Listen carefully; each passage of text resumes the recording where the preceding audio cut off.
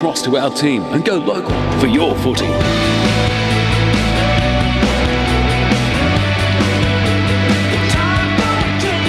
You're on.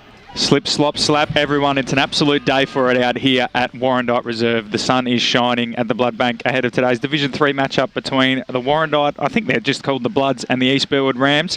And I'm Matthew Fodier, sitting here for pre-game with Raymond Baird and Matt Spider Lee. Gentlemen, welcome back to pre-game. First time upstairs for you two this year. Yeah, thanks, Matty. It's great to be out here, and what a day to come all the way to beautiful downtown Warrandyte, mate. I'm giving you a 2-minute run-up at this, mate, so... Okay. Yeah, no, it's a beautiful day out here, and tell you what, there's not a bad crowd here at this time of day either. It's going to be a great game, Spider. Yeah, very good afternoon to you, Matt and Ray. Great to be here, and to all the listeners. Look, I was just thinking this morning, when was the last time I've been out to Warrandyte? And I have to go back to the mid-90s to when I played junior footy, Ray. So well, there you go. This is a new world out here.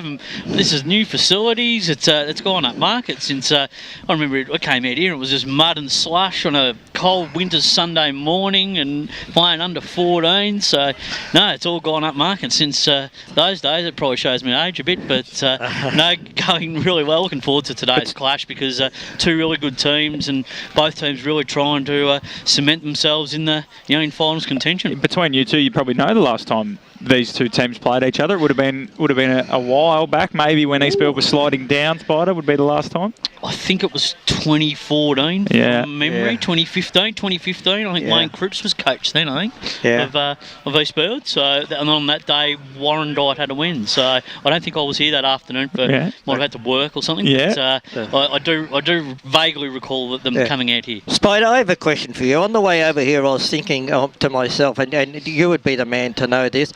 Did Stewie Wine actually coach here? He played here, didn't he, at Warrandyte? He played here in 2002. Yeah, didn't coach, Scotty did he? Hunter was the coach right. here. Yeah. Now, that was after Lex Munro, the legendary man who went around a couple of the AFL clubs at the time. But there was Stewie Wine, Scotty Hunter, Adam Barlow and Adam Williamson from East Burwood. I think even Darren Payne actually came up here.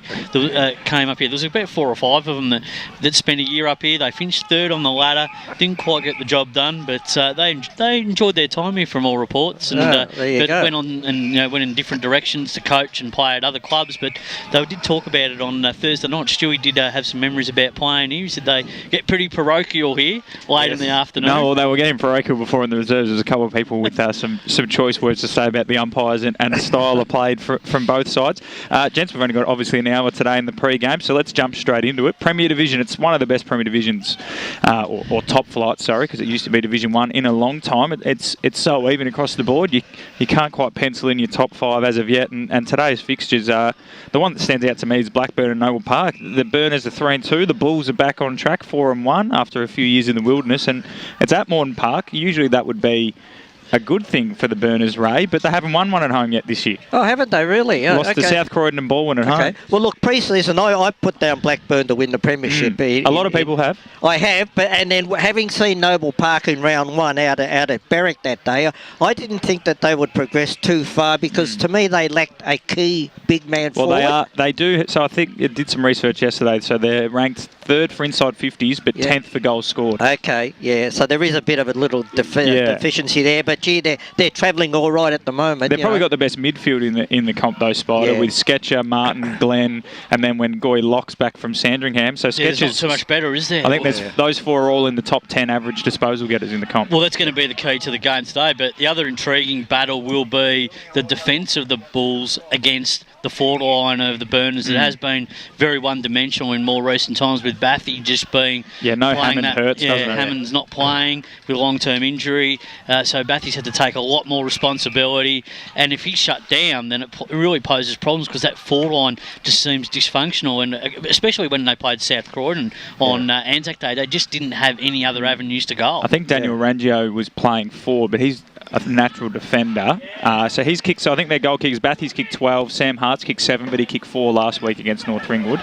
And then you've also got Arangio himself, who kicked 5 goals, but he kicked 4 against Doncaster. So really, though, it's Bathy or bust at the moment with no Jake Hammond. Now, my understanding is that Conker could be back in the side this week for them. I'll have a look at the ins and outs for you, That was Spider. a bit of mail that I was getting this morning from a couple of reliable sources, so we'll have to wait and see on how that one... Ryan Morrison will probably... Well, he's the notable defender, but he's had a lot of the footy this year. They've used him as a bit of a sweeper, Ray, and a ball user. Do you think he'll have to put that aside to lock down on Bathy? Well, look, I think that they'll know what they're got to do down there today. And look, I suppose they might start off with, or maybe leave it to start off with, and just see how it goes, and make changes as the game goes on. Absolutely. And then the other games in Premier Division, and those ins. So the ins for Blackburn today. Lachlan Bugia, Nicholas Gray, Jake Gaspar, Peter Elliott, Daniel Arangio and Oscar Perez. Now is Hodge named there too for Austin Hodge? Austin Hodge is ruck roving. Yep. So he must have played against. So he didn't. The Bulldogs VFL team played last night. He wasn't included. He's 188 centimetres, I think he is. Yep. From all reports, but very good credentials and really on the radar of some of the AFL clubs. Yeah, absolutely. Riley Stoddart, Michael Dunn, and Liam Murphy the outs. So they're 3 pretty big outs. Michael Dunn's been a lockdown defender for a number of years. Riley Stoddart's obviously ex-Sydney, and Liam Murphy's been having good starts of the year. And then for the Bulls, their midfield. Yeah, is very strong. They're just struggling with that.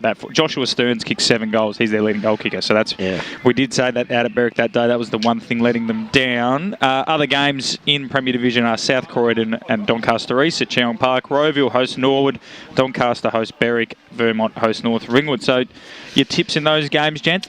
I'm personally a bit. I've got them all one-sided. I'm thinking the only real other close one might be South Croydon and Doncaster East. I'll go along with you with that one. And I think Norwood and Roeville.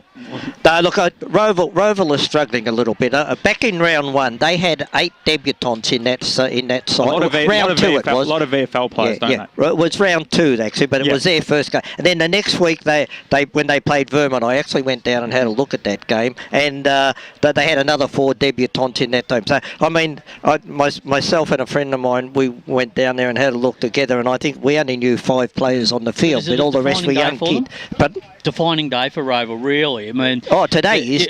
Is this a case that Ben Wise, first year, you're coaching a team?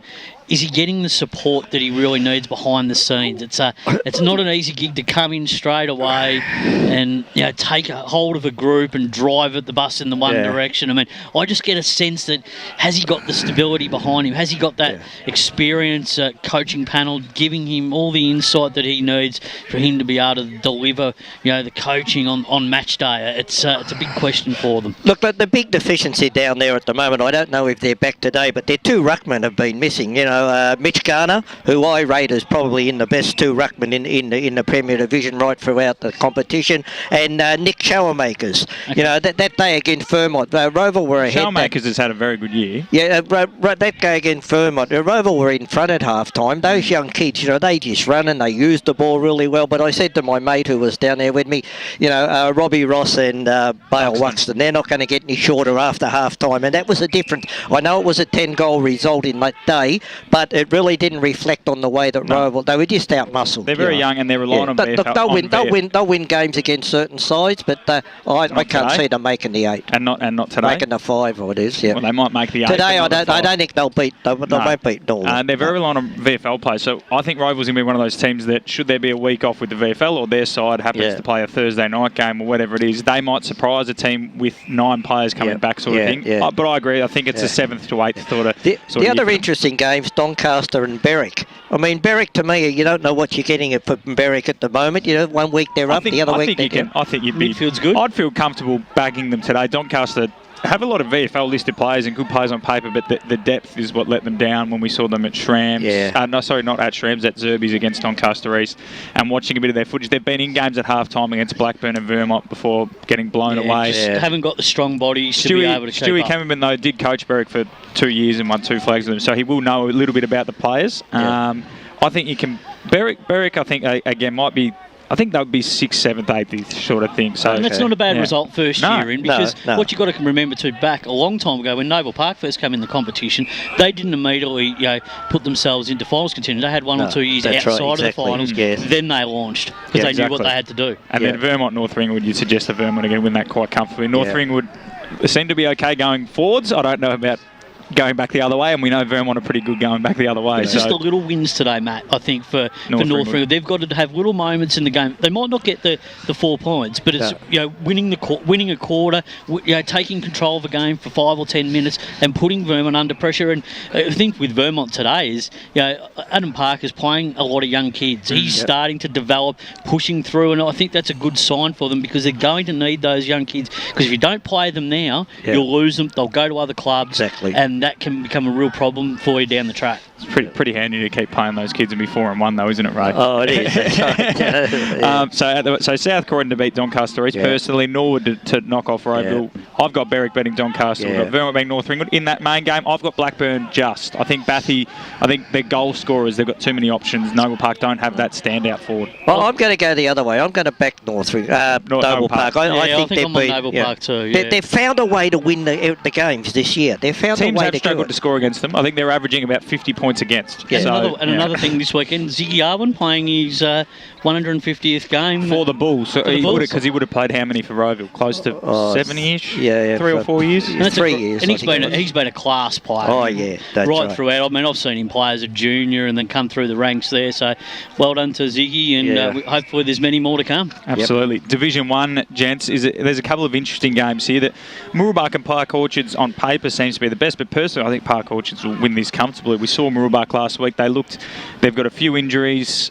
Charge was another out. They've got a couple going back to VFL and Rangers this week, and Polkinghorn's out. Mullet looked a bit off his game last week, and Park Orchards are absolutely flying. Michael Prozenak's back for them. They've got 4 10-plus goal kickers this year already, Park Orchards. They look to me like they're one of the best sides in attack, and Mooroolbark just look a bit off their game. They're a bit wobbly. Yeah, I wasn't over impressed with Mooroolbark last week. They rolled over in the second half, didn't they? They did. They just turned it up. That's all of it. But Park Orchards, they haven't put a foot wrong. They are, as you said. The one lost to Croydon, but Croydon looked very good. Well, that's right. But they're flying. Dennis Armfield very glowing last Sunday morning on our program, just talking about the way that they play and trying to continue to develop players. They've got a lot of under-19 players that have rolled through that senior lineup over the last couple of seasons, and Dennis has sort of pulled back a little bit, just trying to find his role in the team so he can give that coaching education to those players. I think he's playing a high half forward role. He sort of tried to. He suggested that little forward pocket might be his by the end of the season. He kicked the legs are going as fast. He kicked a nice goal out there at Walker Reserve from about 50 out and gave it a nice little celebration. So he's still got it in him. But Parker, I think they're going very, very well out there. The other interesting games, Montana South are playing Upper Gully at Kings Park. Upper Gully improved week on week. They almost pinched it against Montrose. And they were impressive the week before against, might have been Bayswater, and then even a couple of weeks before that against Mitcham. They were impressive. They would have been disappointed with their loss to Ludale because they would have penciled that in as a big chance. And Wanty South, every time I think they're going in the right direction, they come back again. That was a 100-point loss last week to the Sharks. It's a bad sign. Yeah, look, there's a bit going on between these two sides over the years. Look, they've had some great battles there, particularly up at Kings Park, between Wanturna South and Upper Frenchy Gully. But we're having said some great battles, but they've always been low-scoring battles. 9-10 goals usually wins that game. Upper Gully has been notorious for those scrappy games, haven't they? Yeah. So nine goals would probably win that game today. Which way it's going to go? Oh, look, you got to lean towards Wanty South, but it's one of those ones where, as a Hawthorn fan last week, I went in thinking I wouldn't be surprised if North beat us, and if I'm a Wanty South fan today, I'm going, I wouldn't be surprised if Upper Gully got up. But I'm going to back Wanty South. I think Steve Cochrane will certainly have the boys up and about. He's had a bit of a mixed fortunes this season, so Wanturna South, they need to win and they need to get their season back on track. Absolutely. The benefit for them, though, is the fact that fifth spot is the only one open, but it is well and truly open because Mitcham are now 3-3, and they're going to Bayswater, who are 2-4. But I'm actually leaning towards Bayswater today. At home, they're in a bit of form now. Their midfield's probably the best in the comp. With Kurt Lobo, Ben White, Joel Galvin, that's a pretty handy trio on ball there. They're going up. They're trending up. Mitcham, injuries have sort of ravaged them recently. They've got a couple of players back in Parenti and Josh May today, but I think I think Bayswater at home are going in the right direction, and Mitcham are just sort of wobbling at the moment. I like the way Mitcham play their football, though. They take the game on. No matter what the score is at whatever stage of the game, they take the game on and they play attacking football. And I think they'll get over Bayswater. Yeah, I think Nigel's got them really playing some good footy. And look, I'll go Mitcham in a close one. I think that'll be a real nail biter out there today. It will be good to see Jake Parenti back in action, and as I mentioned, Josh May, apparently 208 centimetres and can run like the wind. Port Melbourne centre half back. I think they said they'll have him for 1 week, and Gary Ayres will pinch him. Okay. The other couple of games are East Ringwood and Lewdale. It looks like East Ringwood win that comfortably. Yeah, you'd have to pick East Going under the radar because they don't really hit the scoreboard as much, but 5-1, you can't complain. Croydon playing Montrose at Croydon. We saw Croydon. They look pretty scintillating, right? They were fantastic last week, particularly after half time. But even in the first half, you could see it building. I was not at all surprised in that third quarter when they played the football that they did. Like Croydon's midfield depth was what impressed me. So you had Dixon, Ficcarelli, McKenzie, Thompson, Carter, Lynch. And you still have Hotka to come back. Cardamom sort of played off a back flank. Seister played off a back flank. They had plenty of options, Spider, to go through. And the dominance too. Like that inside 50 count at one stage last week was just overwhelming, wasn't it? Really. Murubak, just the centre clearances. Yeah. I don't think in the second half Murubak won one. It was just like a training drill. And the Murubak defenders had a good record previously, but I think because they play team defence, they didn't you can't look at Murubak's lineup and go, who's the full back? No. They sort of play as a six. So when Croydon were walking it out of the centre corridor, none of them could match one-on-one against Costantino, Britton or Koga and Ficcarelli and all those guys. But you've got to remember that they did lose charge at half-time last week. So and he was winning all the hit-outs early, wasn't he? In the first half, he was a dominant ruckman. Yeah, when you lose your ruckman, it can play a big problem for you, can't it? And Montrose, on the other hand, they've won 3 games, 3-3 as well, but they've flattered to deceive personally. They haven't really had a performance where you sort of go, that's a standout. They've beaten Bayswater early on in the year, which was probably their best performance, but so far we're a bit unsure about Bayswater, and then they've knocked up Upper Gully and Lewdale, but only by 2 goals each time. It's a hard read on Peter Bassinet's side. You couldn't really pick them on those results. No, their form seems to be a little bit up and down. I think they're missing 3 of their players. Brad Watson's one of them. A couple others who are playing for Eastern Rangers today. He's a big out, isn't he? Yeah. Really, he really gives them some drive. Absolutely. So our tips in that one. Bayswater and Mitcham, I'm leading to the waters. I think both of you guys are Mitcham. East Ringwood and Lewdale. I think we're all good for the pouch there. 5-1 at the moment and flying. Croydon and Montrose. Croydon. All the Blues. Upper Gully, Wanty South. No one's taking Wanty South. And then Murubak Park Orchards, we think it's just the right time for Park Orchards to get Murubak. And the beauty for Park Orchards is that their Domini reserve's getting done up. Yes. So they've only got 2 home games in the first 9 rounds and they're playing them at Stintons. Yes. So they're going to have a lot of home games in that back end. They could really hit finals in some nice form. And coming past Domini on the way here, I tell you what, that ground's in immaculate condition. And how is the facility looking? It's coming. It's coming along, but probably a little bit slower than what I thought it would have. But once they get back in there, I mean, Stinton's reserve. There's nothing wrong with the ground at Stinton's reserve. There's just nothing else. The club rooms. You got the BMX track on one side, and then you got the second oval. That's right. I took 5 for out there one day, Ray, in the 14th. It's just going to be me and Ray talking about cricket today, Spider. I'm sure I'll slip in a few too. That's a good first segment, guys. We're going to head to our first break, and on the other side of it, we'll talk all things Division 2 and Division 3. Only 19. All right, thanks for that, guys. That's a 4-minute break, and then we'll be back after that. Thanks, Matthew. Uncle, what was the seniors coach going to do? Jono surprised himself and everyone else. The spray he gave the boys at halftime worked. Well, he did finish it by saying he'd shout them a post-game feed and frothies at Eastland if they won. For all of life and footy's little moments, there's Eastland. Proud sponsors of the EFL. Eastland. Live real. Sprained your ankle, bursting through the banner, broke a finger, high-fiving the ruckman, or did you run into the goal post again? For bumps, breaks or bleeds, be seen sooner, close to home at Knox Private 24/7 Emergency Department. The preferred provider of emergency care to the Eastern Football Netball League, you'll generally experience shorter wait times. You don't need private health, but there is an out-of-pocket fee. Be seen sooner, close to home at Knox Private 24/7 Emergency Department, 262 Mountain Highway, Wanturna. At Yarra Valley Water, we know reducing your shower time, or for some people, show time, to 4 minutes can save you an average of $255 a year on water and energy bills. Save the performance for the stage. Shower shorter. Save water. Do you feel good about your bank? Because there is a bank you can feel good about. They share their profits to fund big community projects, small community clubs, and vital emergency services. They've given $250 million to help Australian communities thrive. They have all the products and tech you expect from a big bank, with service you don't. It's Bendigo Bank. Feel good about who you bank with. Try Bendigo. Search bendigobank.com.au or search Bendigo Bank near me. Hello, I'm Peter Hitchener. 9 News invites you to join our team nightly at 6 for Melbourne's #1 news. Tony Jones with the latest sport, including the footy, plus Lavinia Nixon's weather forecast. 9 News, proud supporter of the Eastern Football League. You've all been to funerals of family members or friends, right? Do you start thinking about what you would want at your funeral?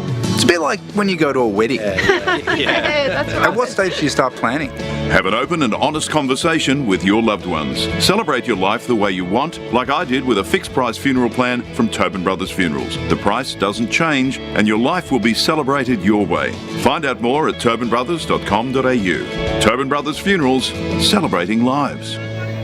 At Eastland, we believe one day isn't enough to celebrate all that our beautiful mums do. That's why we're celebrating Happy Mother's Days, the festival of love she deserves. From dining to fashion, homewares or a pampering session, Eastland has all your favourite brands ready to spoil mum. And if you need inspiration, check out our online gift guides. Spend $250 and you'll go in the running to win a $50 Eastland gift card till May 8th. T's and C's apply. Find out more at eastland.com.au. Eastland, live real. Sprained your ankle, bursting through the banner? Broke a finger, high-fiving the ruckman? Or did you run into the goal post again? For bumps, breaks or bleeds, be seen sooner, close to home at Knox Private 24/7 Emergency Department. The preferred provider of emergency care to the Eastern Football Netball League, you'll generally experience shorter wait times. You don't need private health, but there is an out-of-pocket fee. Be seen sooner, close to home at Knox Private 24/7 Emergency Department, 262 Mountain Highway, Wanturna. The senior coach has taken the team to Eastland for a post-game feed. If only they had this kind of teamwork on the field. They've just ordered starters to share, plus frothies for the whole table. And now Steve-O's chucked a prawn to Matt. Anyway, 15 seconds away, guys. Yes! Straight into his pie hole. You beauty! Good form, boys. For all of life and footy's little moments, there's Eastland. Proud sponsors of the EFL. Eastland. Live real. Let's head back and go local for your footy. Mics are back on. Yes, welcome back to the Blood Bank here for Division 3 Match of the Round on SEN and later on Eastern FM between Warrandyte and East Burwood, two in form, or well, near the top of the ladder, not quite in form spot, or are they, the Rams, in Division 3, those two sides. So we'll get into that one a bit later on. At the moment, we're in pre-game. Matthew Fodia, Raymond Baird and Matt Spider-Lee, who's back in action today. He's been doing a few Sunday programs, but he's back on the Saturday watching his beloved Rams, and we're down here at Ray Baird Studios in Warrandyte. Division 2, gents. It's shaping up. At the start of the year, we looked at it and we thought, you know, looks like the top four's already settled. Heathmont were a bit of a slow starters, but 4 in a row for the Jets, and they play Knox. They should make it 5 in a row, and they're absolutely flying at the moment. Well, going on form, they'll definitely win today. You know, Knox, they've been a disappointment to me. I thought they would have been far more competitive. I tipped them to finish 3rd or 4th on the ladder. Okay. I had them in the 4 because the mail was tough on them to go down because what was it? They had 6 wins and get relegated. You don't often win 6 games and get relegated. Interesting, isn't it? Picked up Brendan Whitecross. Yes. So maybe there's a transition to game styles. And they actually picked up a few guys coming back from East Burwood. Yeah. Didn't they, Spider? So all the indicators suggested they were going to go quite well. But maybe it actually shows that the bottom half of Division 1 isn't as good as Division 2 because there's like you look at Ringwood for years. Oh yeah. Ringwood, if they went up, would be fine. Baroni are the same. Yes. You would suggest Heathmont would hold their own. Yeah. You know, so maybe it's just the fact that only one team can go up at a time. Yeah, and maybe just that lack of depth, not having the players in the seconds to come in if you get some injuries or if some players lose some form, you can't quite fill those gaps. And some clubs do struggle to fill that at times, especially if you're getting a mountain of injuries all at once. So that could be a problem with Knox at the moment too. But you'd think Heathmont will go on their merry way and win that one today. Yeah, the Jets going pretty well. Saw Davo during the week. He's running the Interleague, the junior Interleague. 14's coach out there, and he had his slacks on. He's still running the show. He's down there. What is he? He's the Paul Ruse of Heathmont at the moment. He is. I don't know if he's got the pay packet though, does he? No, certainly wouldn't have it. Well, if he did, he'd want to be sending it some way. The media team needs we need a couple of new things. The Basin and Mulgrave first lost for the Bears last week, and they've told me to jump off the bandwagon. I got on them, and they lost, so I'm back off. Taking on Mulgrave at home, you'd suggest though this is a ripe one for them to get back on the winners list. Yeah. Look, the Basin, they should be too strong for Mulgrave. Look, Mulgrave's another side that are sort of, to me, they're in a transition period where they need to improve, but they don't really, or they haven't really improved over the last couple of seasons. I think they're starting again. Yeah, I think Ryan Webster, exactly, Matt. Yeah, I think he's doing some good things. They're just going to take a little bit of time. Well, they scored 100 points last week against Templestowe. Was it 2 weeks ago? And that would be the first time.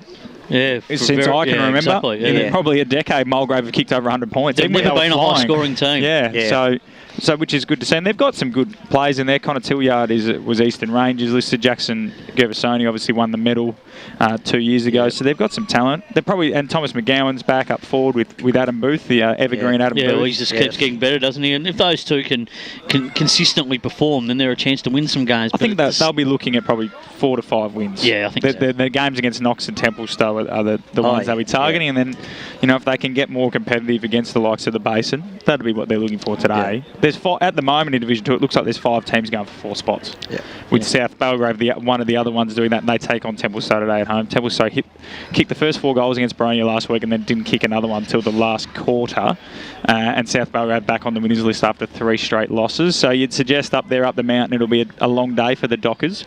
But the main thing, I guess, with the Dockers, I think they're just at the end of a cycle. They went after it for so long. And they didn't unfortunately for Craig DeCourcy and the rest of the club, they didn't get that premiership that they probably, you could argue, they deserved. Yep. And now they're just at the end of a cycle. And South Belgrave, on the other hand, they're probably more interesting because they came in red hot and everyone thought they were right at the level. Now 3-3, it's a hard read. Yeah, we're going to probably see over the next few weeks, if they can continue to put some wins together, then they're definitely in the race for the finals and more importantly the premiership. I mean, Luke Galliard has got that club just absolutely clicking over the last couple of years.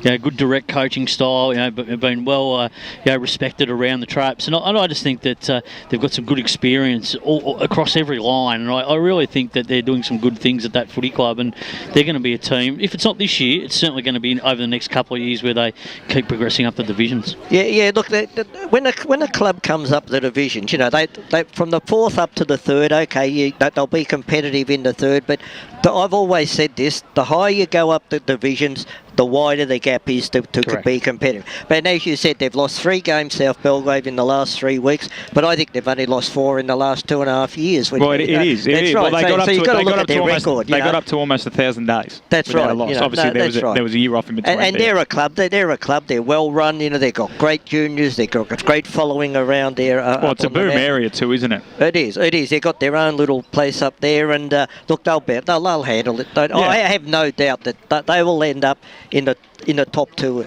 Now, I'm going to help you out here, right? Because a lot of people listening would go, well, of course, the higher you go, the harder it is. But what you're saying is that, for example, East Burwood have jumped from Division 4 and are already in finals contention in Division 3. Yes. And as you're saying, though, but I can't remember, Montrose would be the last side that went from Division 1 or from Division 2 into Division 1. That's from the 2nd tier to the top tier and actually competed straight away. Well, that's what you're saying, because the higher you go up the gap, Roval. But those 2 clubs did it because of the draw. Coming up, you had a first year into the top division. They had and then once you're in there, you can recruit. Once that draw was levelled out in the second year, Roval found it hard. Montrose found it hard. Well, Montrose played finals that 1 year and then haven't since, and then we're hanging on. So that's what you're trying to say. That and even if we look at Mitcham, have obviously started well this year, moving up, but already they've fallen back to the pack. That's right. It's a lot easier to win a flag in Div 4 and maybe go back to back. Yes. But you, as you said, you're rare. Doncaster East are probably the best for a while. Yeah. At the moment. Exactly. But even they've only won one game. Well, that's true. That's true. They've been competitive, but you've got to look at the end of the day, the results. Exactly. They're all going, we could be 4-0. Yeah, that's right. The ladder doesn't tell us that. I could be married to Heidi Klum, but we're not. The main game, I guess, in Division 2 is Baronia and Ringwood. So 2018 Grand Final rematch. Baronia, we saw them the other week against the Basin. The Basin, they just burnt them on the outside. And Matt Clark did say they're using a lot of depth. They've used 34 players at that stage of the year, so we could probably guess that they've used 35 plus players in 2021, and he did say they've got older, more mature, bigger bodies that are contested ball, and that younger sides are a lot quicker than them on the outside, so they rely on winning the clearances, and they need to be good by foot. Ringwood are the opposite. That whilst they're experienced, they're still quite young and quick, and their forward line may be the best forward line outside of Premier Division. Even if you look into Division 1, Croydon's forward line was good, but Trent Farmer, Mitch Burton can kick goals. Jordanov, I know Trent Farmer's not playing today, but there's some incredible names down forward. It's a fantastic forward line. I think Premier Division clubs would love to have those forwards. Trent Farmer, I'm sure. Any division. I'd say every club in those top two tiers has probably tried to get Trent Farmer's number. That's right. And look, Matty Clark, look, I respect him. Every time he speaks, I listen, because he knows his football back to front. And that's one reason why you can never write Baronia off. But what you've got to also realise, I think the game now, even at this level, it's a young guy's game. It's about speed, you can have older, experienced players, and they can play their role in the side. But it's like the top level, AFL, all the way down here to Division 4, the young guy. And because it's a young guy's game, is because in the under-17s and the under-19s now, they're coached so well. They're different style of coaching. They take it a lot the system they play or the zone that they're working on. Yeah. And any young kid that's doing well in the under-19s today, they get played in the seniors. Well, I remember playing under-19 footy, and obviously the most recent of us to play under-19 footy. And our game plan was pretty simple. It was run. Right. And if possible, try to kick it to the hotspot. Now you go down and you might get here early and watch the 19s, and you might go out to the huddle, and it's you're playing F6. Yeah. What's F6? That's a keyboard. No, that's your position on the field now, and that's what you're trying to say. The coaching in the 19s is much more advanced than it was even in my day, which was 2012, and then if we go further back into the 90s and so on. So you're correct in that sense of coaching. So that's why I think Ringwood have just got that depth across the field, and again, I think they've just got to get up. Once they get up in Division 1, they will be fine. There's no flash in a pan with them. They've just got to do it. Unfortunately for them, they haven't been able to get that done. It's also sustaining that too. They put some good things in place off the field over recent times, and now they're just starting to see a little bit of a light at the end of the tunnel, and they can probably just see that they can touch it. It's just a matter of getting there. The thing that worries me is that, and this would be the one thing that would be eating away at them, their anxiety dream would be that, like Templestowe, they don't want to get close and never get there, because we see what happens to Templestowe now. And Ringwood, and like I said, it's a different kettle of fish, but we look at them and you think, they've got to win it eventually, because you can't keep farming second forever and ever. No, that's right. But our tips in this one, I think it's pretty straightforward today. The only one that's difficult is that last game. Heathmont and Knox. Yeah, Heathmont. The Basin and Mulgrave. The Basin. South Belgrave, Templestowe. South Belgrave. Baronia, Ringwood. I've got Ringwood. Yeah, I'm going to go for Ringwood too. Yeah, I'll go Ringwood as well. Even though it's at Tormore, it's we know the big grounds aren't really an issue for the Redbacks. No. Division 3, we'll have a quick look at Division 3. We won't talk about this game because we'll leave that till later on. Domvale and Glen Waverley Hawks both coming off wins. Domvale good defensively. I think they've kept sides to very low scores. Scoresby definitely, and then last week against Whitehorse Pioneers. Glen Waverley came from behind to beat Waverley Blues by a point in the local derby there. And if I don't know if you've seen the mark that won the game, bloke took an absolute hanger on the goal line before kicking the match winner in Clifford. It's a difficult read on this one. Both sides, some weeks they're looking very good, other weeks they fall off the bandwagon. Donvale have been very hard to read. They're just starting to get a few players back, Ray, from injury, which is a good thing for them. But when they win some games and across most of the competition, they look as good as anyone. But I think when they have their bad games, they can look really bad. And talking to some Donvale people last night, they said they always get a little bit worried about these games, that they should win at home. They always get a little bit sceptical, and they're very wary about Glen Waverley today. Yeah, moving on from what we're just talking about with the under-19s, Donvale fits in that group as far as I'm concerned, because over the last few years, they have had fantastic juniors. Well, they won, the year they won in 2017, they won all 3 divisions, or they definitely won the 19s. No. And because of that, I think that the Glen Waverley Hawks, they won by 1 point. I think they drew with Scoresby in the first game. So their record hasn't been impressive as far as margins or anything like that go. No, I would have to pick Donvale to win this today. I've got Donvale just, but it's going to be a scrappy one, because even though Glen Waverley have some firepower up forward in Adam Amin and Clifford and so on, they've still struggled to score. They struggled out here against Warrandyte a couple of weeks ago. I think they only kicked 6 goals, and then last week they kicked 6 goals in a win. Yeah, and just a little brief note, in their seconds today, Jason Wade breaking the club record. 391. He started his career at East Burwood, then went across to Donvale, and Warren Thomas, who's been a legend of Donvale Footy Club as well, handing over the game's record today. So well done to Jason Wade. He's been a decorated player for that club for such a long period of time, and given so much off the field too, just getting on committees and being involved, been a great servant of that club. So well done to Jason. 391 is a lot. Yeah, it's a lot of games, so well done to him. Waverley Blues and Fair Park. Waverley Blues have been the disappointment for me in this division. They were, by their own accord, the premiership favourites. They're the highest scoring team. Despite being 3-3, they go forward very, very well. I think they kicked 120 points against East Burwood. They kicked 180 against Scoresby, and then 96 against Whitehorse. But then in the games where it's been low scoring, they've been nowhere. Right, they've struggled. And that loss to Glen Waverley last week. If they're meant to win the flag or be around it, you can't be losing games to them. Look, we've been talking about Waverley Blues in this regard for the last 5 years. We expect so much of them. Pre-season, and they look good in certain games, but when they're not good, they're poor. Well, their drop-off is quite significant. A few weeks ago against East Burwood, 9 goals in the first quarter, and I just thought, wow, what a quarter of footy. And it was some of the best footy that I've seen in a very long time. But after that, they were clearly outplayed for 3 quarters. They turned the ball over. There was just a completely different side, and Tom Langford was really disappointed with their efforts after half-time. And he said to the players basically after the game, you're lucky to get away with that. There was another 5 minutes left. You probably could have almost lost that game. So they've got a little bit of work to do as a team collectively. But I think today, I think they'll get the points. Well, they should. They should get the points. And Fair Park, they've been in games at half-time. They almost beat Warrandyte a couple of weeks ago. The win will come, but whether it's going to come too late is the worry. And the other game is Scoresby and Whitehorse. Scoresby a bit of an enigma. Young side, they've knocked off Warrandyte by a point. They got a tie against Glen Waverley. They beat Fair Park, lost to Donvale. They're playing Whitehorse, who are 1-5 but have played the top 4 sides. Yeah, a bit of desperate times for Whitehorse, isn't it, today? Yeah, it is. Yeah. And it's just the beauty of the draw. You're talking about easy draws in previous years for Roval and Montrose. Whitehorse, whilst everyone plays everyone, the fact that they got the top 4 in the first 5 rounds means that hasn't helped. Well, your confidence goes down as much as the coach Duncan Jones can go, hey, we've played the top teams.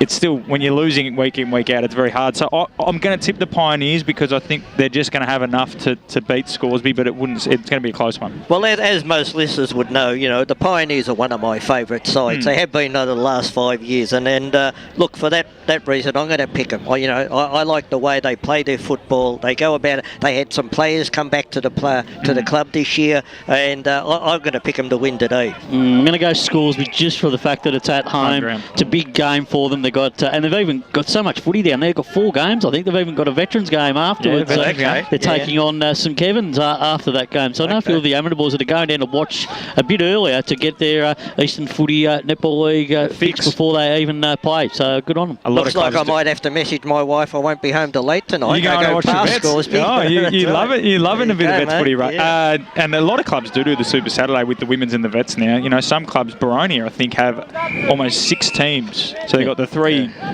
traditional teams, and you've got two women's teams and a vets team at Baronia. They got to pack it out. Well, you can work it out and you can stagger the times, and I think it's family friendly too. I think there's some 8:30 starts for the girls. So you got, the girls they get a raw deal sometimes. 8:30. I think Berwick were playing East Ringwood at 8:30 a.m. this morning. You're on the road. Well, I went past Roval at 9:15. There was a girls' game going on there, and they were in the third quarter. Yeah, and you wouldn't be able to see. And sometimes at Roval, the fog would roll in. It'd be a bit of a tough spot. It'd be like playing out at a Linda or so on. Right. We're going to go to our second break here on EFNL pre-game out here at the Blood Bank. On the other side of it, we'll talk all things Division 4, and then we'll do a little preview of this game between the Warrandyte Bloods and the East Burwood Rams. Hello, I'm Peter Hitchener. 9 News invites you to join our team nightly at 6. All right, thanks for that, guys. That's another 4-minute break. Thanks, Matthew. Including the footy, plus Lavinia Nixon's weather forecast. 9 News, proud supporter of the Eastern Football League. Only 19 shots from 53 inside 50s, down on clearances and can't lay a tackle. What was the seniors coach going to do? Jono surprised himself and everyone else. The spray he gave the boys at halftime worked. Well, he did finish it by saying he'd shout him a post-game feed and frothies at Eastland if they won. For all of life and footy's little moments, there's Eastland. Proud sponsors of the EFL. Eastland. Live real. You've all been to funerals of family members or friends, right? Do you start thinking about what you would want at your funeral? It's a bit like when you go to a wedding. That's right. At what stage do you start planning?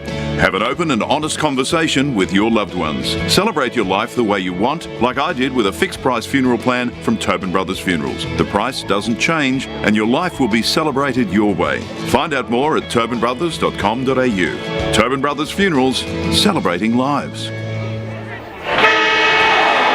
Sprained your ankle, bursting through the banner? Broke a finger, high-fiving the ruckman? Or did you run into the goal post again? For bumps, breaks or bleeds, be seen sooner, close to home at Knox Private 24/7 Emergency Department. The preferred provider of emergency care to the Eastern Football Netball League, you'll generally experience shorter wait times. You don't need private health, but there is an out-of-pocket fee. Be seen sooner, close to home at Knox Private 24/7 Emergency Department, 262 Mountain Highway, Wanturna. Radio's #1 motorsport show is back for 2021. The Driver's Seat with Matt McKeldin and Stephen Johnson, covering everything from Formula 1 to V8 supercars. Jack Smith from Brad Jones Racing joined us for an honest chat about his season so far. My teammates have had results and everything's going good, so if I could tell you exactly what it was that I needed to go better, I'd be very, very happy. That's this week on The Driver's Seat. Join Caroline Wilson and Corey Perkin for their weekly podcast, Don't Shoot the Messenger, filled with their insights into the latest news and a little sport, good local tips, and plenty of recommendations on what they're reading, watching, and whipping up in the kitchen. Events of the past month have revealed a toxic work culture, a government that has tried to bury an alleged rape. These matters are not crusades by feminists, they're matters for the government. They affect all Australians. I have, as you know, very unusually bad calves for boots. I can't fit into most boots. Well, I'm lying on the bed with my leg in the air so that, all the blood rushes out of my feet. The ABC's decision to move the Q&A program to a Thursday night. To borrow a line from a certain TV show. 60 seconds away, guys. Ridiculous call. Why did they do a call? You'll find the Don't Shoot the Messenger podcast on the SEN app or subscribe wherever you listen to podcasts. Thanks to Red Energy, 100% Australian electricity and gas. The senior coach has taken the team to Eastland for a post-game feed. If only they had this kind of teamwork on the field. They've just ordered starters to share, plus frothies for the whole table. And now Steve-O's chucked a prawn to Macca. He circled back. Yes! Straight into his pie hole. Yo, beauty! Good form, boys. For all of life and footy's little moments, there's Eastland. Proud sponsors of the EFL. Eastland. Live real.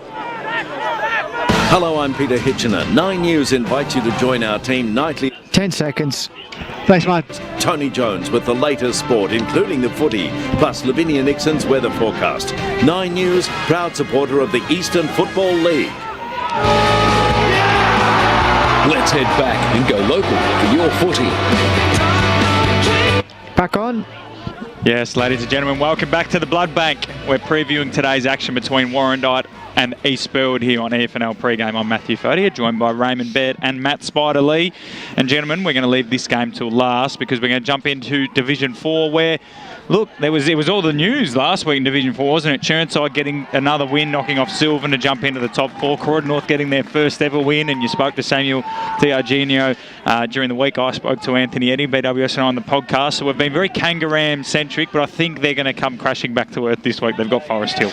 Oh, yeah, no doubt about it. Look, Forest Hill, they're another side that I think they're in a position... 4-1 at the moment. They're in a position, though, where I think they're getting to the stage where we spoke about, what happened at Templestowe, not winning a premiership. Forest Hill are in that same area. In that area. They're always up there. Last season that we played, they weren't. It was the first time they missed finals in about 6 years. That's right, and they even got beaten by South Belgrave in extra time in one of those grand finals. Ferntree and all that. Gully was close, and Don Bale by goal. So to me, it's a crunch year for Forest Hill, I think. They've really got to get to that grand final and then see what happens from there. Yeah, couldn't agree more. I think Forest Hill, it's their time if they're good enough. And they've got some good kids coming through, and they've got a lot of experience across the board too. So for them, you'd think that today, get the job done. Yeah. The problem for Forest Hill is that it always seems to be, when they're up and about, there's always another powerhouse team. So in 2016, Ferntree Gully were the best team, and they were just close enough. Don Bale in 2017, they actually got a lot closer than anyone suspected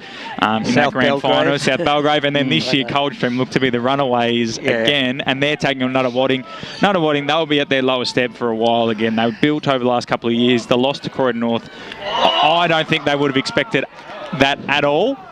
And then they've come out and got this loss, and now they're playing Coldstream at Coldstream, a horrible ground to play on. Even the Coldstream players don't like it. Okay. It could be a massive score out there. Look, I just worry about Nutter Wadding. Look, a loss is a loss, but I don't think anybody expected the margin that they did lose by. And it could have been worse. Croydon North, I think, just started soaking it up. Yes. Because it was 11-11 to 3 behinds at half time. That's right, yeah. They could have really put the foot down. Yeah. And when you're losing, when you're losing on the scoreboard, you're losing confidence in what you're doing.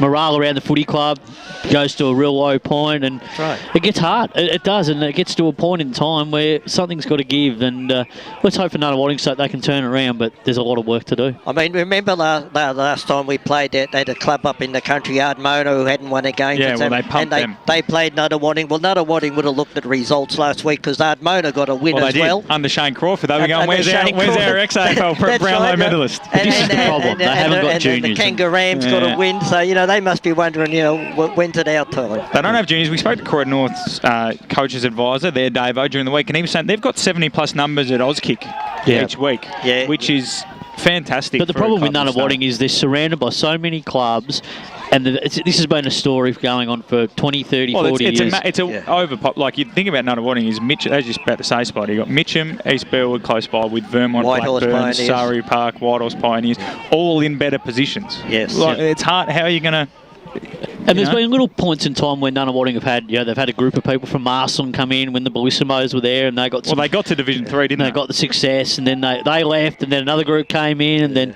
So it's very hard to sustain. It seems like a bit of stop and go for Nutter Wadding at the moment.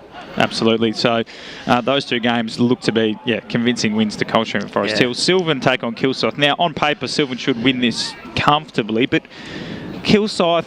they've got a performance in them this year, and Sylvan, there's a lot of pressure on them at the moment. They're out there, I think they're 3-3 or maybe 2-3. This is round 6, so they'd be 2-3. Lost to Chirnside Park, a loss they didn't expect. Big pressure on the Cats, because after last year when they just missed the finals, they would have been targeting finals this year, and most people would have locked them in, but Chirnside Park's performance last week puts them back on the under pressure.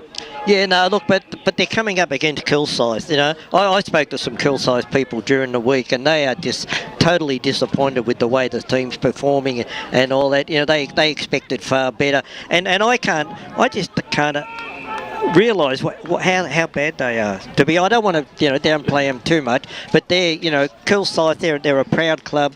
Years ago they played in the VFA and all that, and they played 4th Division finals not that long ago. They made the grand final, and now they're back down to rock bottom. Yeah, they just can't bring enough players through and develop them. That's been their biggest, and hold on to them for a long period of time. And they've got juniors. They've got some good juniors, which is a good sign. But it's a long wait, Matt. It's a long wait, and if you're not going going well on the field, kids look at that and parents look at that and say, well, the seniors are not going well, or they're not well run. Yes. We'll look somewhere else. Exactly. That's hard thing. They've got a good girl. They've started a women's program up though, and the women's are going well. So there's signs there, but like you said, it might be a long wait for them. Sylvan, on the other hand, they should get this win, but they're having a bit. They're probably not starting the year as they would have liked, but it's just about getting there, isn't it, Ray? That's right. And speaking of two sides trying to get there, Churnside Park, 2 in a row for them. They got the big scalp last week against Sylvan. First time they've been in the top 4 in because they played so many years in Division 3 Since without Davo really. coached them, I Well, reckon. probably It is. And then Surrey Park were 3-0, but have lost to Forest Hill and Coldie in the consecutive weeks. The Coldstream losses, obviously, people would have expected. I think they went into the Forest Hill one as favourites and were soundly beaten.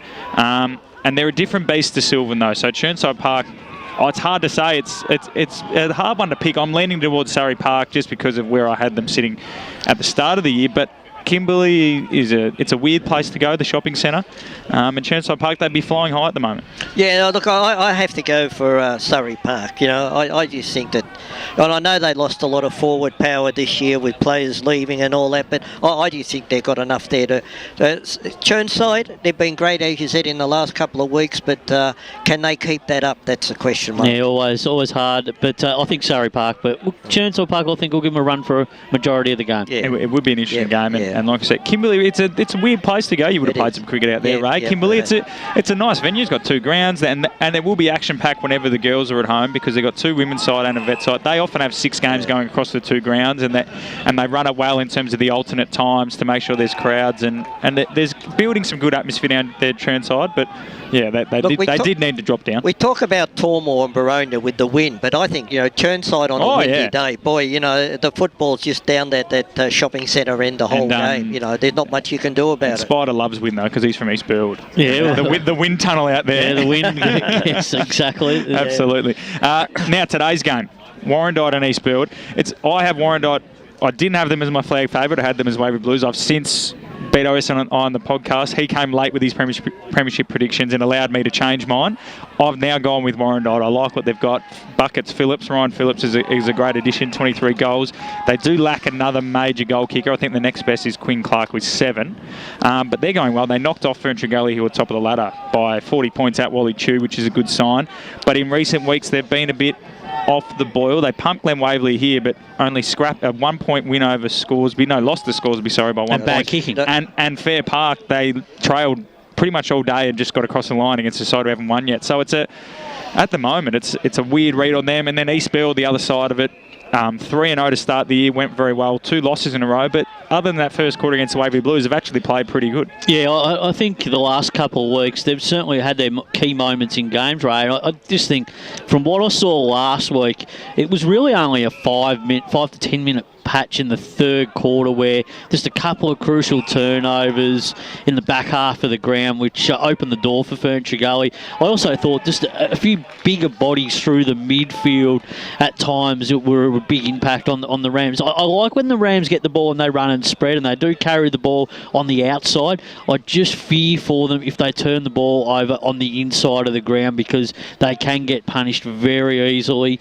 And then when they go down, I just find defensively at times they can be just play a little bit loose and not arm across shoulder enough. So that's something that they're going to have to be really cautious of today, especially when you've got a forward like Phillips, who he's such a good player and he knows this ground very well and knows where to run and he'll get the delivery that he requires. Yeah, look, one thing that worries me about East Burwood today, and you backed it up, you said you like the way they run and spread, but the thing is you're playing at Warrandyte. The ground is not the widest. No. Most of the football's going to be played down the corridor. It always is. It's got weird pockets here, doesn't it, too, It's Ray? got Like weird that pocket, I'm pointing on what is for most people an audio measure. But yeah, the tennis club end, that left forward pocket from where we're sitting up here in the club rooms is quite a fat pocket. And then same at this end, I think you'd probably be, this side of the ground would be probably where most of the players play. You would think it would be the most. But as I say, so most of the football is going to be played up and down the corridor. And as you said, Phillips is a big guy down there, kicked a lot of goals so far. But you've also got to remember Luke Dunn. He's 100 goal a season full forward. Yeah, he's been around. So he's going to be another handful, I think, for East Burwood. But East Burwood, look, they're a side you can never write off. I've always said that over the years.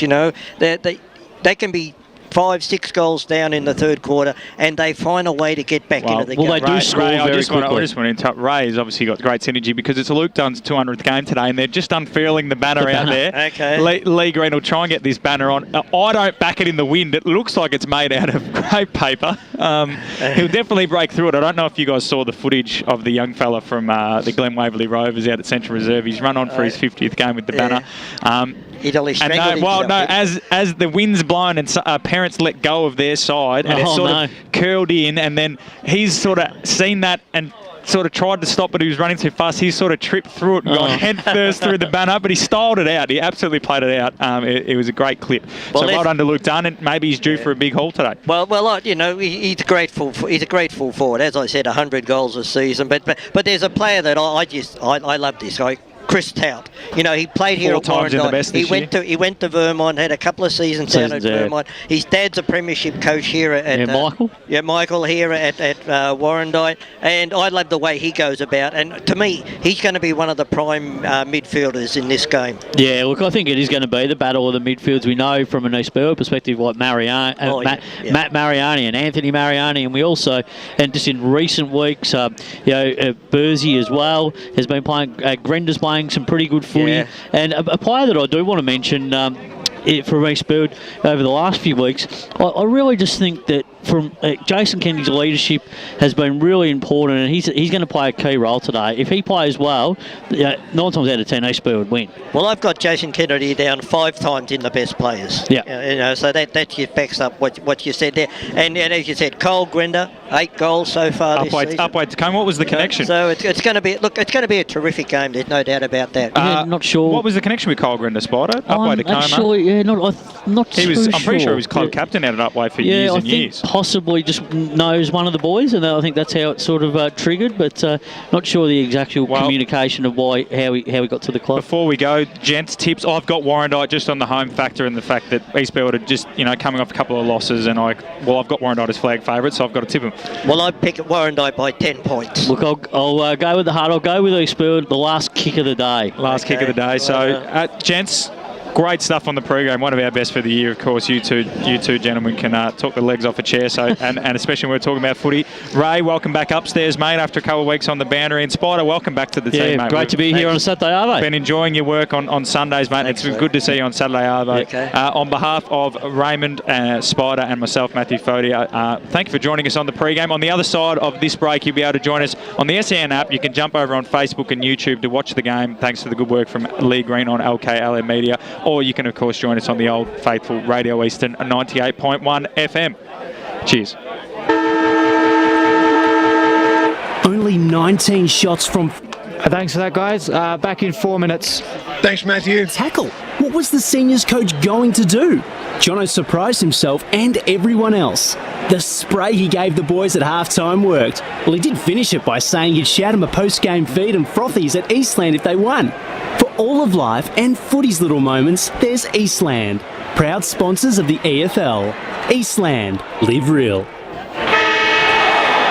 Sprained your ankle, bursting through the banner? Broke a finger, high-fiving the ruckman? Or did you run into the goal post again? For bumps, breaks or bleeds, be seen sooner, close to home at Knox Private 24/7 Emergency Department. The preferred provider of emergency care to the Eastern Football Netball League, you'll generally experience shorter wait times. You don't need private health, but there is an out-of-pocket fee. Be seen sooner, close to home at Knox Private 24/7 Emergency Department, 262 Mountain Highway, Wanturna. At Yarra Valley Water, we know reducing your shower time, or for some people, show time, to 4 minutes can save you an average of $255 a year on water and energy bills. Save the performance for the stage. Shower shorter. Save water. Do you feel good about your bank? Because there is a bank you can feel good about. They share their profits to fund big community projects, small community clubs, and vital emergency services. They've given $250 million to help Australian communities thrive. They have all the products and tech you expect from a big bank, with service you don't. It's Bendigo Bank. Feel good about who you bank with. Try Bendigo. Search bendigobank.com.au or search Bendigo Bank near me. Hello, I'm Peter Hitchener. 9 News invites you to join our team nightly at 6 for Melbourne's #1 news. Tony Jones with the latest sport, including the footy, plus Lavinia Nixon's weather forecast. 9 News, proud supporter of the Eastern Football League. You've all been to funerals of family members or friends, right? Do you start thinking about what you would want at your funeral? It's a bit like when you go to a wedding. At what stage do you start planning? Have an open and honest conversation with your loved ones. Celebrate your life the way you want, like I did with a fixed price funeral plan from Tobin Brothers Funerals. The price doesn't change and your life will be celebrated your way. Find out more at tobinbrothers.com.au. Tobin Brothers Funerals, celebrating lives. At Eastland, we believe one day isn't enough to celebrate all that our beautiful mums do. That's why we're celebrating Happy Mother's Days, the festival of love she deserves. From dining to fashion, homewares or a pampering session, Eastland has all your favourite brands ready to spoil mum. And if you need inspiration, check out our online gift guides. Spend $250 and you'll go in the running to win a $50 Eastland gift card till May 8th. T's and C's apply. Find out more at eastland.com.au. Eastland, live real. Okay, guys, we're back in 60 seconds now. Through the banner, broke a finger high-fiving the ruckman, or did you run into the goal post again? For bumps, breaks or bleeds, be seen sooner close to home at Knox Private 24/7 Emergency Department. The preferred provider of emergency care to the Eastern Football Netball League, you'll generally experience shorter wait times. You don't need private health, but there is an out-of-pocket fee. Be seen sooner close to home at Knox Private 24/7 Emergency Department, 262 Mountain Highway, Wantirna. The senior coach has taken the team to Eastland for a post-game feed. If only they had this kind of teamwork on the field. They've just ordered starters to share, plus frothies for the whole table. And now Steve-O's chucked a prawn to Macca. He circled back. Yes! Straight into his pie hole. All right, 10 seconds now. Come on, boys. For all of life and footy's little moments, there's Eastland, proud sponsors of the EFL. Eastland, live real. It's time for the match of the round. Let's cross to our team and go local for your footy. Axon. And welcome. You're listening to SEN 1116 on the Crystal Clear app, simulcast on Radio Eastern 98.1 and streaming around the globe on YouTube and Facebook. It's the match of the round. It's Division 3 football here live from Warrandyte. It's Warrandyte taking on East Burwood, second playing fourth here in Division 3, and a pivotal clash for both clubs as Warrandyte looked to snatch top spot and East Burwood looked to progress themselves out of that logjam pack of several clubs on 12 points in the middle of the table. My name's Steve White. We'll be taking you through till 5 p.m. this afternoon on our match of the day. We'll also be bringing you all the scores from around the Eastern Football Netball League this afternoon as you go local for your football.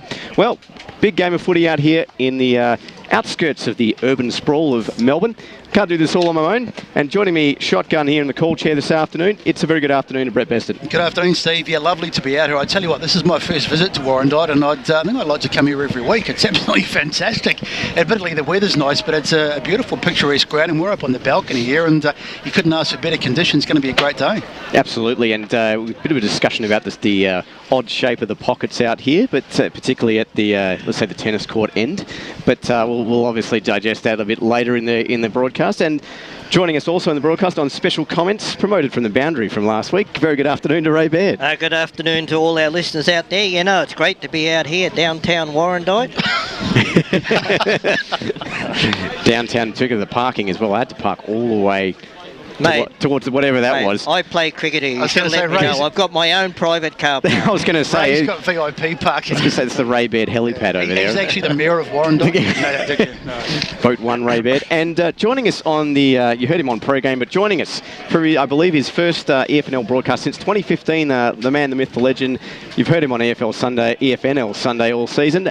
Welcome to Matt Spider Lee. Yeah, good afternoon to you, Steve, and all of our listeners and all the team here at Warrandyte. Great to be here and looking forward to what will be an interesting game of footy between two sides looking to cement their spot up near the top end of the ladder. So, Brett, we'll start with you. Your thoughts on this game for both sides coming into today? Look, fairly difficult for me to say because I haven't seen these two sides play an awful lot. I mean, East Burwood obviously made the 2019 finals and did pretty well.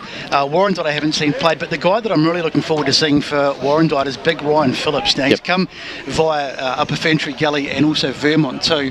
23 goals for the season. He's kicked 5 last week, and I actually walked past him when I was downstairs, and the man's about 7'5". He's enormous, so he's going to be really difficult. It'll be interesting to see who the East Burwood side play on. I was leaning towards East Burwood, but looking at this ground and the slightly unusual configuration, I think Warrandyte might get it done at home today. Ray? Yeah, look, I'm going for Warrandyte by 10 points. As I said in pre-match, most of the games here at Warrandyte are played down the corridor. Spider Lee said he likes the way that East Burwood spread. Well, you haven't got a lot of room to spread on this ground, and you go down the forward line, as you said. You know, you got Phillips down there. You got Luke Dunn, 100 CR goals in a season.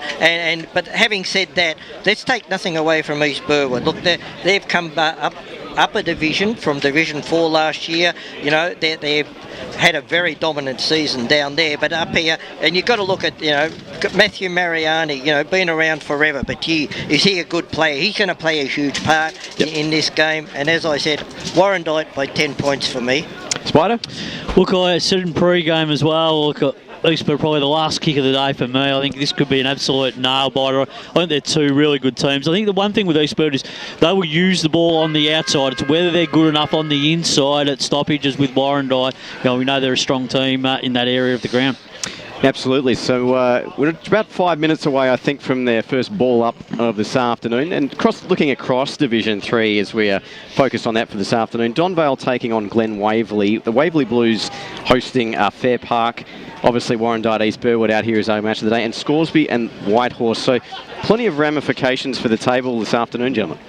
Look, could turn on its head, as they say. I mean, look, you could be in contention and then out of the contention pretty quickly. So, important games. And, look, I think this division is just shaping up to be one of the most even in a very long time. It feels like a bit like the old Division 2. Remember, we used to always say, we always used to be bottom could beat top. And, it just used to be unbelievable. We'd see the results. But it's got a lot of feeling like that. So we're over a third of the way through the season. What are we sort of feeling about Division 3? I know you touched on it in pre-game and just then. What are we sort of seeing as the trends develop in Division 3, gentlemen? Well, Furniture Gully last week were really good, Ray. I thought they were really good at the contest. Strong bodies, go inside 50. Like Warrandyte, they like to play that, get it in quickly to Phillips.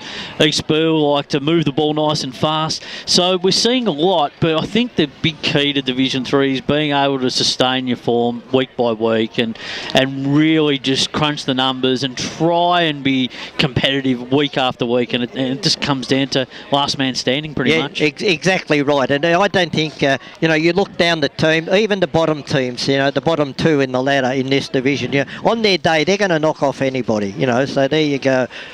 It's a bit of an attitude thing, isn't it, Ray? Like any game of footy, if you come full of attitude, you can do anything. But if you're just a fraction off and your effort's not there, then you certainly can pay for that at the end of the day. And East Burwood won the toss and will kick to the shopping centre end up here to our right. Should we call it the Coles end or the depending on who's sponsoring us this afternoon? No. Sorry, guys. The other thing I wanted to mention too was obviously the battle in the middle is going to be big today, and Chris Tout is very well, highly touted, excuse the pun, and he's going to be a monster in there today. So the midfield battle will obviously be a big one, and Warrandyte probably with a bit of an edge there. Yeah, and East Burwood, they've probably gone tall today for the first time for the year. They've probably brought a few extra talls in. They probably feel that's an area that they have to go with Warrandyte to try and exploit them, try and get that extra tall down their own end of the ground. So it'll be interesting to see how that shapes up as the day unfolds. And some other players to watch in your view, guys? Best on ground, potentially predictions? Grenda, Middleton for East Burwood. Matt Mariani's always one that's hovering around those sort of accolades, and Jason Kennedy as well. He's week after week we just keep praising the way that he goes about his footy. All right, so players are about to line up for the first centre bounce of this afternoon. Don't forget, tomorrow, EFNL Sunday from 10 o'clock on the SCN EFNL Crystal Clear app. You can tune in there. We'll catch all the results from across the Eastern Football Netball League and have a chat with some of the victorious coaches and preview next week's fixtures. And don't forget to tune in to EFNL Insight during the week. Usually airs on a Thursday, but let's cross boundary side. I believe BWS is in position. Well, almost. The better looking of BWS. It's Tyson Popplestone down here. And boys, what a day to be relegated to the boundary. The sun is shining. There is not a breath of wind here. I reckon we're going to see some real good, fast football today. It should be clean. Absolutely, and I was going to say Tyson, the more punctual of the two, considering he went to the wrong ground to start the day. But that's all right, just wait till it gets to about 4 o'clock, Tyson. It's freezing cold down here. You might be so happy. Yeah, I hope Tyson's happy around about 4 o'clock when the Templestowe doctor, not the Fremantle doctor, the Templestowe doctor comes in there, mate. You're going to be looking for an overcoat. So we're set for action. Here comes Brett Beston to bring us in. So, first ball up of the day, up it goes. Good over the top coming, nice set out for Gould as the Warrandyte, for Hayton as the ball goes out wide. A little bit of a filling out period, gathering it over there. Warrandyte in possession. Bursting away there is Rackite. It'll stab forward, it's all a bit untidy. Nice pick up there, and here they come forward. They kick towards full forward. It might go through. It has! What a goal! All very scrappy. Who was that, boys? Mariani. Look, that just showed the strength of Mariani. We spoke about his strength and the way he plays his football. He just pushed the Warrandyte player off the ball there and picked it up and went straight forward into the goals. Yeah, no hesitation there. He just pushed the ball forward and then quickly got onto his boot, and it's gone through for the first goal of the game. So, what a start. So, Matt Mariani, brute force. And this has been a problem for us at the starts too. So to get a goal straight away is a real good thing for them, and give them a bit of confidence. So Hanlon v Hayton in the rucking contest to start this one. Hayton grabs that one right out of midair. Got a few players to bust through. One being the goal scorer there, Mariani. They end up in a pile just towards the edge of the centre circle. We'll have another ball up. So less than a minute in, we've got our first score. East Burwood leading 1 straight 6. Warrandyte yet to score. Give that one to Hayton, punches it forward about 5 metres. Brooking was slung almost with one arm pinned, but umpire says give it back to me, and we'll have take 2 of the ball up. As the Rucks go at it again, Hayton over the top, almost got the early edge, trying to drive that one forward. There was Hanlon, and another pile in the middle of the ground, and as Ray said at the start, this game's played down the middle, and it's sort of been that way for only 2 minutes, but however, not a big enough sample size, but I'm sure that trend will continue. Rucks go at it again. Give that one there to Hanlon. Tapped out, trying to bust through the pack now. Brooking, free kick, holding the ball. Great tackle there, applied by Mariani, and he's won himself a free kick. And away come East Burwood through Jenkins. Sells the dummy, then puts a hand pass over the top, looking for his teammate there in Lockie Gould, and that's gone out of play, and we'll have a boundary throw in. So, East Burwood getting off to a good start here as the ball is going to be thrown back in.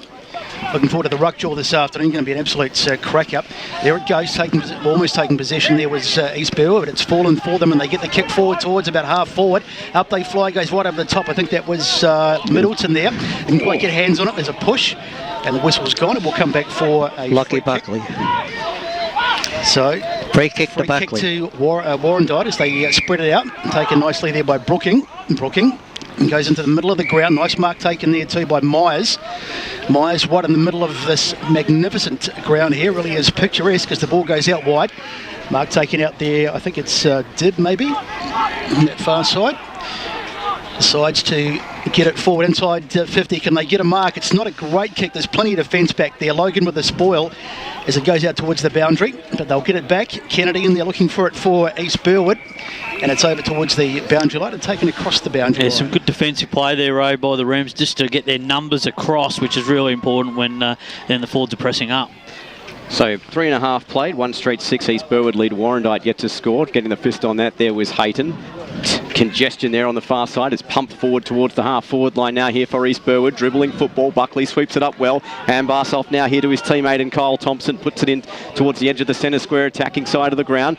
Ball goes to the deck, and it's well picked up now here by Warrandyte. Selling that one there was Cullum. His handball, though, was intercepted, and East Burwood are going to come away and wheel around now here through Simonella. Pops a high up and under to centre wing, and all Buckley all day. He takes the mark and plays on quickly. Pumps this in towards the half-forward line, but East Burwood players outnumbering Warrandyte jerseys, but they make a meal of that one and it goes out of bounds.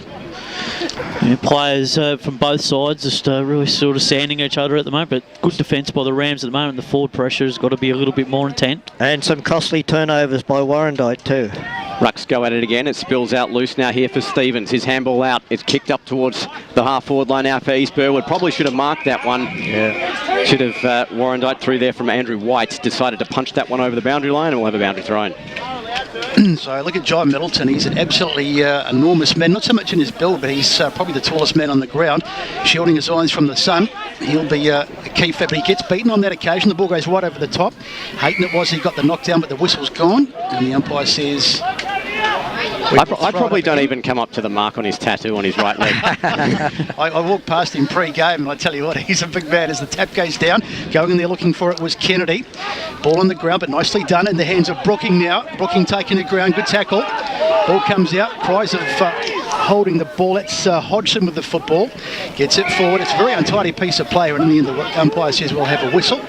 And it'll be a free kick to East Burwood. They go quickly up the line, but that's not a great kick, and it's been cut off easily. And now it's Warrandyte's turn to go forward. They go to about half forward. Up they go for it. It was Jenkins who got a key hand in there just to spoil it. And it's fallen out the back there for Johnston, who lets rip. And that's off target. And through for a minor score. Yeah, just got to be really sensitive, the Rams, in that defensive part of the ground when you're releasing the ball to come back up the ground. Just got to whiff your vision a bit. And they've got to keep a wide awake to Warrandyte, because every time Warrandyte take a mark off, they try and play on. Yeah. So East Burwood pumped the ball back in. It's going to go all the way out to centre wing. Well handled there by Simonella. Pops a hand pass out. Taken away by East Burwood. And a high up and under to centre wing. Middleton probably should have taken that one. It spills loose now. It's all Warrandyte on the deck. Taken away here by Rakai. He hand passes this one off to Andrew White. Kicks this one in towards the forward line. It's a juggling football. A number of players, but bursting through there was Cullum. Gets the hand pass out. Here's a chance now for Warrandyte. Here through Dunn. He's wrapped up in the tackle. Loose tackle. Footy on the deck. On to Johnston. He's taken out too. Ferocious defence here by East Burwood. So ferocious, got my tongue tied, just like the players being tackled, and we'll have a ball up. Yeah, it was great pressure. Great pressure by East Burwood early in the game. And Steve White being subbed out for a couple of minutes. He's got a cork tongue. Medical sub. Rest of the game. So 6.5 played. 1 straight 6 leads 1 behind. As the ball pops out now here to Grenda. His kick in towards the centre of the ground. Foot race is a bouncing footy. Middleton takes it well and wheels around the boundary line. Puts one in. A one-on-one contest now in the back line. Who's going to get on top of this? Great mark. I would have paid that one there. Barlow. He's got himself a free kick. Over the shoulder. Yeah, over the shoulder going back with the flight. Barlow will line up right on the boundary, about 25 out, and a chance for East Burwood second. Yeah, it was actually good work by Middleton there, Ray, yeah. I think. Just a bit of experience, knowing where the ball was. He's got a bit of pace, hasn't he, Middleton? I tell you what, when he was stretching out, he would take about 7 metres between steps the way he was running in, right in front of us. So Barlow sprays that one across the face of goal, and just a minor score for East Burwood. 1-1-7, they lead Warrandyte, 1 behind, 7.5 played. And that's only his fall down. He's just got to kick a few more of those sort of goals. He has missed a few in the last few weeks. Yeah, but the pressure of East Burwood has been fantastic. You know, Warrandyte, they haven't had a skerrick of chance to get rid of the ball on most occasions. So it's White that brings it back in for Warrandyte, looking for his teammate, and Thompson finds him in the back pocket, but the ball goes to ground. White manages to recover, gets a bit of a dodgy handball over the top, and it's towards the boundary line. That was a bit rough. Bit eager blowing the whistle there, the boundary umpire. We had a perfect picture of that one. We did. Leroy might be able to get that on a replay. No? I was actually following the ball, but the umpire to throw it in.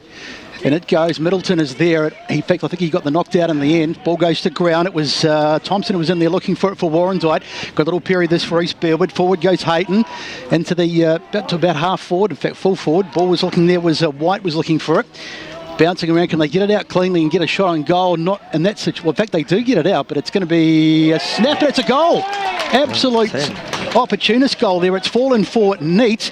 Looked like it was wrapped up at the bottom of the scrimmage there, but it just came out and said neat, just put it on the right foot, bang, and through it went out of absolutely nothing. So a goal for East Burwood, and it gives them the lead now. It's 2-1-13 playing 1 behind and to go back and score. Yeah, well, and that's the sort of footy that Neat likes to play. Look, he's an opportunist and he took full advantage of that ball. Look, it wasn't a great passage of play, was it? No, it wasn't. It was just a working of the ball forward, but you capitalise on those sort of ones and you get them from time to time and they'll take it. Yep. So East Burwood by 2 straight kicks here at the moment, 2-1-13 to 1 behind. Rucks go at it in the centre of the ground, give that one there to Hanlon. Ball pops out. It's all Warrandyte jumpers over the top of it, but the ball's not going anywhere anyway, and we'll have another ball up.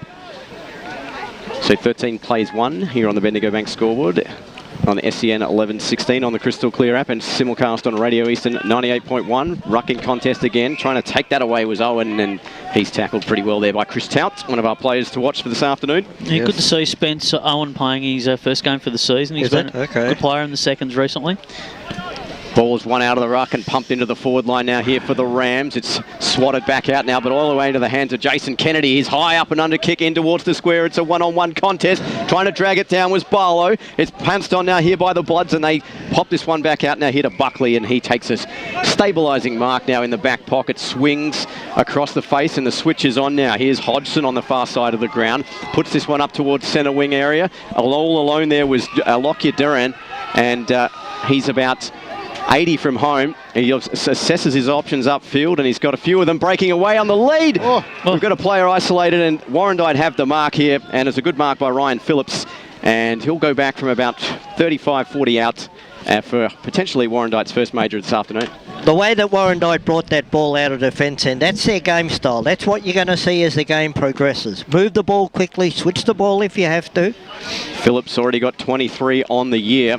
Puts it onto the right boot. Has it got the accuracy? No, just the minus score, and that's Warrandyte's second minus score of the afternoon. They're 2 behinds. East Burwood 2-1-13. We've played 10.5 on the Bendigo Bank scoreboard. Brett Beston. So East Burwood to bring it back in. Ryan Phillips kicked 5 last week, but he's missed his first real opportunity today. As East Burwood bring it back, the kick down to about half back. He's Middleton, wrestling to the front. I think he got the tap in the end, but it's not really a clean ball as it comes to ground. Going in there, whistling it out, I think it was Thompson as the ball goes now. Here's Warrandyte coming forward again. They really are looking good. That was Powell. Now it's in the hands now of Buckley, but there's a whistle. Buckley. No, Buckley goes inboard. Into the corridor. The ball was lost there. Good mark taken there by White. Now they go forward again. In fact, it's East Burwood that have stolen the ball there. Coming across. Nice work there.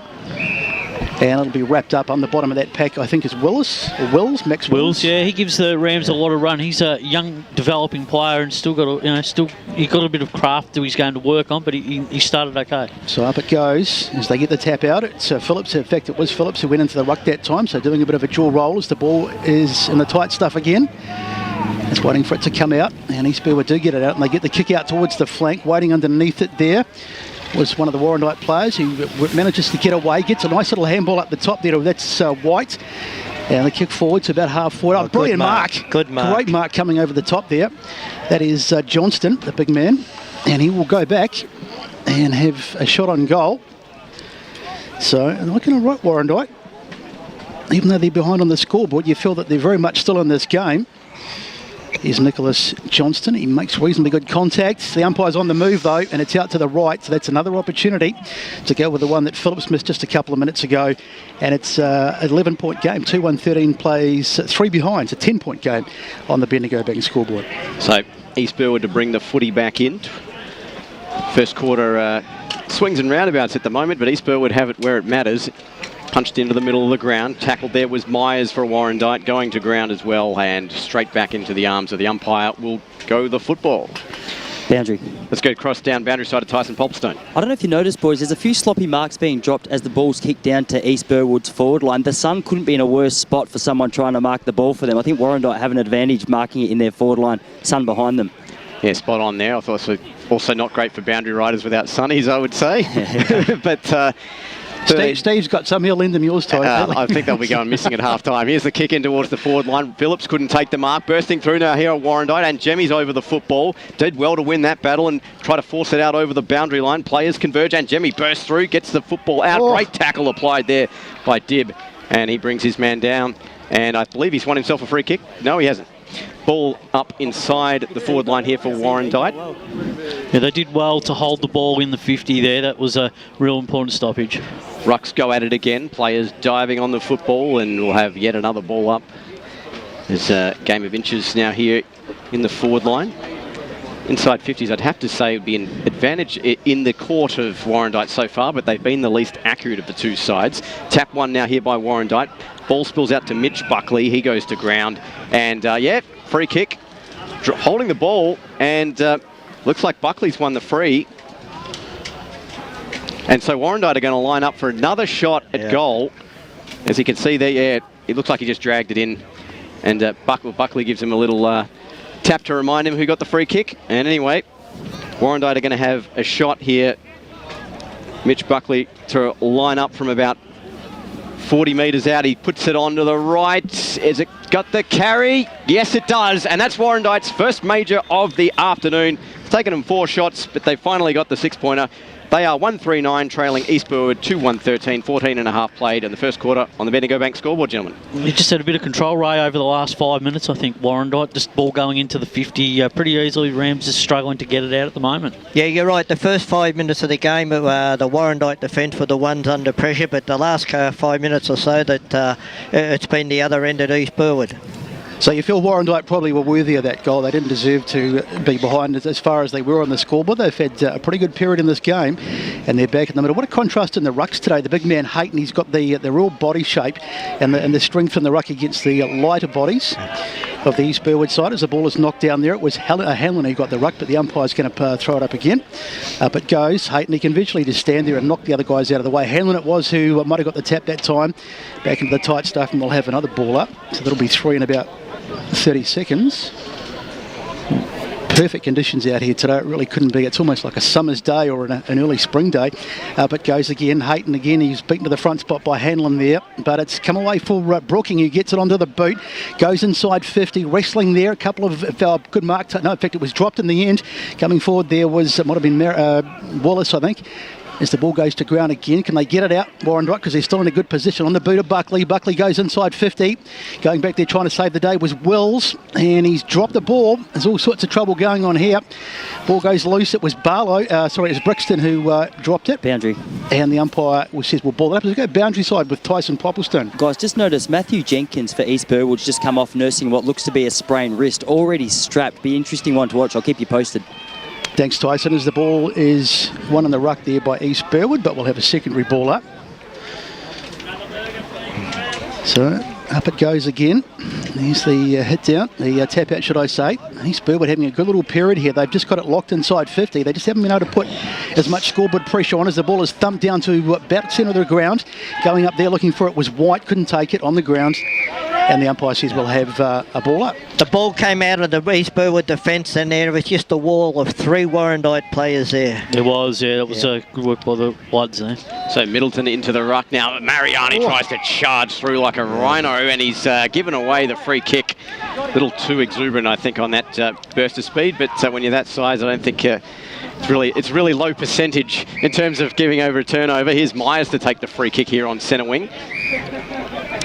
And all targets pretty well covered as he surveys the scene and pumps this one in towards the forward line now here for Warrandyte.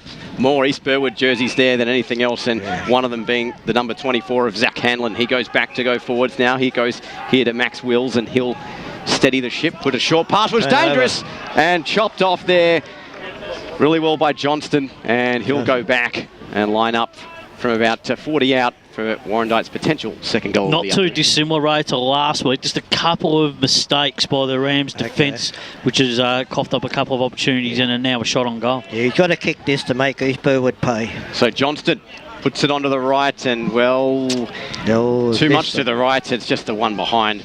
Warrandyte move to 1-4-10. They trail East Burwood 2-1-13. We've played 18 minutes on the Bendigo Bank scoreboard in quarter number 1, Brett Beston. I know they've only kicked 4 points at this stage, Warrandyte, but you don't want to be too inaccurate because it could cost them later in the game. We see it every week, Ray. Goal kicking can cost you both in the AFL and the EFNL as the ball goes out towards the halfback wing, and it's on the ground, and the umpire says we'll ball it up. And those kicks, to be honest, that have been missed, they haven't been difficult ones, and the conditions are really good today, so no real excuse.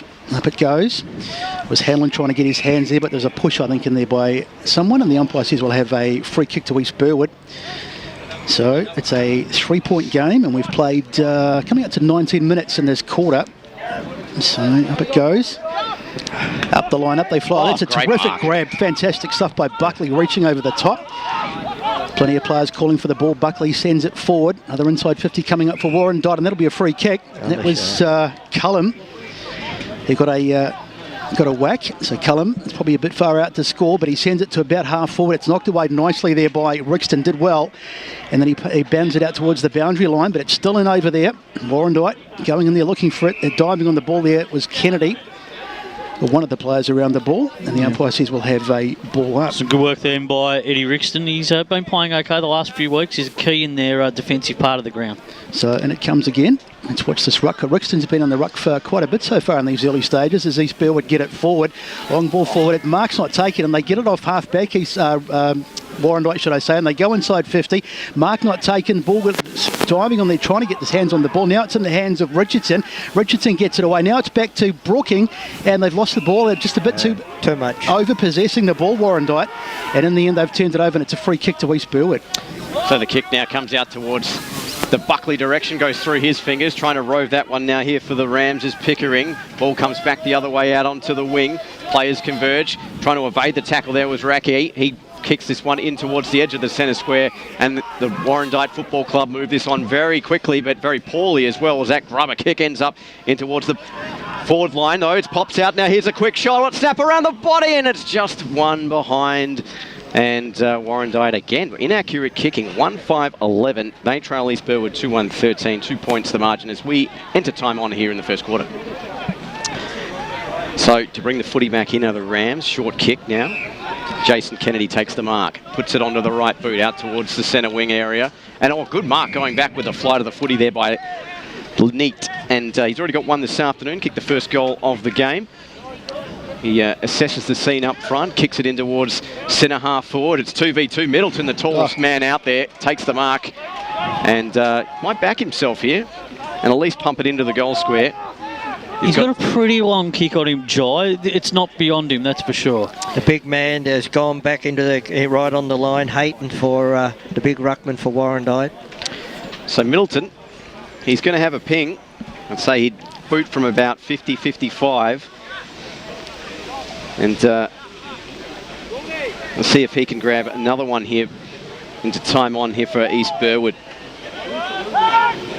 Puts it onto the right. Looks like it's going to go towards the left and touched anyway. So just the minus score. So 2-2-14 East Burwood. They lead Warrandyte 1-5-11 on the Bendigo Bank scoreboard. 21 minutes played in the first quarter.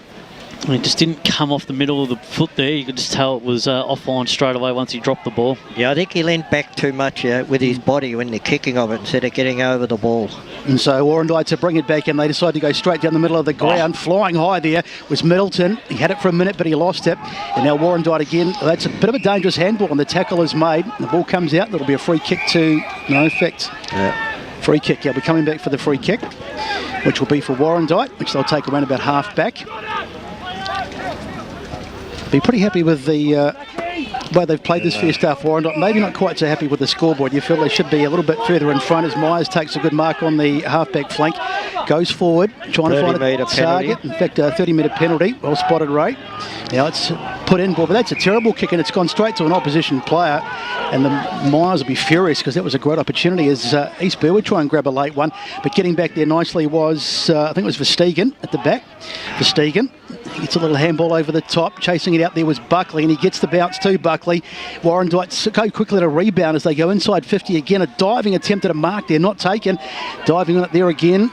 It was Warrandyte. At the bottom of that, I think it might be Hanlon. It's been good in this first quarter. Yep, so Hanlon, the umpire will ball it up. We've got 22 minutes gone. Up it goes. Oh, that was a huge push there.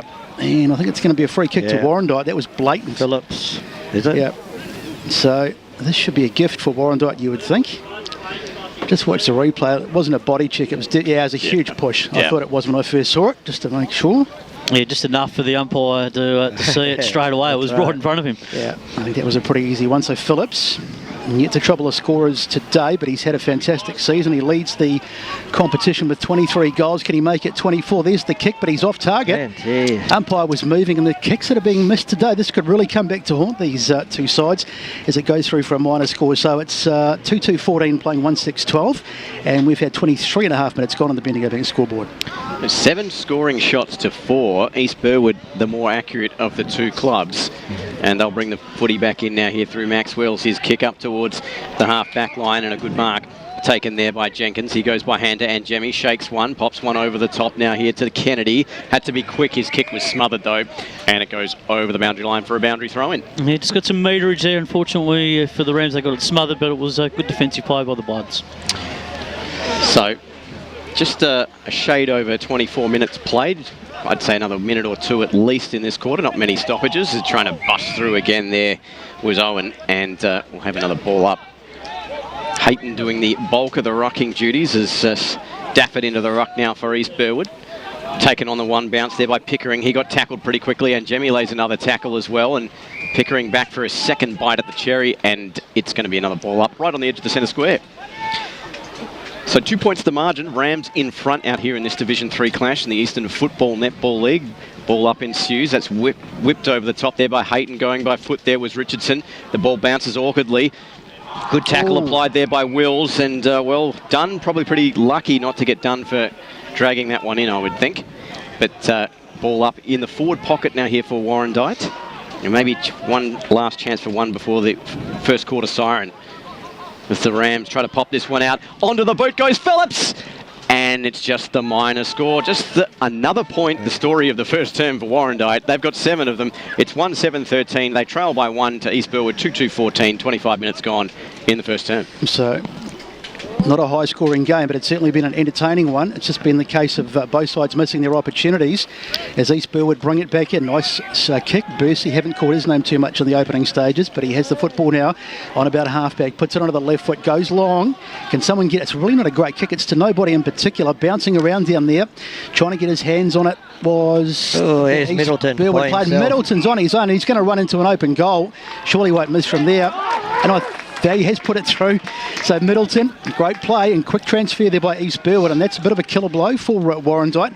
They've had most of the play, but East Burwood pinch a late one, and they've hit the front. It's 3-2-20, playing 1-7-13 on the Bendigo Bank scoreboard. Spider, it makes you wonder, when most of the play prior to that goal was inside the forward 50 for Warrandyte, how a player like Middleton can be up the other end, inside the 50, and the other end on his own. It's no incredible. One within metres. No, that was just undisciplined. I'm sure Warrandyte coaching panel wouldn't be happy with that. And just the fact that even the kick from Bursey, which in the commentary we said it probably wasn't a great one, but the option was there. He did allow the East player to get loose.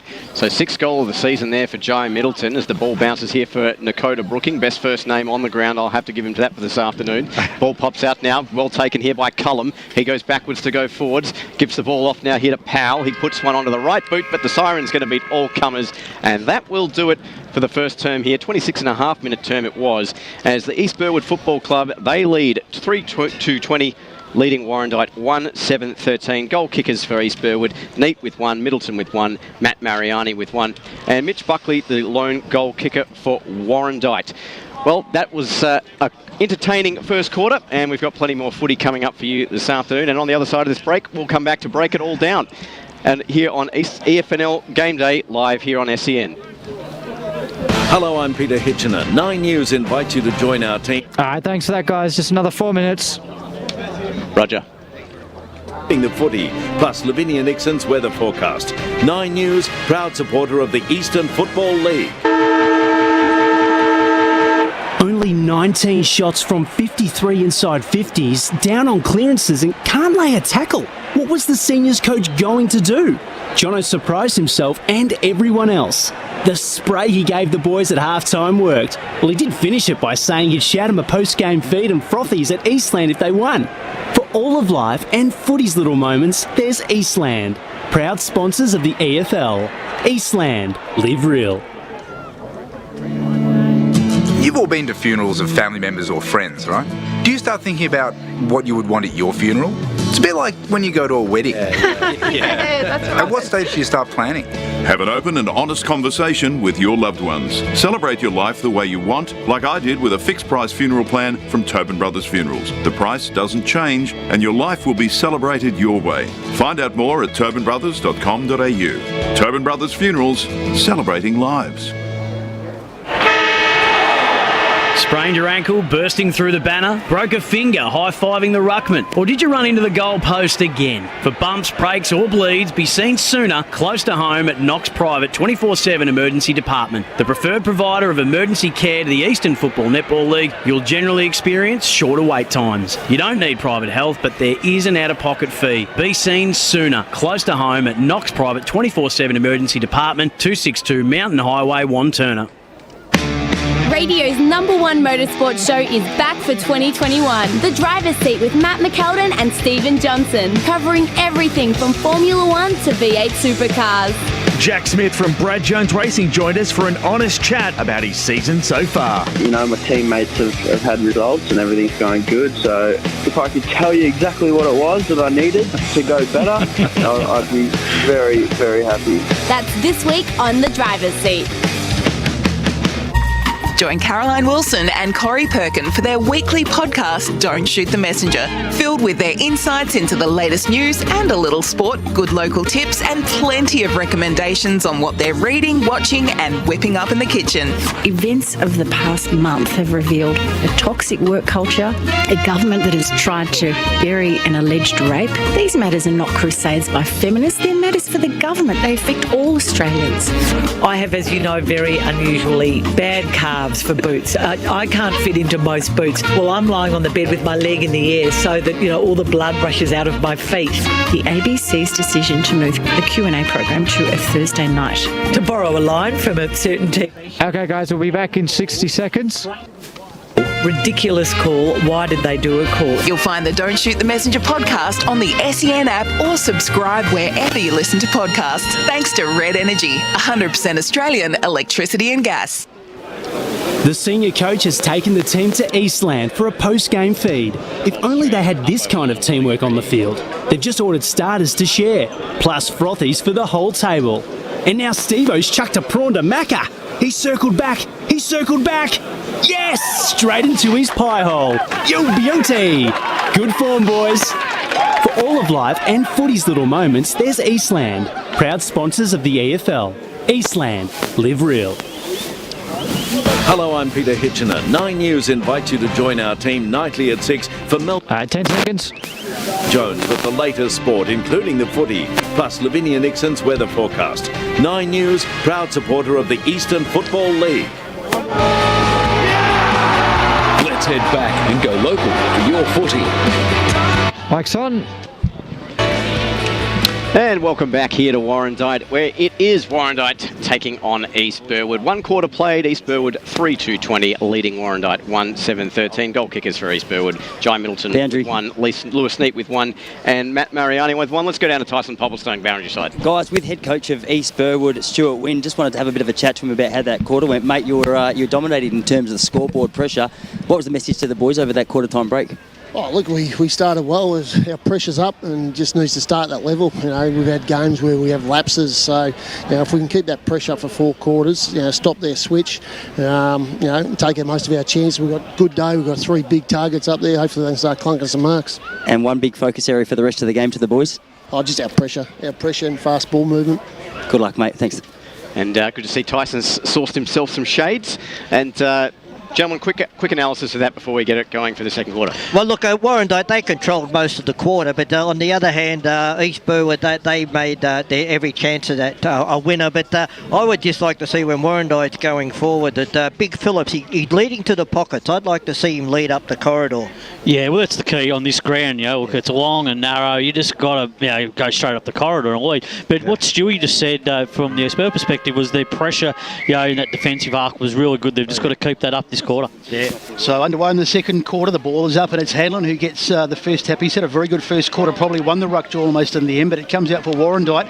They'll just need to get their kicking boots on. They've been good in this first quarter, but they just haven't taken their chances. Looking for it was Myers, close to the boundary. It's Ruckeye in there, taking good tackle. Huge tackle. I think it was Pilker who came over the top. Just gave him a little face wash with the elbow on the way through. Nothing to see here, Steve. Umpire throws it up into that man Hanlon again, who gets the head out. Now it's gone forward. Well, it's staying over there. It's close to the boundary. Taking position was Stafford, but he can't keep it in. Cross down. Let's cross down the boundary side with BWS. Or not. So Okay, we will carry on.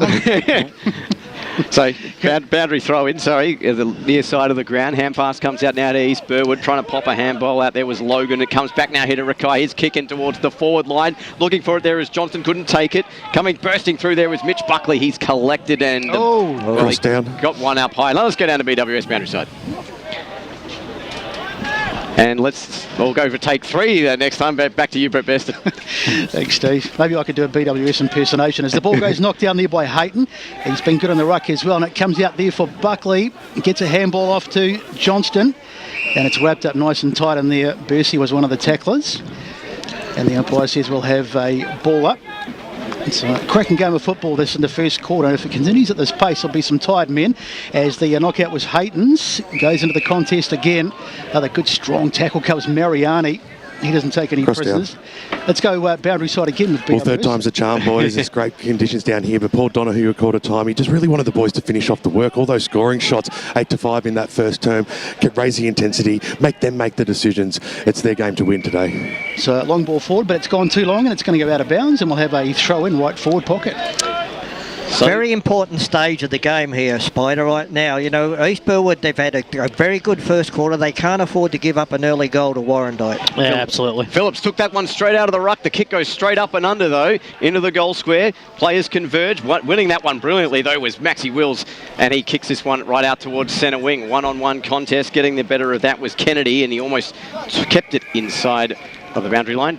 Failed to do so right in front of the scoreboard of the boundary throw-in. Good experience there from Kanga. He's been around for a long time. He knows where the boundary is, that's for sure. Here comes the boundary throw. Hayton back into the ruck. Winning that one, though, was Hanlon.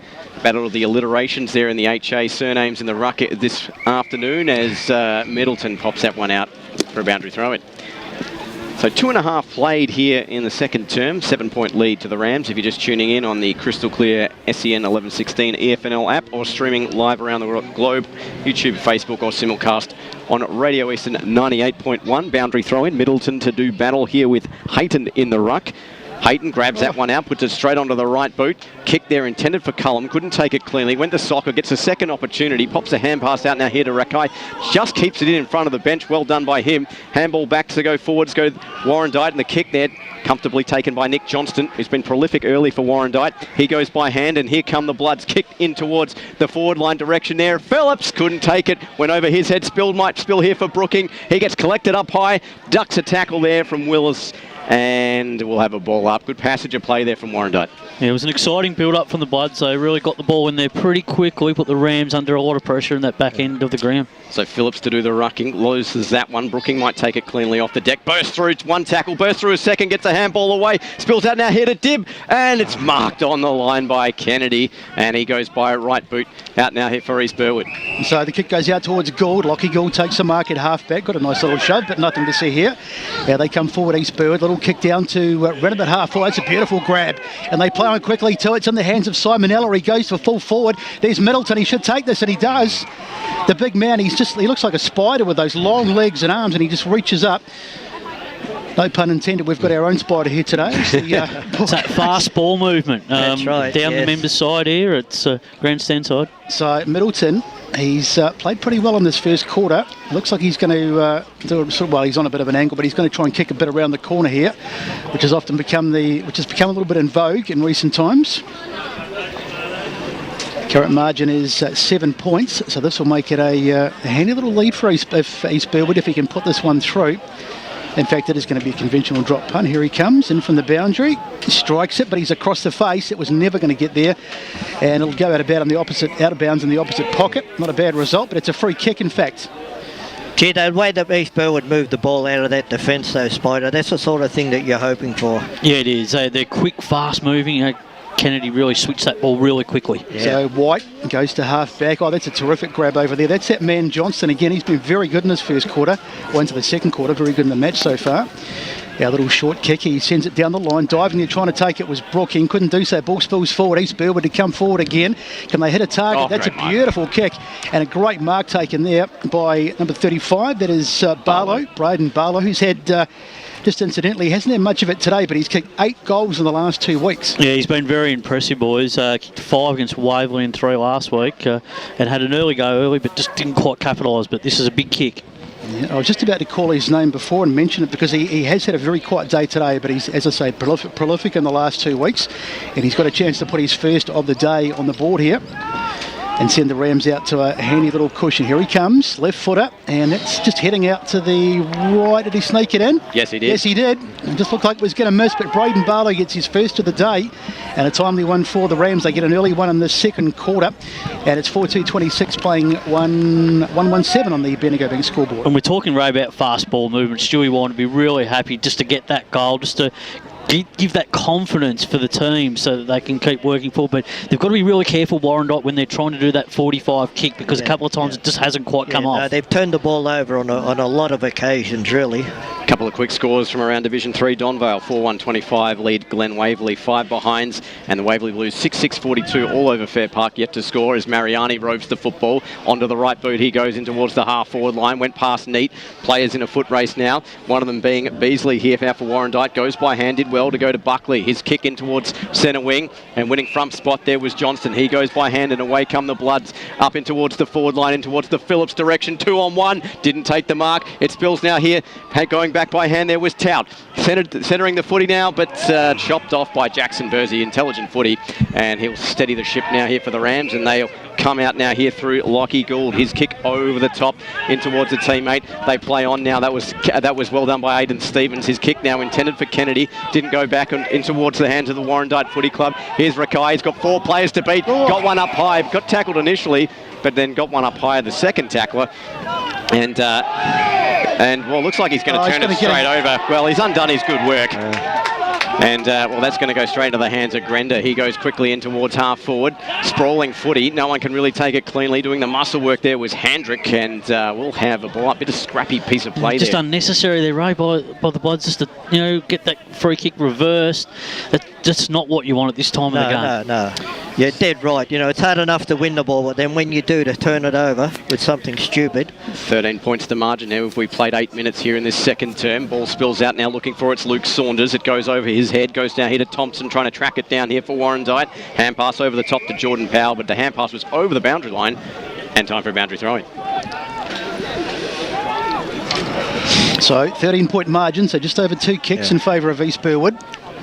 On this glorious day out here at Warrandyte today.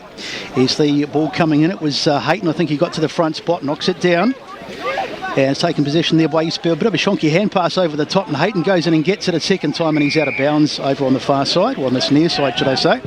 Couple of quick scores from Premier Division, all locked up. South Croydon, Donny East 4-3-27, Blackburn 4-2-26, Trail Noble Park 6-1-37, and Berwick with a 2-point lead, 2-4-16, leading Doncaster, 3 points, 2-1-13. And so ball goes in again, and taken there by Warrandyte. I think it was Hayton. I think East Burwood might have been prohibited from going into the ruck that time because there was no contest there at all. Umpire to throw it up again. Up it goes. There's our man who's had a very good first quarter, and Hanlon knocks it to ground, and that'll be lucky if it's going to come out of there anytime soon. So Jason Kennedy it was who wrapped that one up, and the ball to the throw up again. Kennedy stays not too far away. It's the knockdown. Falls beautifully, roved there off the pack by Gould. Gould gets it forward, but it's going to be cut off there by the defence. Scrambling around there on the ground, I think it was Dib, as the ball goes out. Now it's back to Warrandyte, and they'll get it out with a long kick forward to around about centre wing.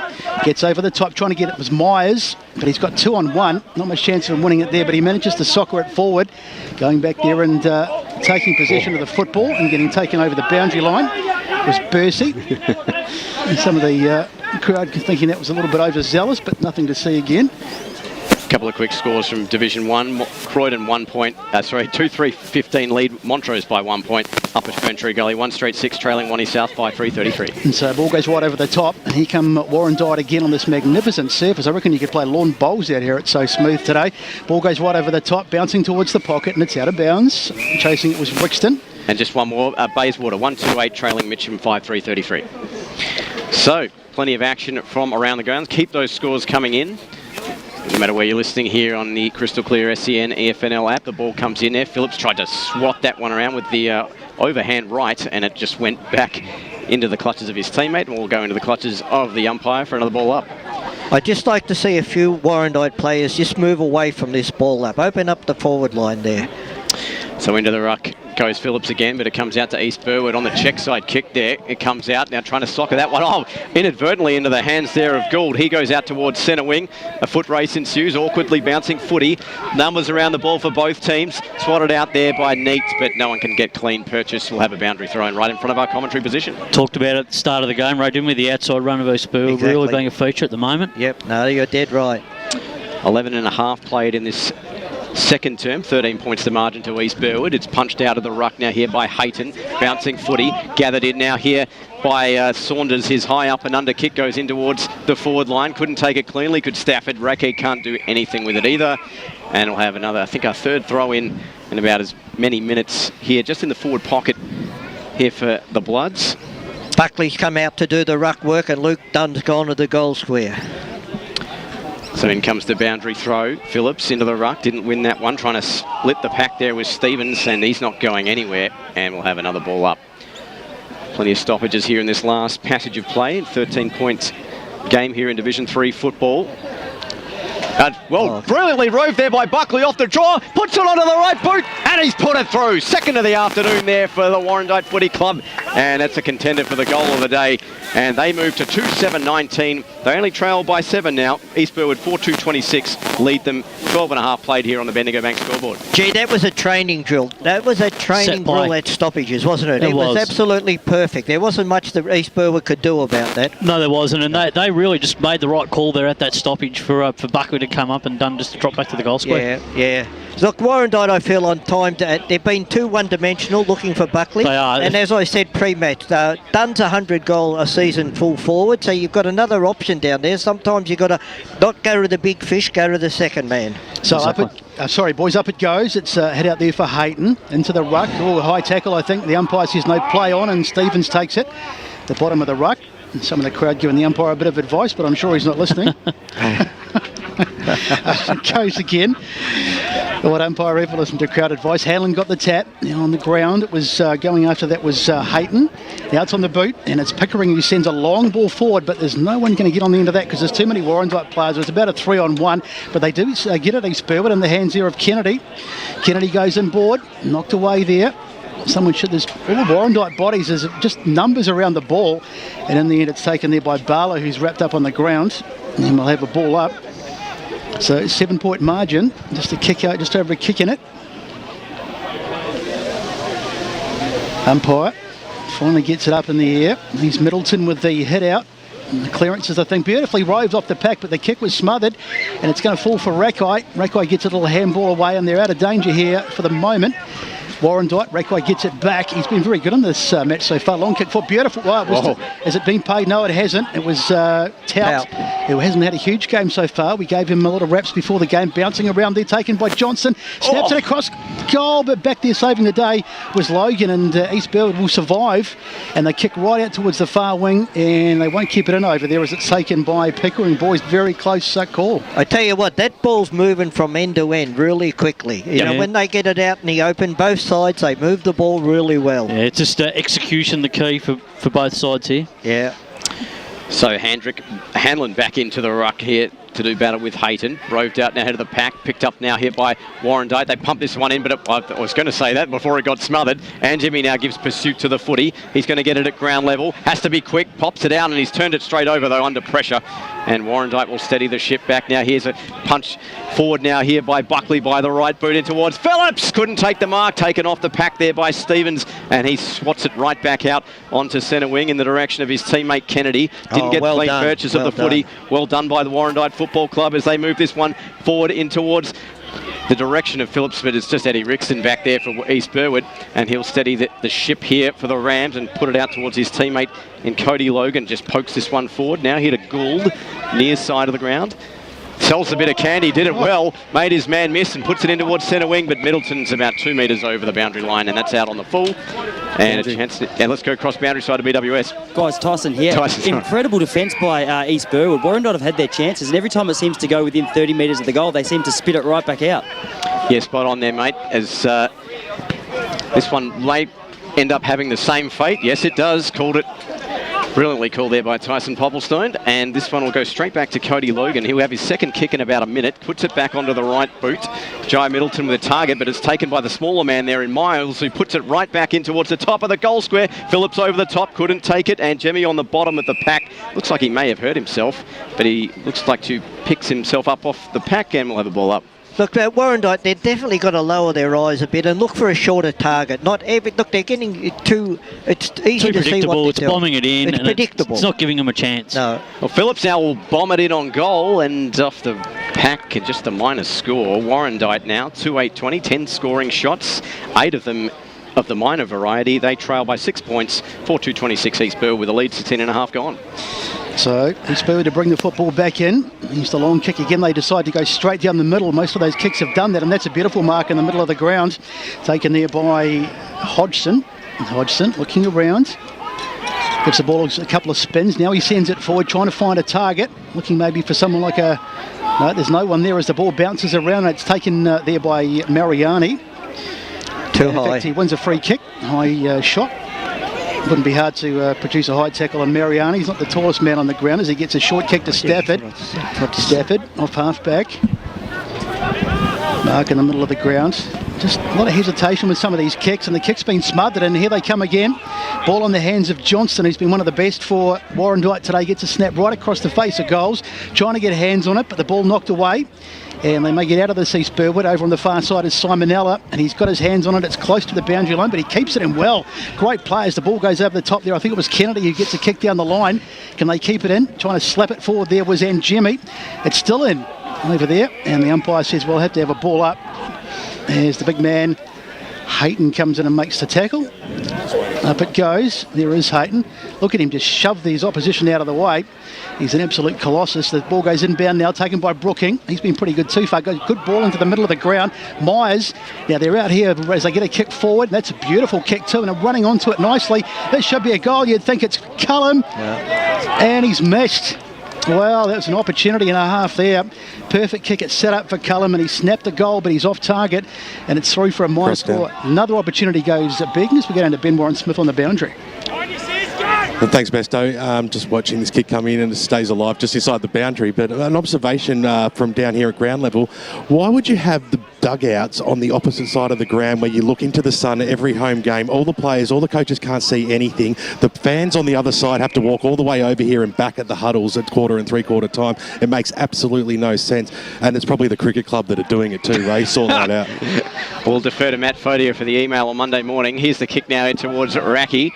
And by hand go the Warrandyte Footy Club. Just about to run out of room, but Raki's now got a fair bit of time and space, runs onto the footy. It meets a man of equal measure there in Mariani, but outpaces him. Handball over the top. Here's a good chance now here for Warrandyte. Richardson ran into trouble. Phillips goes by boot. Not going to get it cleanly on the first touch there was Tout. He's wrapped up in the tackle, and that's going to be a ball up. Great transition there from Warrandyte, unable to get the finishing touch. Yeah, it was good transition, but in the end it was really good pressure defensively by the Rams, who just were able to close that down. And my reply to Ben Warren Smith, mate, I've just nominated you for town planning, okay? It'll be an interesting halftime show. And there's a kick off the ground, straight off the deck, and it's a goal! Oh, that's a contender for the Tobin Brothers goal of the day and potentially Sportsco Play of the day. I didn't see who picked that one out of the pack. Tout. Looks like it was Chris Tout. Chris Tout, yes. And it's just popped out brilliantly onto the right boot. And, well, that's Warrandyte's third, and what a way to get it. They hit the front, 3-9-27. They lead East Burwood, 4-2-26. Approaching time on here in the second quarter. I like that move, Spider, what I said. Luke Dunn in the goal square now, and they've moved Phillips out, and they've got Tout there at the crumbs, so it's looking a far better forward line. Yeah, it looks like there's a little bit more system down there in the second part of this quarter. So Tout starting to come into this game as Hayton takes it out of the ruck, as you're allowed to do, and the tackle in the middle of the ground, and we'll have a secondary ball up. Quick score update from Division 4. Coldstream all over Nunawading, 14-7-91 lead, 2-3-15. So up it goes. Again, it's the big man Hayton who gets the tap out there against Hanlon. Now they come off half-back. Warrandyte, long ball forward. Can they get a mark? There was a bit of pushing and shoving going on there. It was the ball goes to ground, but it's rebounded, and they're going to get it back. Warrandyte, little short kick down the line. Beautiful kick. And they can wheel around and go with Cullum. Cullum runs takes a bounce. He should put this through. He has! Hit the post. I went the early crow. I tell you what, he was running into goal, but he just met it all wrong and it curled into the post, and that is a wasted opportunity. I'll tell you what, though, that was great pressure by the East Burwood defender. It really put pressure on him. It did. He knocked him off balance, exactly. Which was... yes. Will's kick straight into the waiting hands of Stafford, and that's one they'll rue Warrandyte. However, they still have the lead. 2 points now the margin. High up and under into centre half forward now here for East Burwood. Can't take it cleanly, could anyone. Handrick goes over the football. Plenty of players converging, about 8 players around it, and we'll have a ball up right on the edge of the centre square. So 21 minutes played here in this second term as we're approaching half-time. Just another quick score update. Forest Hill 4-4-28 leading Croydon North 2-1-13. Sylvan 5-3-33 leading Kilsyth 2-2-14 in Division 4. Here's the kick up towards centre half forward. Phillips with the strong jukes. Turns around, got a couple of players on offer. Goes to one of them now. That being the lead there of, I believe that's Beasley. No, sorry, excuse me, that's Luke Dunn. That reminds me of the year he kicked 100 goals. He's very quick on the lead. That first 20 metres, he is off like a bullet, and he did that then. You could see it. And he just knew when to go. As soon as he released the ball, that was always going to be a goal. Yep. So Dunn, 6 on the year already. And this to put his side 8 points in front. Onto the right boot it goes. Might just drop short and wide it does. And just a minor score for Warrandyte, continuing the theme from the first term, despite the 2 majors in this one. 3-11-29, they lead East Burwood 4-2-26 by 3 here in the second quarter. So no prizes what the message will be at half-time for Warrandyte. They have wasted so many opportunities as they bring the ball back in. Ball goes out towards half. We're trying to get hands on it. There was number 24, I think it was, Richardson. Now, but it's coming forward for East Burwood as they get a long ball forward. Just a little bit hot over the top. Going back there was Dunn. And another point. So Dunn roaming around again. Richardson's starting to get his hands on the ball a little bit in this quarter too, Ray. Yeah, he certainly is. The son of Alan Richardson playing for Warrandyte. I'm sure Alan will be listening on the SEN app over in Adelaide at the moment. Yes. So East Burwood to bring the ball back in. We've had nearly 23 minutes played. Little short kick out to wide. And it's not been taken over there by Bursey. He should have taken that, and it's lost, and it'll go out of bounds, which is probably just as well. One thing I've noticed, Spider, what Warrandyte are doing now. Early on in the first quarter, they were all flying for the ball. There's 1 or 2 men up, but they're leaving 2 on the ground. Consequently, they pick up the crumbs and return it back. Yep. That's a good observation, that, right? Yeah. One of the Warrandyte players got shoved unceremoniously out of the way, but the umpire said nothing to see again. Well, I think the supporters were over the fence were trying to get the umpire's attention. Up it goes. Phillips just worked his way to the front spot there. Now the ball comes out in the hands there of Thompson. They go forward again, but it's been cut off by Bursey. Bursey tries to get a handball out of congestion, does well to Mariani. Mariani thumps it forward. It's a good kick too, if they can get it. But look at all the Warrandyte players. Completely outnumbered again as the ball goes long. Bouncing around down there looking for it was Pickering, but it's going to be Warrandyte who are going to win the football again. Rackwa, he's been really good. Great tackle there. Fantastic tackle coming over the top. It was Grinder that made the tackle, and everyone is dying. Now it's all on. Stacks on the mill. It's all on. I just have to wait. Oh, gee. Whoa, cheeky one there. It's a bit willing in there. Rackwa got hauled out of the way by his opposite, and the umpire's trying to get control, but he's not doing a great job at the moment. Dimmoth Kennedy with a few face washes or 3. I think we got 25. Yeah, 25 metre penalty. It'd be hard to know who was in fault there because there was fault on both sides, I think. As the ball goes out wide now, an opportunity for Warrandyte. For East Burwood. Logan, long ball forward through the hands though. It probably should have been taken, but snap for goal, and it's gone through anyway. Yeah, that's a great answer. We don't have to mark it. It's Barlow. He dropped the mark, but he was lucky enough to be able to rove his own ball and put it through. So Barlow, and that's a goal for East Burwood, which is a timely one. It puts them back in front in the throes of half-time. 5-2-32 plays 3-12-30 on the Bendigo Bank scoreboard. Yeah, much needed goal, Ray, wasn't it, for the Rams? They just lost their way there for about the last 6 or 7 minutes. They just lost their shape and not making enough ball transition at the moment. But Warrandyte is certainly putting a lot of pressure on, but that was a good little passage of play by the Rams. One thing the Warrandyte coaching panel would be asking, how a man can be standing in the middle of the ground by himself when all this push and shoves goes on. Yeah, it's amazing, isn't it? It is. So in comes the rucking duel. Mariani tried to take it cleanly. He got taken uncleanly, and he gets himself a free kick right in the centre of the ground, and umpires calling him back. A little too eager to start proceedings, and Jemmy was calling for it, but on this near side here is Stafford. He takes the mark and puts it onto the right boot. High up and under kick, plenty of players converging. Middleton, not the tallest man there, surprisingly, in terms of the jumping contest, and appeals for deliberate. And, it's a deliberate out of bounds is not a rule in the Eastern football. That doesn't stop them. It doesn't stop them appealing. I know. It is Sufficient intent. I know. Oh, well, I guess you can't blame him for trying. But anyway, here's Middleton to do the rucking there at Buckley. He took it cleanly. Check side kick out of the defensive 50. Almost socket off the ground there by Bursey. Taken cleanly almost by Cullum. Foot race between him and Rixton. Cullum now with the Ronaldo skills trying to pick that one up, but just took that over the boundary line. And 26 minutes gone. It's a 2-point game to the Rams. And I'd surmise we've probably only got a minute and a half as we go boundary side. It makes no sense that it isn't a rule. We follow the rules on everything that comes through. We try on new things. Deliberate is deliberate. Why would that not be part of these rules? It needs to be looked at. Yep, seconded there, BWS, as Stafford wins that with the right juke. But taken out now here by East Burwood, and Jemmy did well to rove that and get a handball out, but it's all Warrandyte players, as they come out towards the centre of the ground through the cricket pitch area. Right boot there. Coming forward now here, but East Burwood have got numbers and time and space, and one of them's Japed Pilker. He goes down by hand to Jenkins, swings around, puts a mongrel punt in towards the half-back flank. Trying to fist that one was Dibb in a one-on-one contest there with Pickering, and we'll have a boundary throw-in. So our sound man Bruce Priest was hanging over the fence here trying to take an uncontested mark, but it didn't quite. He's got dodgy hands. Don't kick it up here, boys. And it goes. And working his way to the front spot there. Good work from Stafford. It was on that occasion. Now the ball on the ground. Wrapped up nice and tight there by Stevens. A really enjoyable game this, apart from the wasteful goal kicking, but as far as a game, it's been a really good one, 32-30, and the throws of half-time, 27.5 paid. It's Stafford going to the ruck again, ball comes out there for Bursey, he slams it onto the boot, going forward, and the mark is taken. Here's Middleton, turns around, he's put a little kick forward on the lead there. I should have been taken. Was it taken? No, the umpire says it was dropped.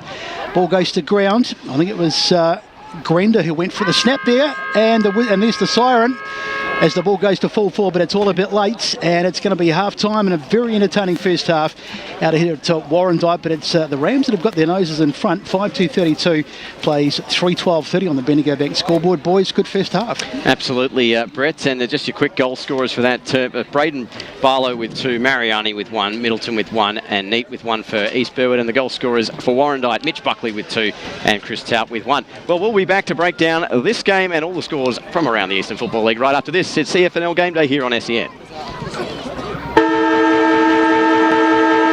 All right, thanks for that, guys. 4-minute break, and we'll be back again. On clearances and can't lay a tackle. What was the seniors coach going to do? Jono surprised himself and everyone else. The spray he gave the boys at halftime worked. Well, he did finish it by saying he'd shout him a post-game feed and frothies at Eastland if they won. For all of life and footy's little moments, there's Eastland. Proud sponsors of the EFL. Eastland. Live real. Sprained your ankle, bursting through the banner, broke a finger, high-fiving the ruckman, or did you run into the goal post again? For bumps, breaks or bleeds, be seen sooner, close to home at Knox Private 24/7 Emergency Department. The preferred provider of emergency care to the Eastern Football Netball League, you'll generally experience shorter wait times. You don't need private health, but there is an out-of-pocket fee. Be seen sooner, close to home at Knox Private 24/7 Emergency Department, 262 Mountain Highway, Wanturna. At Yarra Valley Water, we know reducing your shower time, or for some people, show time, to 4 minutes can save you an average of $255 a year on water and energy bills. Save the performance for the stage. Shower shorter. Save water. Do you feel good about your bank? Because there is a bank you can feel good about. They share their profits to fund big community projects, small community clubs, and vital emergency services. They've given $250 million to help Australian communities thrive. They have all the products and tech you expect from a big bank, with service you don't. It's Bendigo Bank. Feel good about who you bank with. Try Bendigo. Search bendigobank.com.au or search Bendigo Bank near me. Hello, I'm Peter Hitchener. 9 News invites you to join our team nightly at 6 for Melbourne's #1 news. Tony Jones with the latest sport, including the footy, plus Lavinia Nixon's weather forecast. 9 News, proud supporter of the Eastern Football League. You've all been to funerals of family members or friends, right? Do you start thinking about what you would want at your funeral? It's a bit like when you go to a wedding. At what stage do you start planning? Have an open and honest conversation with your loved ones. Celebrate your life the way you want, like I did with a fixed price funeral plan from Tobin Brothers Funerals. The price doesn't change and your life will be celebrated your way. Find out more at tobinbrothers.com.au. Tobin Brothers Funerals, celebrating lives. At Eastland, we believe one day isn't enough to celebrate all that our beautiful mums do. That's why we're celebrating Happy Mother's Days, the festival of love she deserves. From dining to fashion, homewares or a pampering session, Eastland has all your favourite brands ready to spoil mum. And if you need inspiration, check out our online gift guides. Spend $250 and you'll go in the running to win a $50 Eastland gift card till May 8th. T's and C's apply. Find out more at eastland.com.au. Eastland, live real. Okay, guys, we're back in 60 seconds with this one. Sprained your ankle, bursting through the banner, broke a finger, high-fiving the ruckman, or did you run into the goal post again? For bumps, breaks or bleeds, be seen sooner, close to home at Knox Private 24/7 Emergency Department. The preferred provider of emergency care to the Eastern Football Netball League, you'll generally experience shorter wait times. You don't need private health, but there is an out-of-pocket fee. Be seen sooner, close to home at Knox Private 24/7 Emergency Department, 262 Mountain Highway, Wanturna. The senior coach has taken the team to Eastland for a post-game feed. If only they had this kind of teamwork on the field. They've just ordered starters to share, plus frothies for the whole table. And now Steve-O's chucked a prawn to Macca. He circled back. Yes! Straight into his pie hole. You'll be... 10 seconds. For all of life and footy's little moments, there's Eastland. Proud sponsors of the EFL. Eastland, live real. Let's head back and go local for your footy. Mike's on. Ladies and gentlemen, welcome back to the Blood Bank. It's our EFNL match of the day, and it's Warrandyte and East Burwood in Division 3, and it's the Bloods at the moment inaccurate, 3-12-30, trailing East Burwood 5-2-32. The major goal kicker on the ground is Braden Barlow, the mid-sized full forward. He's got 2. Everyone else is singles. Matthew Foddy here, joined by our band riders Tyson Popplestone and Ben Warren-Smith. Gents, it's a lovely day out here at the Blood Bank. You've got the shades on, you've got the sun coming over from the far side of the hill there, tanning up. But what have you noticed? Because it's been a high-octane game of footy, but probably just Warrandyte really should be 6 goals up, let alone 2 points down, Tyson. It's really interesting. Myself and BWS are on the other side of the boundary having a chat about how clean the game has been. And I guess on a day like this, it's dry, there's not a cloud in the sky, there's no moisture on the ground. You'd expect nothing less. Totally agree with what you said. Warrandyte, when it comes to possession, when it comes to play, you would think, just watching that they'd be dominating on the scoreboard, but just very inaccurate. I'm looking at the score now, 3-12-30. So plenty of scoring opportunities, but they just haven't been able to convert those opportunities that they've had. They're working in numbers as well, Warrandyte, really well. It's like they're hunting impacts, and they're creating the line really well as they go forward. They've just got to be able to hit that scoreboard. They're bleeding behind at the moment, and there's frustrations coming out from the bench out there. We've got Mitch Buckley on over the line over there, screaming for half a quarter. We basically got a running commentary from him over there, but which is also good leadership as well. He's giving direction. But East Burwood, they've made them pay at a couple of different key points in time, especially in that last play where we had the argy-bargy down in front of us here, and then the free shortest kick to 25. The shortest 25 of all time. Didn't matter because they'd already spotted the player out wide. That is unforgivable stuff there, and you kick it straight to the top of the goal. That was totally against the grain. Warrandyte had been peppering the goals like for a good 10-12 minutes prior to that, and not hurting it either. And I tell you what, in the last quarter, if this is a close game, we are going to be right in amongst that cheer squad down there. don't you worry about that. It's the place to be, isn't it, Tyson? Oh, it is. And BWS just alluded to it. There was some serious tension being built up on the other side of the ground. I think from Warrandyte, the frustration that they couldn't convert those goals was starting to sort of flood over in the messages that were coming out to the players. But the thing is, I find it interesting. There's a message coming down from the boundary saying, boys, it'll change. But until it does, there's no guarantee that it will. So I think that 3 goals, 12, though it suggests a lot of the ball, a lot of possession, really doesn't matter if you're behind on the scoreboard at the end of the match. I think it might be a bit too that they're over-possessing the ball coming inside forward 50. So Phillips is obviously getting attention. So in the first quarter, Max Wills, who's become a defender in the last couple of years, he's coming off his man. I think it's Johnston, and he's basically giving Johnston the space and going, I'm going to bargain that it's going to Phillips. And obviously 9 times out of 10 he's right. And then the ruckman, so whether it's Hanlon or Stafford or whoever, is sitting back in that hole as well. So, and Paul Donoghue, I was at the Warrandyte huddle at quarter time, he pointed it out. He said that Johnston and Clark and Dunn need to get separation and lead to different areas, so that if they do go with Phillips, they should be free in the pocket. But at the moment, the Bloods players, obviously Phillips is he's got a gravitational pull. They're going to be drawn to kick it to him, but they need to stop over-possessing, which means that he does in the end have 2 and 3 on him, or 2, look for someone else. At one point, Michael Cullum actually had about a paddock in the forward pocket there, and the kick went to Phillips, 2 and 3, East Burwood rebounded. And as you said, BWS, East Burwood, didn't have the play, but they go up the other end, they score without really having to try, and Warrandyte have been, all over them for a quarter and managed 2 goals, and all their goals have come from forward 50 stoppages. So the first one was a free kick in the ruck, and the other 2 have been nice snaps out of the pack, which is probably, you're not going to get a high score getting all your scores from stoppages. Jai Middleton is someone I'm really impressed with. Obviously, always presents well. Yeah, well, he's the Lance Franklin of this division. He's 6'3", he's mobile. He's probably one of the quickest players on the ground, and he's got good jukes. Can kick it like an absolute horse. Phillips at the other end. They both wear the 17, funnily enough, but Phillips is just a bit slower, so he's probably an easier matchup for Rixton, who knows he can afford to give him a couple of metres and he'll close him down. Whereas I think Andrew White's on Middleton. It's a tough job for him. If East Burwood can get on top in the middle, Middleton might get away. Yeah, I couldn't agree more. I've got his name circled and asterisk. That's Jai Middleton for his long, strong arms. Every time he's in a one-on-one, I get nervous for the player that he's playing he's 6'4", and then he gets to 7 foot. And his hands are about a foot wide and a foot tall. He's a big boy. He looks the same as what he did 10 years ago as well. Is that right? He doesn't age. A good-looking unit is what I think BWS is saying.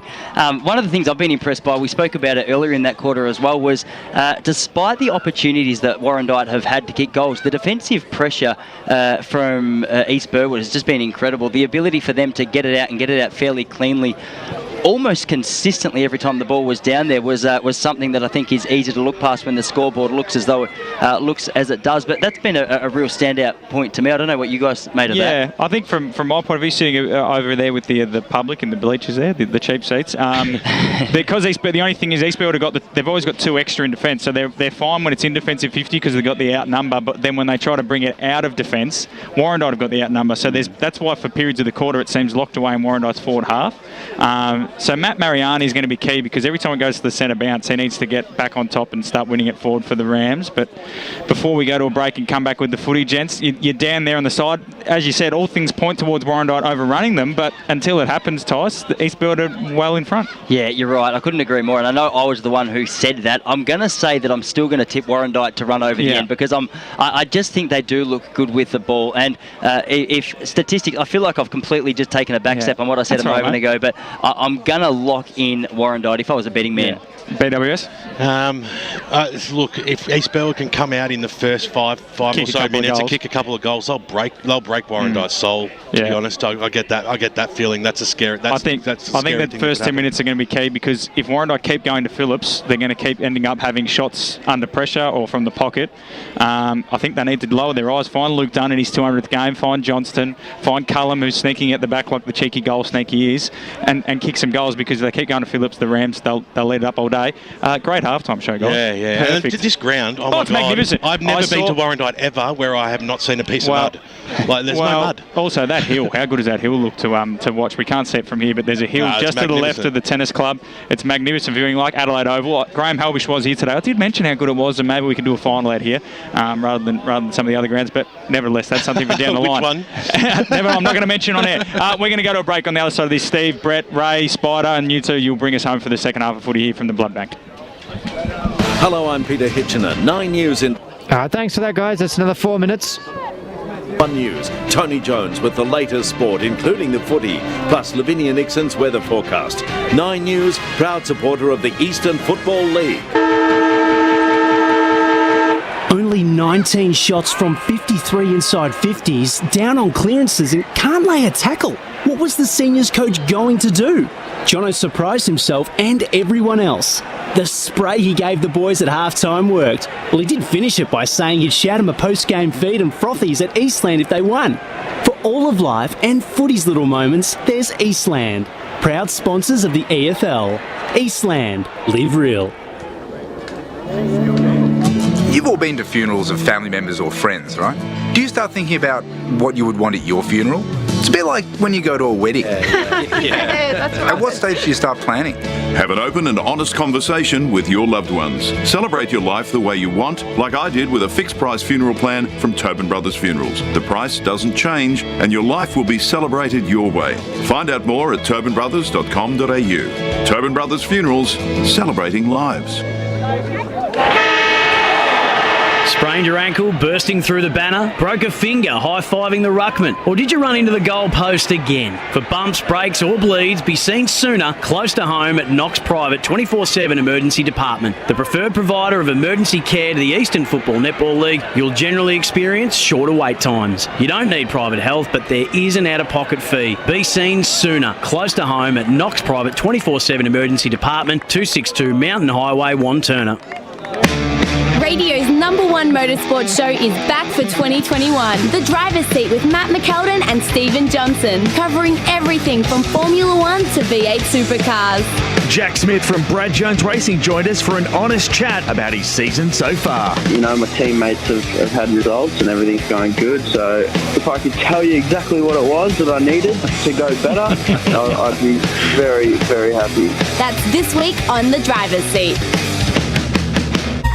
Join Caroline Wilson and Corey Perkin for their weekly podcast, Don't Shoot the Messenger, filled with their insights into the latest news and a little sport, good local tips, and plenty of recommendations on what they're reading, watching, and whipping up in the kitchen.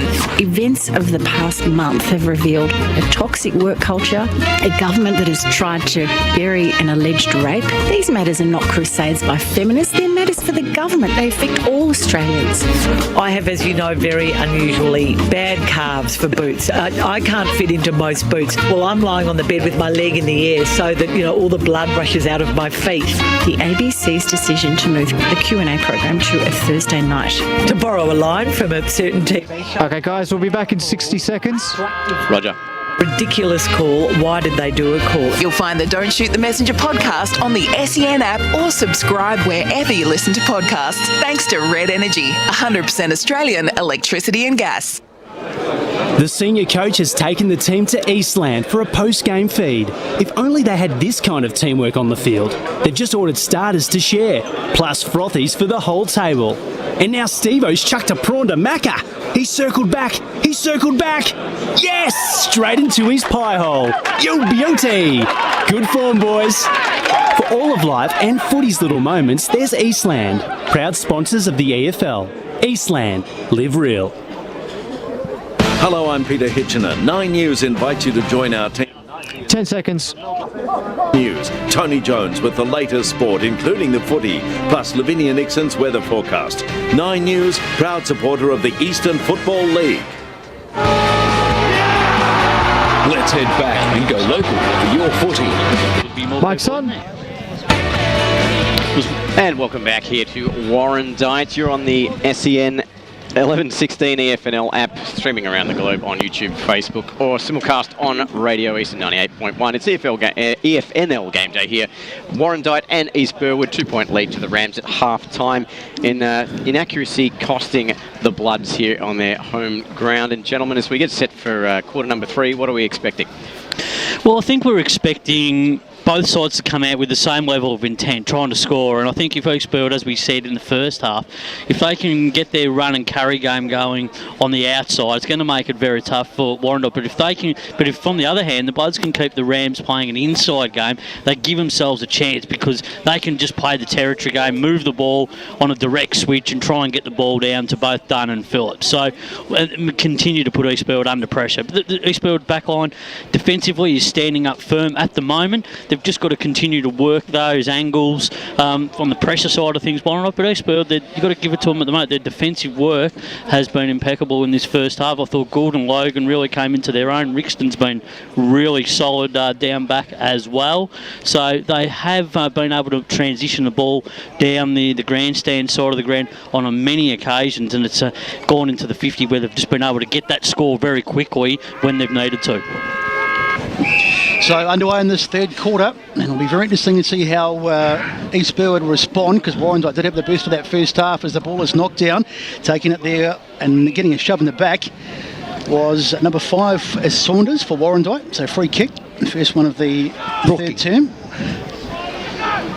And so here's the kick from Saunders, taking a bit of a while. Eventually launches it inside 50, going long. Oh, Mark should have been taken there, put down by Phillips. He's had a few opportunities, a few nearly moments. Ball socket off the ground. Who's going to get there first? Going back, I think it was Mariani trying to dive on the ball, and it's been wrapped up there. So they've done the job, East Burwood, for the moment. Although it spills out and very nearly cost them, and it's gone through for a minor score. I think it's coming back. Coming back, we are. The umpire's whistle is gone. So it looks like we're going to have to get the side screen out here at the edge of the commentary box for the monitors as the kick comes in towards half forward, taken there by Thompson. Couldn't take it cleanly. Got one up high there, did Grender, and we'll have a ball up. They have to coming out left arm over the wicket there, Besto, I think, in position as the ball comes out now. Poked forward there by Thompson. Couldn't get it cleanly. Warrandyte trying to pump this one back in here. Mitch Buckley, his kick onto the right boot, trying to juggle that one there was Hodgson, couldn't take it, and Max Wills ends up with the footy, and we'll have yet another ball up. Been good down back, Wills, at times. Yeah, definitely say in the top 3 for East Burwood this afternoon. As the ball comes in loose in front of the goal square, and they put it straight through. That's Josh Myers. Gets a quick one now here for the Bloods, and they get a good start here in this third term. They jump out to 4-12-36, leading East Burwood 5-2-32. We've played 1:45 on the Bendigo Bank scoreboard. Yeah, some good play there, by the Bloods. Have just at that stoppage once again. Yes. Looked like a little bit of a set play, just not too dissimilar to one of the goals early in that second term. Yeah, and he took the advantage. He kicked the ball off the ground, didn't try and pick it up, and it went through for a goal. So a great start for Warrandyte. You'd have to say they're probably worth their lead as well after the events of the first term. And back in the middle. Just waiting for the umpire to ball it up in beautiful sunshine out here. And to Warrandyte, it really is a picture-perfect day. As the ball goes up, it was Hayton who got the tap down.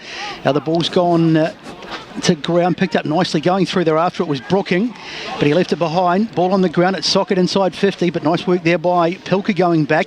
Pilker's kick out towards Simon Ella, but he couldn't take it. Wheeling around there, and Warrandyte have taken possession again. There's Phillips going for a little burst. Richardson it was, sorry, gets the kick inside 50, almost. And it's been taken there by Myers. So Myers will go back. It's too far out to score, you would think. In fact, he's going to have a shot, though. Yeah, he'll need a real good leg on him, I think. He's just on that 50-metre mark, which is only 40 anyway, so he just about kicked this, I reckon. You put that one through, Ray, would you, on your left? Oh, I reckon. So here comes the kick, and it's looking not too bad. He might have the legs. It's there, beautiful kick. Never mind about too far out. Myers puts it through for his second. That's a superb kick, and Warrandyte get their second of the quarter, and they jump out to a 10-point lead. 42 plays 32 on the Bendigo Bank scoreboard. Myers has jumped out of the half-time break. 2 goals in a couple of minutes, so that's what Warrandyte needed. Let's cross down boundary side to BWS. Well, it's Tyson again. Sorry, mate. From that distance. BWS and Matt both called it. The first 10 minutes of this quarter is going to be a real big telltale in the rest of this game. Scary signs for East Burwood looking at the start of this third quarter. Just got to get a hand on ball in this stoppage here, the Rams. Right, yeah. I was going to say that last Josh Myers ball signed ball after the game to Ray Baird. As that one goes in underneath, then we'll have a ball up. Good contender too for the Tobin Brothers funeral goal of the day, boys, too, as well. There's a few so far. Yep. After plenty to choose from come the end of the game as the ball is tossed up yet again. Hanlon wins the rucking contest. Loose footy. It's just poked forward now here for Warrandyte. Not going anywhere thanks to the tackle of Logan. There was Richardson, and we'll have a ball up right. Talking about goals of the day, boys, I go past the first couple minutes of the play, that Lewis goal need up this end. That was a ripper. Absolutely, as we'll have yet another ball up. Looks like we've got a free kick resulting out of that in the back. And looks like it's going to go to Tout. He plays on quickly, looking for the lead there of Johnston, and he's taken it almost at ground level. And, well, Warrandyte coming out swinging here at the start of this third term, and they'll line up for their third shot in just as many minutes. Slight angle, 45 in front. Yeah, they're off to a good start in this third term. Warrandyte, East Burwood really got to get the momentum back on their terms. So Johnston hasn't got one this afternoon. Look, he's got 4 on the year. Looking for his potential 5th. His kick off the right. Oh, that's as clean as a whistle. Easy as you like there for Johnston. He's got his first of the afternoon. And that's another one there for the Warrandyte Football Club. And they extend their lead. 6-12-48. East Burwood 5-2-32, 5.5 gone here on the Bendigo Bank scoreboard. Worrying signs for East Burwood, Spider. They've got to get that clearance out of the middle. It's so important. Yeah, well, they haven't had their hands on the ball. They just haven't been able to do anything in this first couple of minutes of the quarter. Really important. Even when the big man has tapped it down, Warrandyte Smalls have been able to take the ball away. They have. That was far too easy, that last clearance. So really worrying signs now for the Rams. That's the third goal of this quarter, and they've jumped Warrandyte have jumped out to a 16-point lead. They try and sock it out of the middle, and that'll be a ball up. In the middle of the ground, they well worth their lead, Warrandyte, though, you'd have to say. They've come out firing in this third quarter. We thought East Burwood needed to start well, but they haven't. And now they've got it all to do as the ball goes up in the middle. Challenging ruck kick contest. It was Hanlon who won it. Getting up ahead of the big-bodied Hayton. I think the ball goes to ground, and umpire says we'll have a secondary ball up.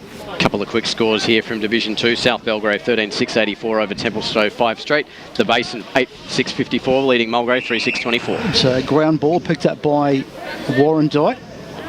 Hodgson it was, but the umpire says we could be here all day as he throws it up again. It's Hanlon who gets the knockdown, and they're looking for it was Hodgson again, but they managed to get it forward off the boot. It's a bit scrappy, but it may well work out. Chasing it is Middleton. His big long legs, tries to get his hands on it, can't do.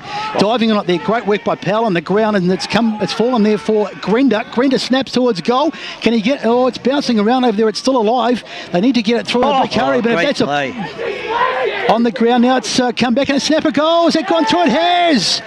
It's Barlow. Another one of those opportunist goals. It was an incredibly messy situation. Barlow's got his third of the day. Ball on the ground as we watch the replay, and you can see that with players and bodies lying all over. The ball actually sat in the goal square for just a couple of minutes by itself, and then it came back and a snap from Barlow, and it's gone through. And that's a much-needed goal for East Burwood as we go boundary side with Ben Warren Smith. That just shows that persistence pays off, doesn't it? And smart footballer, because he put himself in the right position 3 times on third time lucky to go over the goal umpire said. Yeah, it paid off, didn't it, BWS? I have to say that play by Verstegen, though, was almost a goal saver. That's putting your body on the line, the way he stopped that first one from going through. Absolute brilliance there, but unfortunately in a losing effort in terms of that goal, but plenty of footy left. Mariani burges through the pack, kicks out towards in front of our commentary position here on the centre wing as a one-on-one foot race ensues. Well done there by Powell, getting the hand pass out to Rakai. He kicks the hand pass out himself, and they go by hand now here, do the Bloods. Out goes Hodgson over the top, going to have to be quick as pursuing that footy. Taking it between the legs there was Kennedy, almost very stylishly, and well, we'll have a centre bounce just on the edge of the centre square, right in front of our commentary position. In go the ruck. Stafford lost that one out now here to Hayton out of the tap, but the Rams have the footy, looking for some options here as they kick it up towards the half-forward line in the Middleton direction. Oh, Mark. Great grab. And still about 60 from home, puts it onto the right boot, in towards the forward line. Plenty of players there. Should have taken that one, potentially Grender, but it comes down here to ground level, and players converge. We'll have a ball up directly in front, about 35. He was a little bit unlucky. Just got pushed underneath the ball at the last second as he went to take a bite of it. Middleton and Hayton. Hayton's doing some good ruck work. I'd just have to say he's probably been the dominant ruckman versus Stafford and Hanlon. And we'll have yet another ball up. Since we've played just a shade under 9 minutes here in quarter number 3, 6-12-48, Warrandyte lead East Burwood by 10 points. Ball fisted forward. And no one can really get a clean purchase on the footy. Yet another ball up will ensue. Hope you're enjoying the coverage wherever you're listening on the SEN EFNL Crystal Clear app. Simulcast on Radio Eastland 98.1 or streaming around the globe on YouTube or Facebook. Brilliantly taken off the draw there by Kennedy. He ran into trouble. Picked up off the deck by Grenda. Just goes wide. 1 point there for the Rams, and they reduced their margin by 1 point to 9. They are 6-3-39, trailing Warrandyte 6-12-48. We've played 9.5 on the Bendigo Bank scoreboard. So the Rams have addressed things nicely. They got a little bit of a shell shock at the start of the third quarter, but they've come back well, fighting their way back into the game. Now the ball off to White. White goes down the line. Nice mark taken there as Warrandyte start to get something forward. You can see the sun's a bit of an issue. There's Phillips. And Phillips goes down the line. It's bouncing around there for Brooking. Brooking wheels around onto the right foot and he goes inside 50, but that's not a great kick. And Stafford gets back and takes an uncontested mark in the back pocket. No problems at all.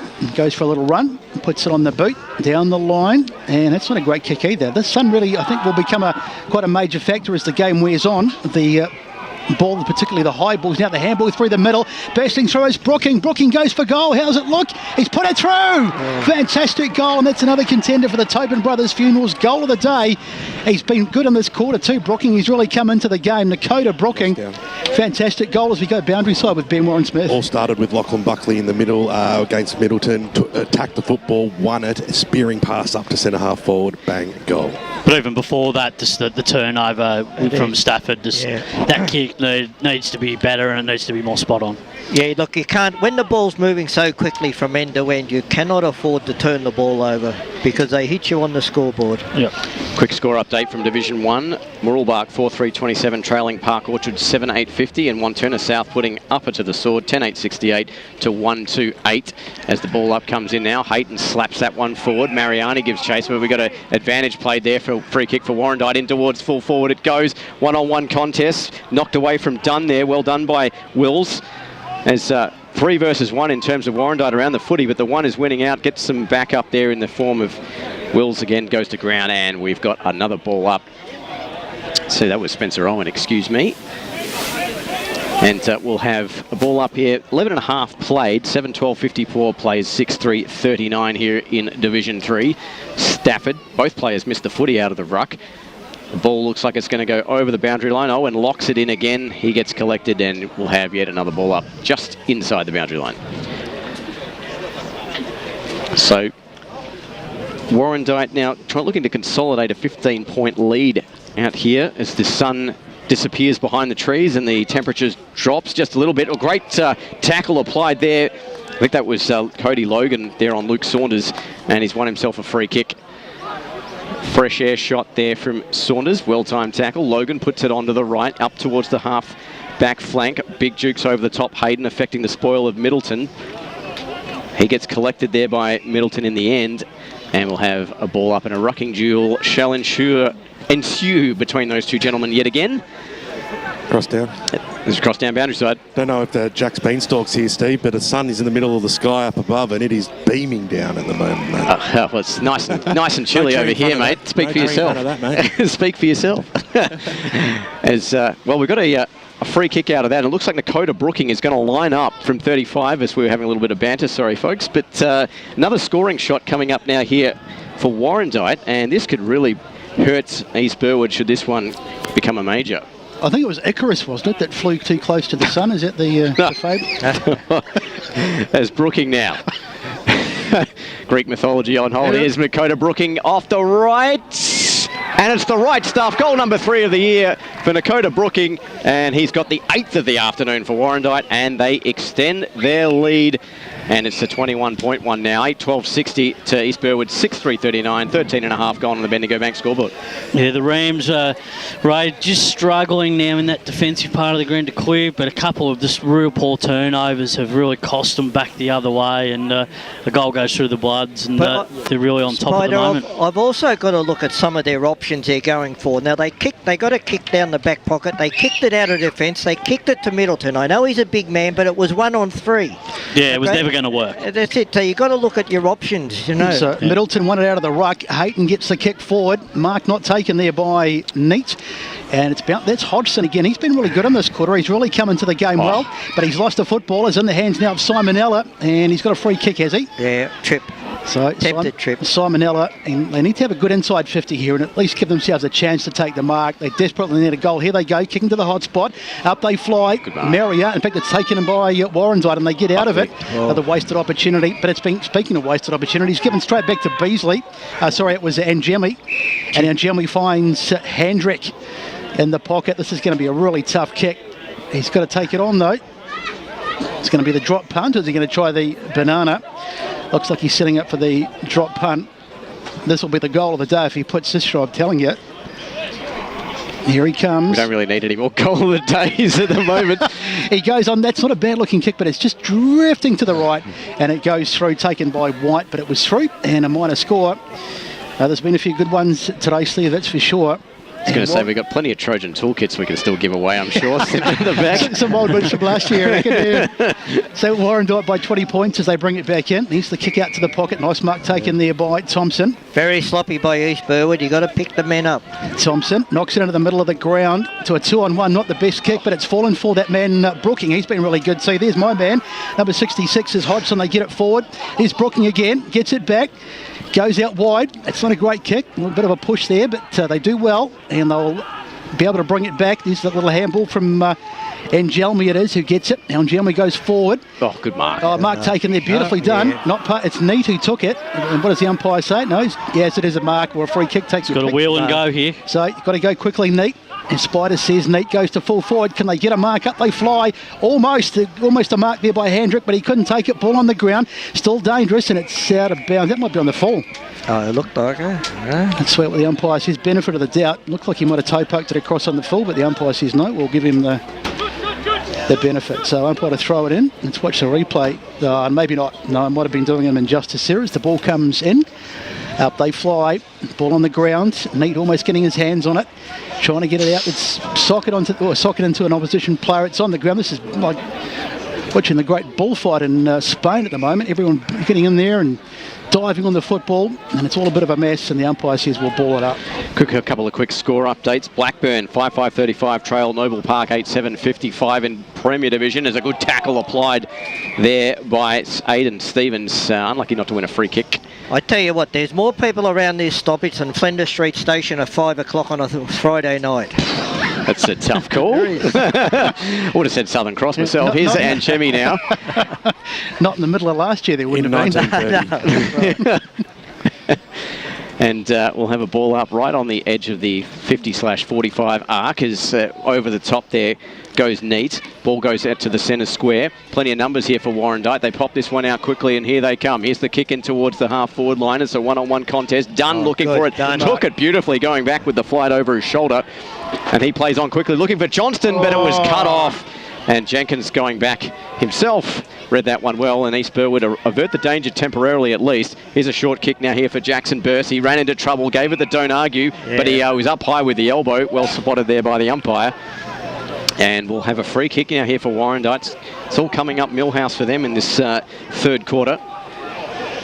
As Warrandyte now pumped this one in towards the forward line. Plenty of players there, but plenty of East Burwood players as well. And Jacob Pilker takes the mark, puts it onto the right boot. Intended target now here is Brett Handrick. He takes it, going back with the flight. And East Burwood just need to steady the ship as we go down boundary side. Now, Handrick is a dead set ringer for Lou Brown off Major League Manager. He takes it. Now here's a good kick by Grenda. Centering kick to Barlow. Can't take the mark. Rove there by Neat. Bounces past him. 3-on-1. Poked there by Barlow. Only Andrew White in front of him. And we're going to get a free kick anyway. And holding the man there against Barlow. He did well against three Warrandyte players. He did, and it was a great second effort too. He couldn't get disposed in the first one. He went back and tried to get the ball again. You'd like that, Whitey. I absolutely did. One of the best sports movies of all time. As Barlow will line up. Already coming got up for his fourth for the day. Yeah. So Barlow directly in front. Let's hope he's no Rick Wild thing Vaughan and this goes all over the place. 8-12-60, 20-point lead. This to close it now here to 14 points. Barlow puts it on the left, does not miss. And that's the seventh of the afternoon for East Burwood. They move to 7-4-46, trailing Warrandyte 8-12-60. We've played 19 minutes. Let's cross boundary side. I'll tell you what, it was a really brave kick. There was a very, very big audience of the Warrandyte crew sitting on the back of their utes down here, hoping for the absolute opposite result to what he just got. So it was nice to see a little silencer to that crowd who was starting to get a bit rowdy, a bit arrogant, I thought. I hope they don't hear that. You might not get out here alive, Tyson. Yeah, don't tell them, and you boys are escorting me out. Is that still the deal? I think the umpire escorts have got their hands full enough, mate. So suddenly in the blink of an eye, Barlow's got 4 goals to go with the 8 that he's kicked in the last 2 weeks. So he was a bit quiet early, but he's really come back into the game. Little handball out there from Saunders. Now they go forward. That's not a great kick. And they'll rebound off half-back, they being East Burwood. The Rams, he trailed by 14 at the moment. Still hanging around, but you just get the feeling that Warrandyte are in control of this game. That's a good mark too. Good mark. Taken there by East Burwood. They go inside 50. The kick. Now who's going to get on the end of this one? Almost a mark there. It's spilled towards the boundary. Looking for the free kick, but it's not going to come. Barlow it was. He was trying to get hands on it and go back to have a shot for his 5th. We just sense there's a little bit of change of momentum going in East Burwood's favour at the moment. Very slightly, Ray, I think, at the moment. And so umpire to throw it in as the sun beats down here. That's won nicely by Hayton. It's come out for Warrandyte and they get it clear, but only into the middle of the ground. Mark taken there nicely by Bursey. Bursey wheels onto the left, goes long, trying to find a target, but it's a 2-on-1 down there. Not much chance of getting hands to that one, but beautifully picked up. A good fortune there by Stevens. He gets a handball off. Now they poke it back down the line, but that's not a great kick, and it's going to go. No, it's still in over there. Little underground handball trying to find Simonella, but he's run out of room on that far side, and we'll have the throw in. So we've had, just over 20 minutes, so we're into time on this third quarter, and the Rams haven't made a lot of headway on the scoreboard. They still trail by 14, but they're still in this if they're good enough. Here's the throw-in. Knocked down by Hendrick it was, who was in the ruck that time. Ball knocked forward, but it's a good kick. It's been cut off there by Pilker. Pilker goes inside 50. Now can they get the mark? Yes, almost. Sock it off the ground. If this goes through, this will be a miracle, but it's not going to. 22 there is Beasley. Handball off. Now he gets a little short kick out to the back pocket, but that's going to take some stopping, and it's gone out of bounds. So all a bit untidy. That would have been some. Imagine if that had gone through, boys. That would have been a goal and a half, wouldn't it? We have to get more Trojan toolkits. Right. Waverley Blues, just a quick score update. 11-11-77 over Fair Park, 2-10-22. An absolute shellacking out, developing out there. Here's Middleton now, takes it with both. Duke puts it onto the left, looking for Grender. Got punched away from him, taken out of midair there by Tout. He gets dragged to the ground, and we'll have another ball up. Another score, last score we have from Scoresby and Whitehorse. Scoresby 6-4-40 leading Whitehorse solitary behind, and Donvale 5-2-32 trailing Glen Waverley 3-6-24. Keep the scores coming in because I'm sure that one was at least a quarter old as this one moved in, and Grender takes his man down, and we'll have another ball up. One thing I like is the way the East Burwood forwards, they're fighting to hold the ball inside pressure, that 50. Their pressure in the last 5 to 10 minutes has been really positive. Always brings a smile to the coach's face when your forwards are working. Yep. So Hayton wins the tap, taken with both jukes there by Hendrick, just couldn't get it out cleanly, and looks like we've got a free kick coming the way here of Hayton as Hendrick just threw the footy away. And coming out now here is Andrew White. His kick out towards the wing. And good jukes there from Phillips, taking a mark. At least a good 60 metres from his natural habitat, the forward line. Puts it back to White, back from whence it came. He puts it back onto the left boot, up now towards the half forward line. Middleton has the front spot, couldn't take it, but took it on the bounce. Got a hand pass out now here to his teammate in Jenkins. Goes over the top to Rixton, puts it onto the left, in towards half forward. Neats there, takes it on the bounce, did well. Out to Simonella, shakes one tackle, shakes another one, puts it onto the right boot. High up and under there, sitting there underneath it, couldn't take it, could Grendel. And down to the ground it goes, and well, that deserved a mark to finish off that transition. Let's go boundary side. I tell you what, the tension down here is getting a little bit thick. I don't want to be the bearer of bad news, but it's got a real feel of we want to have a fight about it. So hey, keep this peeled. 3/4 time siren might come at a really nice time. And that's only between you and BWS. As Mariani's kick was smothered, that wasn't 10 metres. You'd have to be absolutely joking. Sorry, mate. That's And that's going to be a ball up. As a Sydney supporter, I reckon that went the distance. All 3 metres. All right, here's the ball up right on the edge of the arc. Handrick fisted over the top by Hayton. Well taken by Anjemi, roving the pack, swinging around onto the right boot. Grander's down there, so's Barlow. Neither of them can take it. It's swatted over the line beautifully there by Beasley. We'll have a boundary throw in the forward pocket here for Warrandyte, from East Burwood. I think Tyson's looking for a couple of bodyguards. We haven't got any spare, mate. Sorry, you'll have to battle it out on your own. Well, at least he does have the sunnies to hide the black eyes. So. Yes, here it comes in. The big man Hayden gets an uncontested tap in there, knocks it down. Cries of holding the ball, but I think he's paid it. Oh, that's... he's given, I think it was a high tackle because it certainly wasn't holding the ball. Cross down. Let's go down to BWS. He's paid holding the man there, which is completely the wrong call. You dropped the football there. That should have been a free kick to East Burwood. We had a perfect angle for it on this side. Thank you, mate. Lachlan Buckley, the recipient of this free kick, he has been fantastic down back for Warrandyte today. He's done a great job. So it is Buckley who takes the kick, sends it down the line. Mark taken over there, ripper too, in front of his opponent.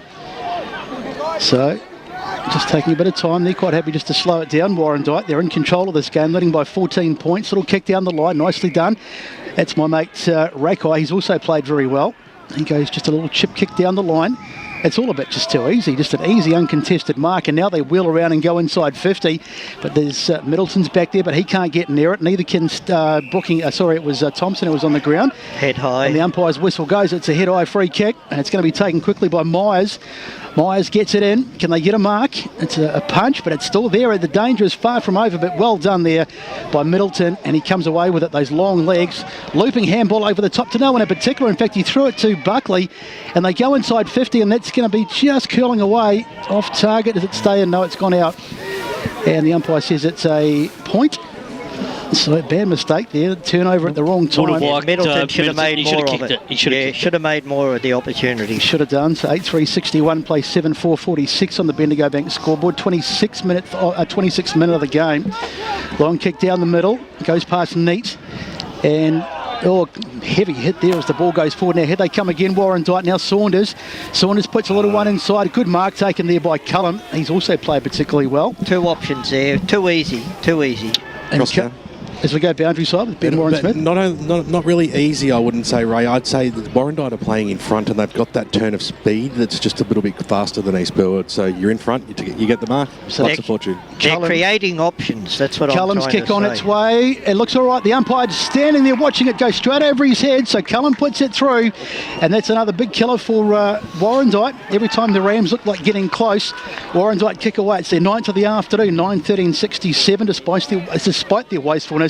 Lead 7-4-46 on the Bendigo Bank scoreboard. Yeah, just a couple of poor turnovers from the Rams when they're coming out of defence. So you've got to kick along on this sort of ground. Handballs are not what's required at this point in time in the game. They can be too costly. 3/4 time score update. South Croydon 9-10-64. Double the score of Doncaster East 4-8-32. An interesting score in Division 4. Sylvan 7-10-52. Kilsyth 7-6-48. Okay. Just a 4-point margin out there. Here's Hayton. He wins the tap. And Jemmy tried to burst through the pack. Mariani does so. Gets it onto the right. Looking for a target. Almost took it one-handed there, did Kennedy for Warrandyte. But the siren will beat all comers in an entertaining quarter of footy, but Warrandyte reaching the ascendancy and coming from behind. 9-13-67. They lead East Burwood 7-4-46. Goal kickers for Warrandyte. Buckley with 2, Brooking with 2, Myers with 2, singles to Johnston, Towton, Cullum. And for East Burwood, Lewis Neat with 1, Middleton with 1, Mariani with 1, and Barlow with 4. Well, the stage is set for an entertaining 4th quarter, and we'll be back right after this to break it down. It's EFNL Game Day here on SEN. Alright, thanks for that, guys. Another 4 minutes, and then we'll be back again. Can't lay a tackle. What was the seniors coach going to do? Jono surprised himself and everyone else. The spray he gave the boys at halftime worked. Well, he did finish it by saying he'd shout him a post-game feed and frothies at Eastland if they won. For all of life and footy's little moments, there's Eastland. Proud sponsors of the EFL. Eastland. Live real. Sprained your ankle, bursting through the banner? Broke a finger, high-fiving the ruckman? Or did you run into the goal post again? For bumps, breaks or bleeds, be seen sooner, close to home at Knox Private 24/7 Emergency Department. The preferred provider of emergency care to the Eastern Football Netball League, you'll generally experience shorter wait times. You don't need private health, but there is an out-of-pocket fee. Be seen sooner, close to home at Knox Private 24/7 Emergency Department, 262 Mountain Highway, Wanturna. At Yarra Valley Water, we know reducing your shower time, or for some people, show time, to 4 minutes can save you an average of $255 a year on water and energy bills. Save the performance for the stage. Shower shorter. Save water. Do you feel good about your bank? Because there is a bank you can feel good about. They share their profits to fund big community projects, small community clubs, and vital emergency services. They've given $250 million to help Australian communities thrive. They have all the products and tech you expect from a big bank, with service you don't. It's Bendigo Bank. Feel good about who you bank with. Try Bendigo. Search bendigobank.com.au or search Bendigo Bank near me. Hello, I'm Peter Hitchener. 9 News invites you to join our team nightly at 6 for Melbourne's #1 news. Tony Jones with the latest sport, including the footy, plus Lavinia Nixon's weather forecast. 9 News, proud supporter of the Eastern Football League. You've all been to funerals of family members or friends, right? Do you start thinking about what you would want at your funeral? It's a bit like when you go to a wedding. That's At what stage do you start planning? Have an open and honest conversation with your loved ones. Celebrate your life the way you want, like I did with a fixed price funeral plan from Tobin Brothers Funerals. The price doesn't change and your life will be celebrated your way. Find out more at tobinbrothers.com.au. Tobin Brothers Funerals, celebrating lives.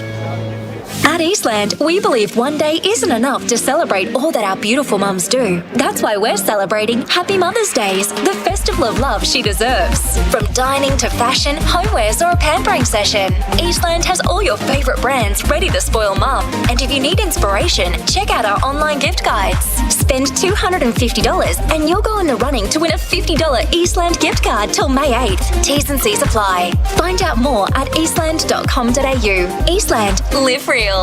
Okay, guys, we're back in 60 seconds from now. Ankle bursting through the banner? Broke a finger high-fiving the ruckman? Or did you run into the goal post again? For bumps, breaks or bleeds, be seen sooner, close to home at Knox Private 24/7 Emergency Department. The preferred provider of emergency care to the Eastern Football Netball League, you'll generally experience shorter wait times. You don't need private health, but there is an out-of-pocket fee. Be seen sooner, close to home at Knox Private 24/7 Emergency Department, 262 Mountain Highway, Wanturna.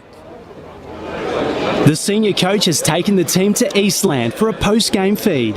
If only they had this kind of teamwork on the field. They've just ordered starters to share, plus frothies for the whole table. And now Steve-O's chucked a prawn to Macca. He circled back. Yes! Straight into it. 10 seconds. Good form, boys. For all of life and footy's little moments, there's Eastland. Proud sponsors of the EFL. Eastland. Live real. Let's head back and go local for your footy. Mike's on. And welcome back here to EFNL Game Day here on SEN or simulcast on Radio Eastern 98.1, streaming around the globe on YouTube or Facebook. It's Warrandyte, 9:13:67, leading East Burwood 7-4-46 at three-quarter time. Updated score coming in from Division 2. The Basin 8-8-56, lead Mulgrave 3-8-26. No further updated score. South Belgrave last updated score from half-time, 13-6-84. Templestowe 5 straight 30. Keep those scores coming in across the Eastern Football League as we have 1 quarter to go out here, gentlemen, and looking forward to an entertaining fourth quarter, Spider. Boundary. And I think the responses will go after head down to Boundary. Let's go boundary side to Tyson Popstone. Guys, with the coach of Warrandyte, Paul Donner, who just caught up after the three-quarter time message, mate, really strong start to that third quarter. What went right for the rest of the quarter after that, in your opinion?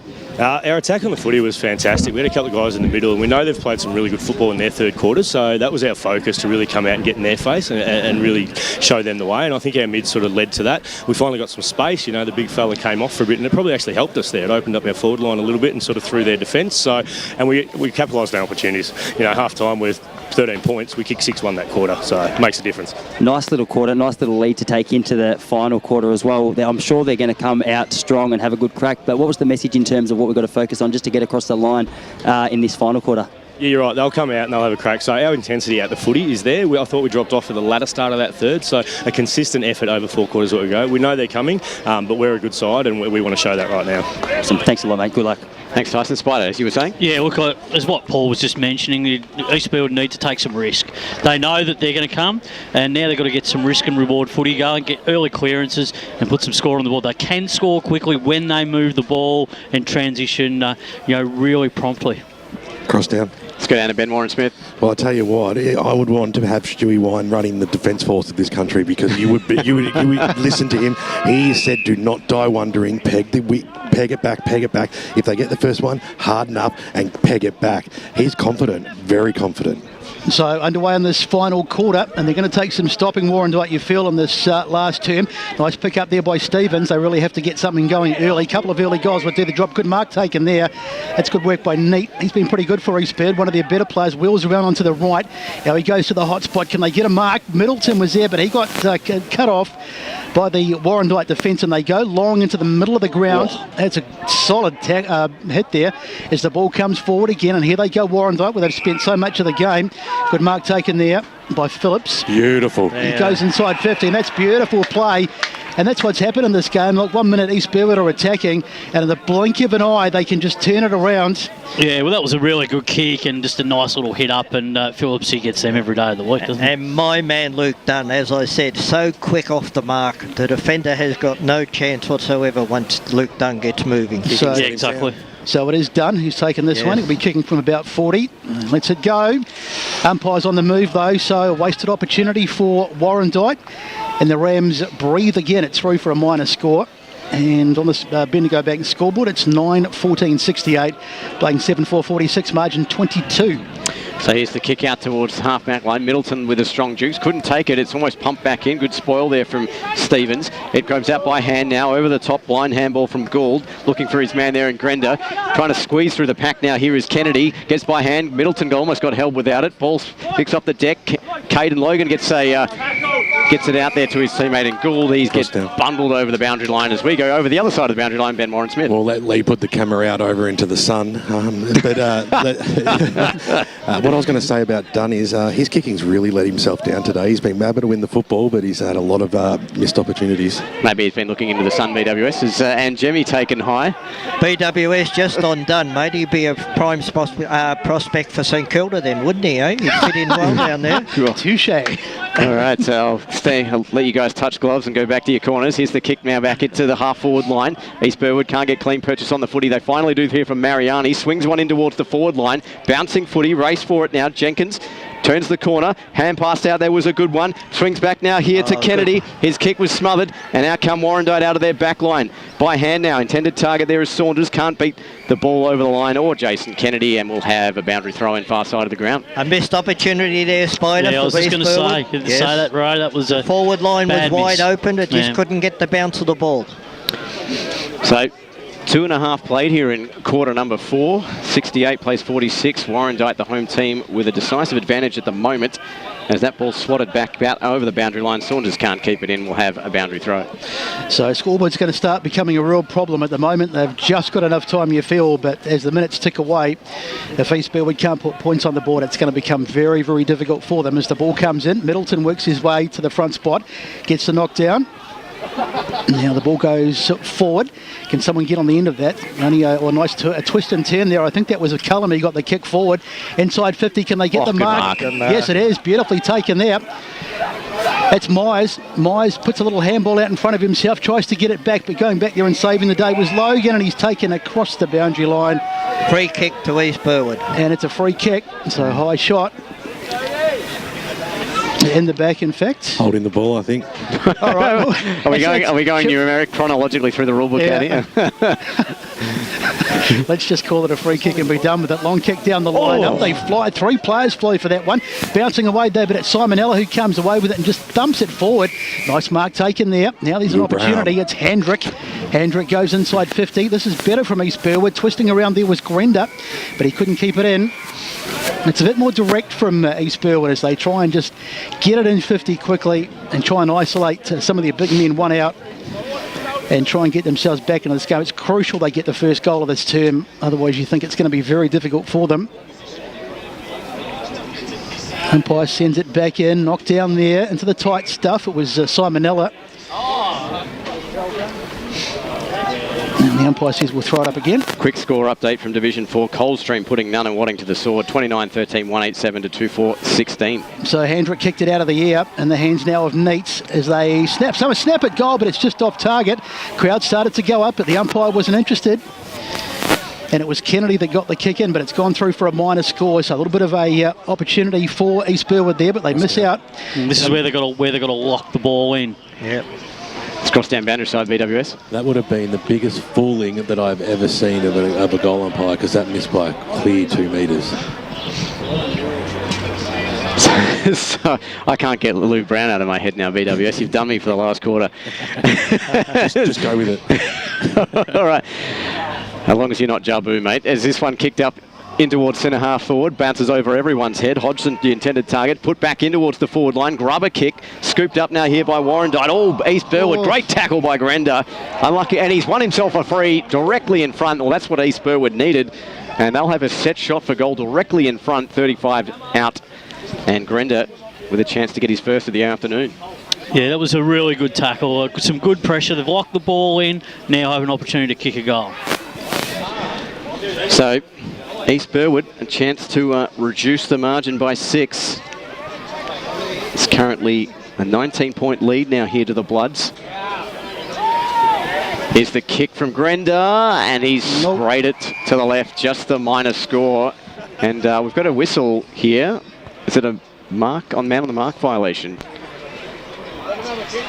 Looks like he's going to get another shot at it. Is it 25? Yeah, it's 25. Yeah, I think it was. I think the man on the mark moved. So this is going to. It's going to be a certainty. Yeah, this has to be a certainty.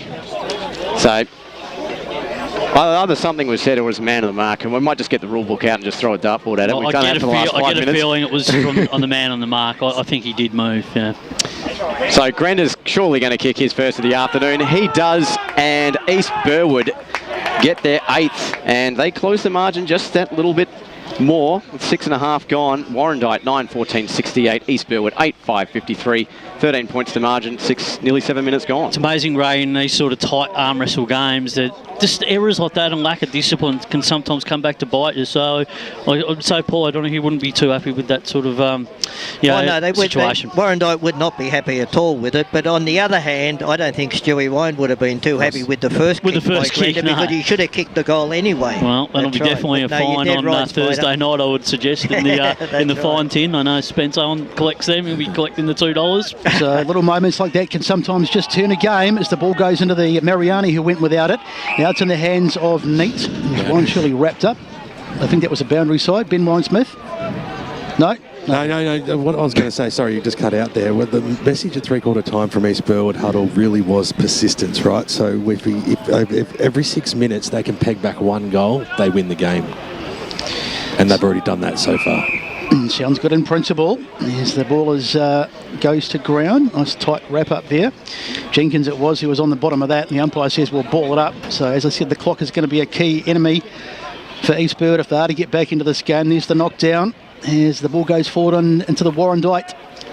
Forward 50, knocked away there by Phillips, chasing out towards the boundary. In fact, that is Hanlon going towards the boundary. In fact, it's Richardson, going towards the boundary, and he gets taken across. I think Al would have been teaching his son from an early age the defensive mechanisms in the backyard. That's right. That one, that looked very professional, like a Richardson. That's right. Quick score update from Division 1. Park Orchards 14-13-97, all over Murrelbach 5-3-33. And so uncontested hit out there from Middleton as East Burwood try and get their hands on the ball. It's over on that far side again, and good strong tackle made there by Pilker, and the umpire says we'll throw it up again. Play just starting to slow down here. Maybe a little bit of fatigue starting to set in. It'll be quite warm out there too, I imagine, with the sun beating down for most of the afternoon. I've lost 3 kilos in this sun. So, umpire to throw it up. Off it goes. Working his way to the front spot there and getting the head out was Hayton, but it's back into the contest again. And umpire says we'll throw it up again. A couple of quick Premier Division scores. Sorry, Noble Park 11-7-73, leading Blackbird 9-8-62 Besto, and Doncaster 9-9-63, leading Berwick 7-7-49. Thanks, Stevie. As the ball goes inside 50, and it's Jenkins who gets the kick forward, but they need to get it to the other end, East Burwood. All these stoppages and wasting the time really isn't doing them a lot of good, as Angelmi gets a handball across the far side of the ground and it's out of bounds. So Warrandyte will be quite happy with this. It's all just stop-start, a lot of stoppages, just running the clock down. They don't really have to score anymore. They lead by 15 points. Yeah, I still think they're going to have to kick another one to win. Yeah, I agree, Spider. They need one. Goes. Not saying they didn't want another one. I said they don't have to, but you're quite right, boys. I completely agree with you. Absolutely. So they get out of the tight stuff. That was Mariani. Hasn't had the busiest game today as they go inside 50. A floaty old kick. Can someone get on the end of that? It's gone away. And, getting back and just getting his hands on it there. And there's a whistle. And the throw. It's a throw. He paid a throw against the big man. Someone yelling, how can you see that from 100 metres away down the bottom? Lou Brown not happy with the pitching there. Decided to show it himself as Dib takes the mark here just inside the forward 40. Here's the kick in short. Intended target there was Richardson, and that will be a free kick to Warrandyte. Richardson got one up high. He goes by hand. Quick kick in towards the middle of the ground. Saunders went over his head, and a foot race ensues. Warrandyte have numbers, but the ball ends up in East Burwood hands. Good tackle applied on Jenkins, and we'll have a ball up in the centre of the ground. Important stoppage here, boys, I think. Just got to, if East Burwood can lock this one up and then create something, give themselves a chance to score. Middleton doing the rucking, wins that one against Hayton, but he got the secondary knock out of the ruck, and the umpire says give it straight back to me. We've progressed all of 2 metres as we got a free kick downfield. Yeah, the umpire off the ball paid the free kick. Yeah, I'm not sure who that was, but that was 2. Yeah. So Warrandyte with a free kick. That's one East Burwood will rue if they capitalise off this. Here's the kick now here from Hodgson in towards the forward line. Great mark going back with it by Wills. And he's been one of the stars for East Burwood this afternoon.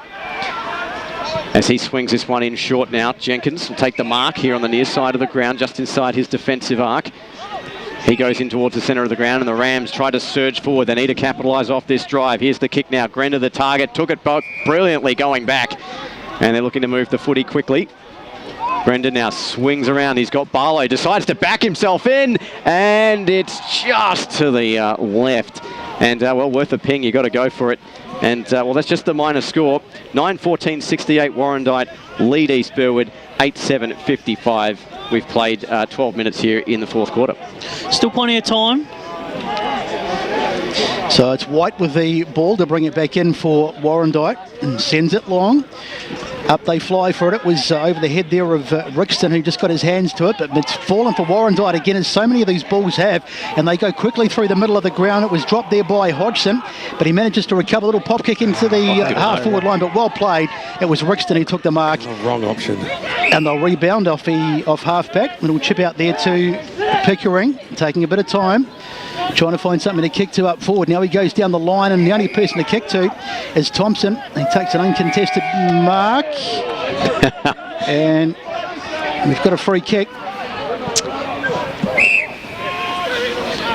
So Jenkins it'll be. In fact, no, sorry, it's Neat who will have the free kick for East Burwood. Cross down. Let's go down the boundary side of Ben Warren Smith. I just want the umpires to make sure that they don't just blow the whistle every second of this quarter, because there's been a lot of free kicks paid so far. Let the game go.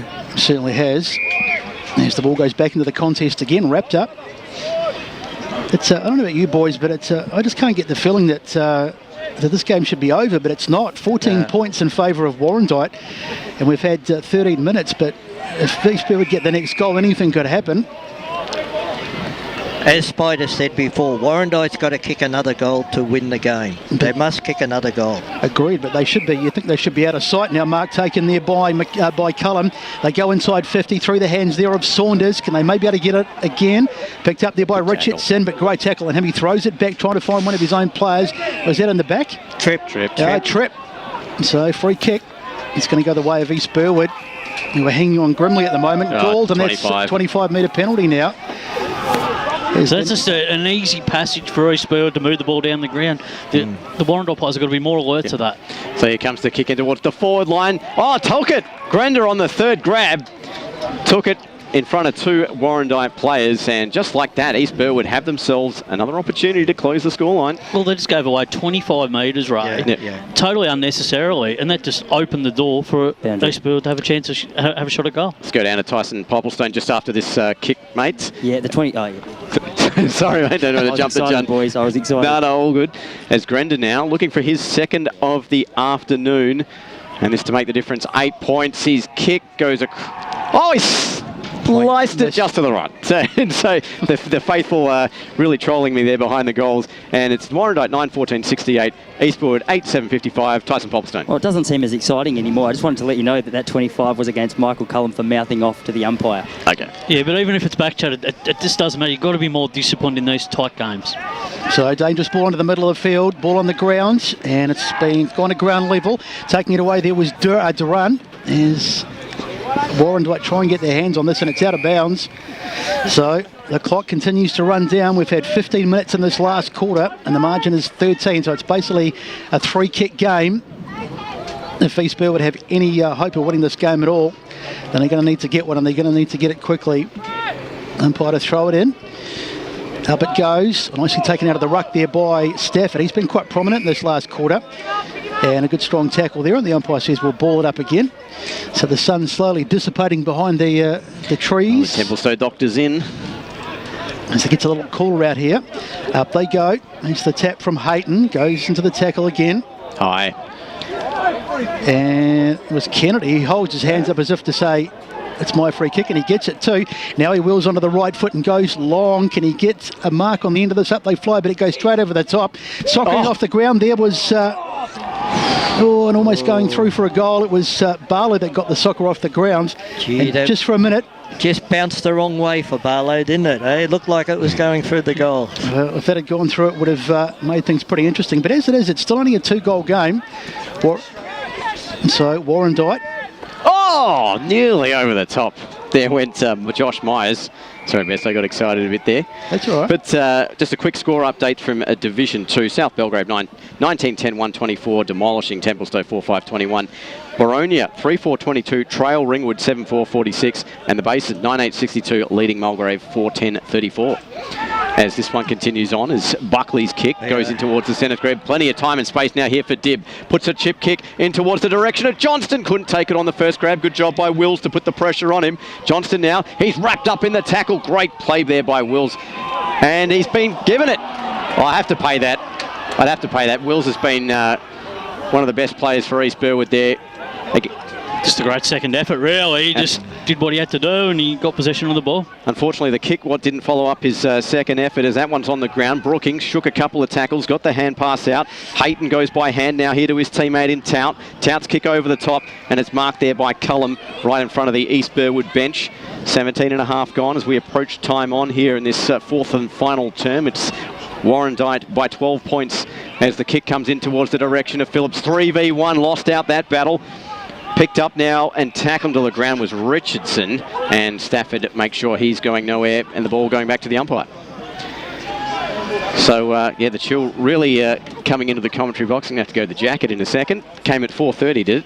It's a little later than expected. There's a dribbling ball now. Dibb gets great tackle applied there as Dibb was coasting into goal, and great second effort there from Jackson Bursey, and we'll have a ball up 10 metres out. 18 minutes gone, 12 points the margin here. Division 3 into the ruck. Stafford. No one can get clean purchase of it. East Burwood trying to force this out. Here's Racky. He Shakes one tackle, shakes two, maybe shakes a third, gives a hand pass out. Oh, dropped it at the crucial juncture. Did Warrandyte. Hand pass now out to the back. Here's Hayton, a short chip pass across, and an easy mark taken there for Jordan Powell. Go back and kick a goal. Yep, he's going to back himself. Cover yourself in glory. Oh, gee, don't start low. Start low, Ray. As, Jordan Powell, speaking of which, he hasn't scored one all season, so he'd love one, and so would Warrandyte right about now. East Burwood's got to be very careful here. There's not a short. Absolutely. Sometimes you can be too conscious. Everyone back on the goal line. Go short. So Powell, kick from just outside the arc. No breeze to speak of. Puts it onto the right. Well, it looks like it's got the carry, not the accuracy, though. It's going to drift to the right, and it's touched through for a minor score. Warrandyte just add the 1 point, but a handy one. 9:15.69. They lead East Burwood 8:56 as we approach the 20-minute mark here in this fourth and final term. This is where they've got to take the ball, transition the ball coast to coast here, the Rams. Got to go down the corridor. No mucking about. As Steve White said, it is a handy point because it makes it more than a two-kick game now as the ball goes down the middle through the hands of Middleton, but it's fallen nicely, and here's an opportunity as Grenda goes inside. He's been good in this last quarter. The bounce sits there. Trying to get his hands on it was Barlow. Couldn't do so. Beckett comes into the tight stuff. Barlow, in fact, it's Barlow making the tackle now. And the umpire says holding the ball. No, he threw it. They threw it, sorry, as a throw. So, free kick. A couple of little good periods there by Barlow. Contender for the play of the day. The Neverland the Sportsco play of the day. And he'll go back and have this shot. Now, if this goes through, we're looking at a 7-point game, and we've got, who knows how long there is to go because we're now under time on. Surely someone's going to kick straight today. It's been one of those days. And here he comes, Barlow. Gets it away. The umpire's got it there. He's kicked it. Barlow has kicked it. Now, I tell you what, it's back to a 7-point ball game, and we might have written them off a bit quick. The Rams back in contention. For Barlow. And 5 goals for Barlow. Yep, you're right. It's been a good performance, and the Rams are hanging in there, Ray. They are coming, and as we've said, Warrandyte have to kick that goal, and it just that's right. As I said early in the game, it's that sort of game where Warrandyte look like they're controlling the game, but East Burwood just get a goal, just stay in touch. Yeah, they've just chipped away, haven't they? They're within striking distance now. So, quick score update from Division 1. Croydon 6-7-43, lead Montrose 6-6-42, but it's 7 points the difference out here at Warrandyte. A quick kick there, smothered Stevens as digging for it was Pickering, diving in for the footy there. Bravely there was Durran, and will have a ball up just to the edge of the centre square. Attacking side of the ground here for Warrandyte, as they've conceded the lead at three-quarter time, but not entirely yet, as here comes the hand pass back. Verstegen pumps this one up high, up and under, in towards the forward line. Good spoil by Rixton. It might bounce fortuitously here for Cullen. Puts it onto the left, and that is 6. That's a major, and that's exactly what Warrandyte needed at this juncture of the game. And, well, that might just do it. There's still plenty of time left. Regardless, it's 10-15-75. East Burwood, 9-8-62. 22 minutes played here in the fourth and final term. Yeah, look, Warrandyte just worked the ball around the boundary and then moved the ball in and then capitalise and get a goal, Ray. So that's that was right, a good play. Look, a couple of lucky bounces there that went Warrandyte's way, but that's football. Exactly. That's right. So another contender for the Sportsco play of the day, and I tell you what, that could be pretty crucial because that might just about be it. It's going to be tough now for the Rams. They've still got time, but they're going to have to play the game pretty much perfectly from here. Back in the middle, they've got to start by winning this hit out. Middleton tries to take it out of the ruck. He does, but they'll be holding the ball, surely. Yep. Trying to take the tacklers on. There were 2 of them, Middleton. He's not the biggest man physically. He's tall, but not all that physical. As mark taken there by Hodgson. He'd have to be in the votes this afternoon. They go forward towards... he's kicked it! It's gone through! How on earth did that happen? I think that might trump everybody for the goal of the day. The Tobin brothers goal of the day. Tell you what, you're not going to get any better than that at this stage of the game. That was a fantastic I tell you what, there's a fair bit of luck in that, but who cares? Look, he's marked the ball outside the forward 50. He's made the most of it. He's run as far as he can. He's kicked the ball. It's gone past everybody and rolled through for a goal. It's just one of those fortune. Things. Yeah, look, you got to give him credit. He had a go. He took the risk and got the reward. That's right. But in terms of what Middleton did too, he tried to take a risk too. Unfortunately, it didn't pay off for them. And then on the rebound, it was a goal. Let's kick this guy out there, Warren Smith. Well, we're feeling safe now. We're walking over towards the cheer squad. Unescorted. You take your own risk out here in Warrandyte, mate. I've heard some stories. We'll be crossing down to Tyson pretty soon once we're in amongst it. All right, here's Mariani's kick in towards the forward line for East Burwood, but it's all Warrandyte, and a good strong mark over the top there by Powell. He steadies the ship, puts it back onto the right boot. Intended target Johnston. Might take it one-handed. No, he won't. And over the boundary line she goes. And two crucial goals there for Warrandyte in as many minutes. And they have hand and four fingers on the chocolates here this afternoon. 24 minutes played in time on in this fourth quarter. Wrestle off the draw, and it looks like Middleton might get the free kick. No, it's going to go to Hayton.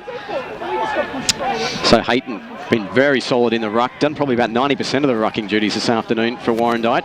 Indecisive, but then eventually puts it onto the right boot. One-on-one contest. There's Cullum, the goal kicker from a couple of minutes ago, did well but ran out of real estate, and we'll have a boundary throw in on the half-forward line here for Warrandyte.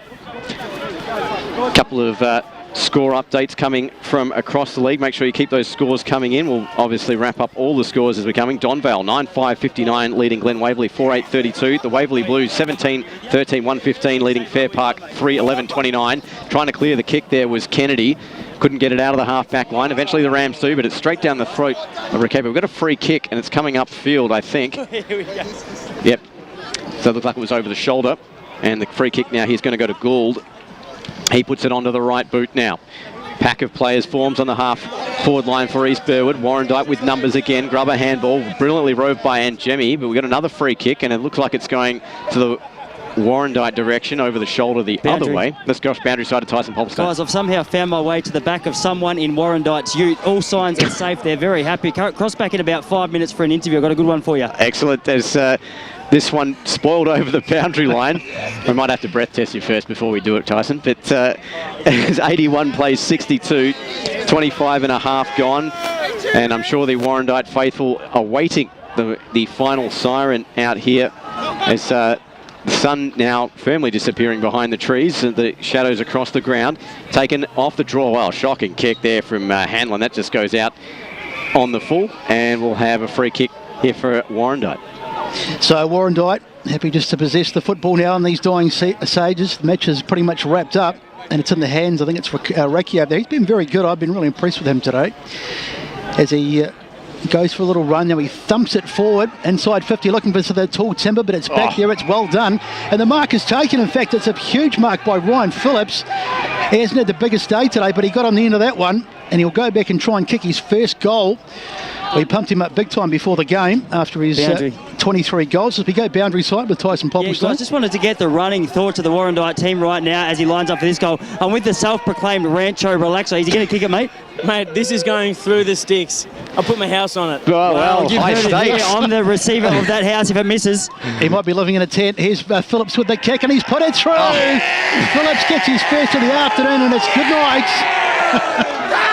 The Warrandyte faithful are pretty happy about it too, I think. Word on the street is Rancho Relaxo knows his goal kickers. There was not an ounce of doubt in his mind with that, and I reckon he's just got a whole lot of love from this crew around here. He's backed himself in as a really good potential for our team next year. Well, there goes your house, Tyson. I hope Mum and Dad weren't the guarantors. Yeah, I'm renting anyway, so I'm not too fussed. Well, there you go. Touche. Goal number 24 for the season for Ryan Phillips. Hasn't had the biggest day in front of the sticks today, but he's kicked the sealer here. But what Warrandyte had done with him, he played most of the game at centre half forward. He's out there right now as well, you know, so he hasn't actually been in the goal square for the whole game. No, and they pushed him out because of the congestion earlier in the game, just to open up the game. Yeah. So Hayton wins the tap out of the middle. Whistle goes. There can't be long to play with 27 and a half minutes into this final quarter. They're trying to get done his 200th game. And up it goes. So let's hope we can get one more down. Just nicely there by Hanlon. He's been good. Sorry, Steve. No, you're good. In the hands of Recchi. I'm sure he's going to watch back the 200. Sorry, it's Brooking. And Brooking now. So, just waiting now for the umpire to throw it up. Siren is imminent as Hanlon gets the tap down, knocks it forward, bouncing around down there, chasing it through is Verstegen. Yeah, they've got it off half back and they swing it out. Now picked up there by Racky, I think it is, who gets the handball over there. That's Brooking. Brooking goes for a little run, puts it up. Here's an opportunity now as they can go inside 50, but the handball's a shocker and they may still work out for them. They don't hang up the phone just yet. That's in the back, I think. It's a free kick to East Burwood. So they were looking for one, but just a couple of errant handballs there as they go down the line, and that'll be another free kick. There's maybe some holding, I think. Quick score, Forest Hill 15-10, 100, Croydon North 7-2-44. So ball goes right down into the... it's getting a bit scrappy towards the back end of this game. Hendrick it was, he got caught. It's a free kick. So Warrandyte just spreading the ball across to half-back line, and there's the siren. And that is a richly deserved victory for Warrandyte. They've played the better footy today, and they've looked likely all day, and they finally got up on the scoreboard. Final score out here, it's 12-15, 87, 9-8, 62. The Warrandyte side have taken this out by 25 points. Steve White with the major goal kickers. Yeah, Warrandyte major goal kickers. 2 to Buckley, that's Mitch Buckley, 2 to Brooking, 1 to Johnston, 1 to Tout, 2 to Cullum, 2 to Myers, and singles to Ryan Phillips and Hodgson. And for East Burwood, Barlow with a bag with 5, Mariani, Middleton, Neat, and Grenda, each with 1.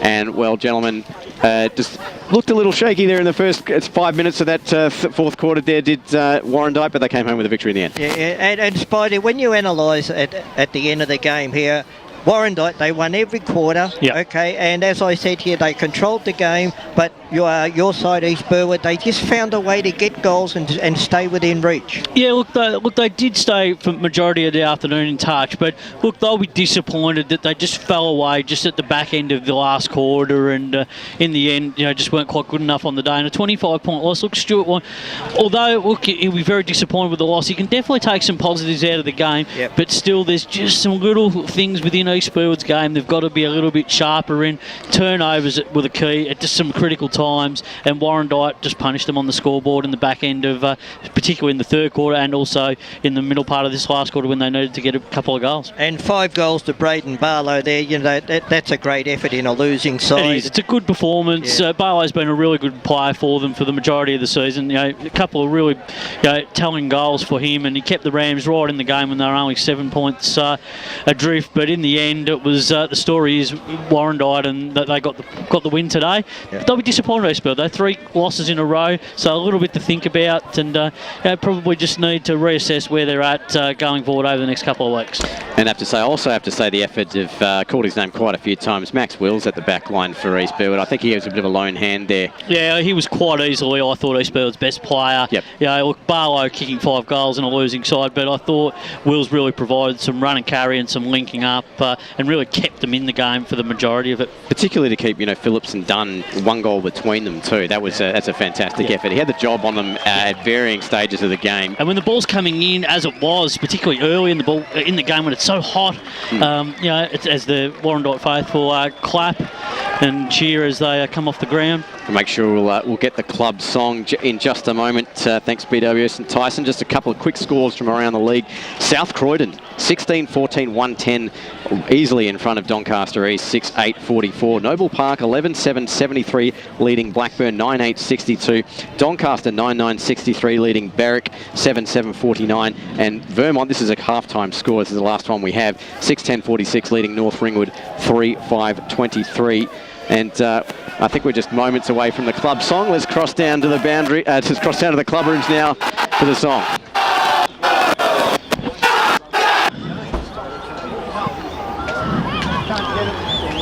Well, it looks like we're having a few reception issues down there. We'll have maybe, hold on. No, looks like it's too bad, so sad, unfortunately. Well, this is, I think we're just being trolled here by BWS. And so I'll just go through a couple of other scores while we're waiting. East Ringwood, 18-20, 128, smashing Lilydale, 3-2-20. Wanturna South, 18-13, 121, accounting for Upper Ferntree Gully, 3-9-27. Last updated score halfway through the fourth quarter. Park Orchards, 4-13-97, handily over Moralbark, 5-3-33. Croydon Montrose, that score, which was 1 point, the difference is half-time score, so we won't go there. second division. Just scores coming through. Make sure you keep those scores coming through to the EFNL app and also on Twitter. Got some updated scores. South Belgrave 19-10, 124 over Templestowe, 4-5-29. Ringwood last score 7-4-46 over Baronia, 3-4-22. The Basin 9-8-62 leading Mulgrave at 5-10-40. And, well, some interesting results coming through. And we'll just get Division 4 because there was a 4-point difference between Kilsyth and Sylvan at one stage. And we thought an upset might be on the cards. But latest score we have for them is, well, Sylvan looks like they've hit gear number 4 and they've run away with it. 12-17-89 over Kilsyth, 7-8-50. Forest Hill, 15-10, 100. Croydon North, 7-2-44. And Coldstream putting the absolute sword to Nunawading, 35-18, 228 to Nunawading, 3-5-23. Shellacking, no score coming in from Chirnside Park and Surrey Park. Keep those scores coming in, gentlemen. It's time to start thinking about players of the game and plays of the game. And I'm sure the goal kickers, well, that's a drop in the hat. Maybe Cullums or the last one. The goal of the day has to go to Oscar Hodgson, yeah. He took the game on. Yeah, the one at the end. At a critical stage, he took the game on from a mark outside the 50, forward 50. He's run 10, he's full length, kicked the ball. It's gone over the defenders and rolled through. That's definitely got to be the goal. Put the afterburners on and sealed the game, so well done. Right, yeah. No, that's... Sportsco Player of the Day, have we got any ones that stand out so far? Player of the Day, I like that very... I know it was a goal, but I like the player, that very first goal of the day that was Lewis Neat. Yes, that was it. That was. Point post, and he's kicked that first goal of the game. Yeah, that was a good one, wasn't it? I'd go with that. Yep. That was a really good player today, I thought. Any other ones that... No, that's happy with you, right? That's the two. That's the two. Now we only have to Neverland Store Player of the Day. Well, look, we look at 5 goals to Barlow in a losing side. You can't overlook that. There's been other players in the back line for East Burwood as well. Yeah, Logan was good. Yeah, Logan was good. Look, I personally like the work of Taylor Hayton in the ruck for Warrandyte. Yeah, Look, he's good. He all day. He was up against 3 opponents. Guys, yes. He rucked for probably 99% of the game. Yep. I thought he was outstanding, but I mean, don't leave it up to me. No, we'll get a No, we're not going to. We're going to get... Look, you'd probably go that way. Look, they had players that were consistent all over the ground. You know, both the Buckleys were quite good. They had winners in pretty much every area of the ground. But just in the, I mean, even you could even put a case up for. Richardson was even good at some times throughout the course of the game, but probably not quite to the level of best on. But look, who do you reckon, Ray? Oh, that's I just thought there was a lot of guys that sort of drifted in and out of the game. I mean, you look down some of the performances. I thought Brooking had his moments. Yeah, he was good in the first half. I thought. Tout sort of came into it for a while, but sort of went out of it. One or two others. I thought Hodgson was very good. He had a very good game. He, of course, kicked the goal, but besides that, he was also very good. And I liked the game of Raki too. He was really busy. He was very good early in the first half. Went out of it. He did. He granted, and he sort of buzzed around from time to time. But I think I'm pretty happy with Hayton. So I think he was. You've got to look personally. You've got to look at the work effort of those big ruckmen, particularly when he's been on the ground for 99% of the game. Yeah, no, I agree with that. And people crashing into his body for the whole game. And I think that's probably a fair assessment. I think Hayden was probably the best player on the ground. Yep, I'm going to agree with that. Not by peer pressure, but I also agree. I could have said Michael Cullum had a sneaky good game too. But he like Brett said though, in and out of the game. As far as a 4-quarter game, which is obviously how we judge this, it was hard. There was probably no one else that played. And as you say, Hayton had various guys from the opposition rotating on him. Yeah. But he basically did the whole day near enough by himself. Yes, I agree. So just to congratulate our award winners for today, Taylor Hayton taking out the Neverland Store Player of the Day. Tobin Brothers Goal of the Day going to Oscar Hodgson for his Q4 effort, and Sportsco Player of the Day to Lewis Neat of the East Burwood Football Club. But congrats to those boys. We'll hopefully be speaking to one or two of them down to room side when we can get hold of them. But fellas, looking now towards East Burwood, that's 3 in a row. If you're Stuart Wine, what are you looking for? Oh, look, you're just looking for continued improvement and probably more so that four-quarter effort. They just haven't quite put a four-quarter effort together in the last month, and that's probably reflected on what the results have been. They've been almost, but there's been just little parts in their game that have fluctuated, 5 minutes here, 5 minutes there, little patches in the game, turnover at critical times, which has come back to bite them, and subsequently they find themselves on the losing part. It's not all doom and gloom, though. I think they're a young, developing side. I think they can consolidate enough to win enough games to stay in the division. They look like they're forming a good basis. They do move the ball. I'd like to see them do a little bit more work in the inside part of the midfield at stoppage. I think occasionally there can be a little bit tentative there and it can get beaten. But on the outside, they're just as good as anyone. Let's cross down to BWS. Well, I've just come out of a very, very happy Warrandyte club rooms, and I tell you what, and it's all about this man today, and it's all about the club, but it's all about this man who's the heart and soul of Warrandyte Football Club. Luke, done 200 games today, mate. Look at the smile on your face. You're a very happy man. Yeah, still look extremely happy. It was a massive game. East Burwood are a very good team, and yeah, we played well. But Jesus, we should have kicked a few more, I reckon, especially myself. But look, just happy to take the win, that's for sure.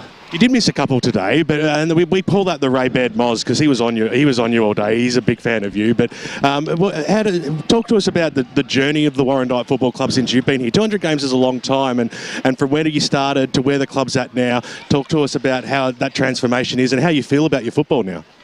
Oh, well, yeah, it's come a long way since 2006, my first game. Came when we won a flag in Div 4, then we get relegated, the club rooms get knocked down, we're out of portables for a couple of years, which was tough. And then, obviously, the stand was able to get built, which was fantastic.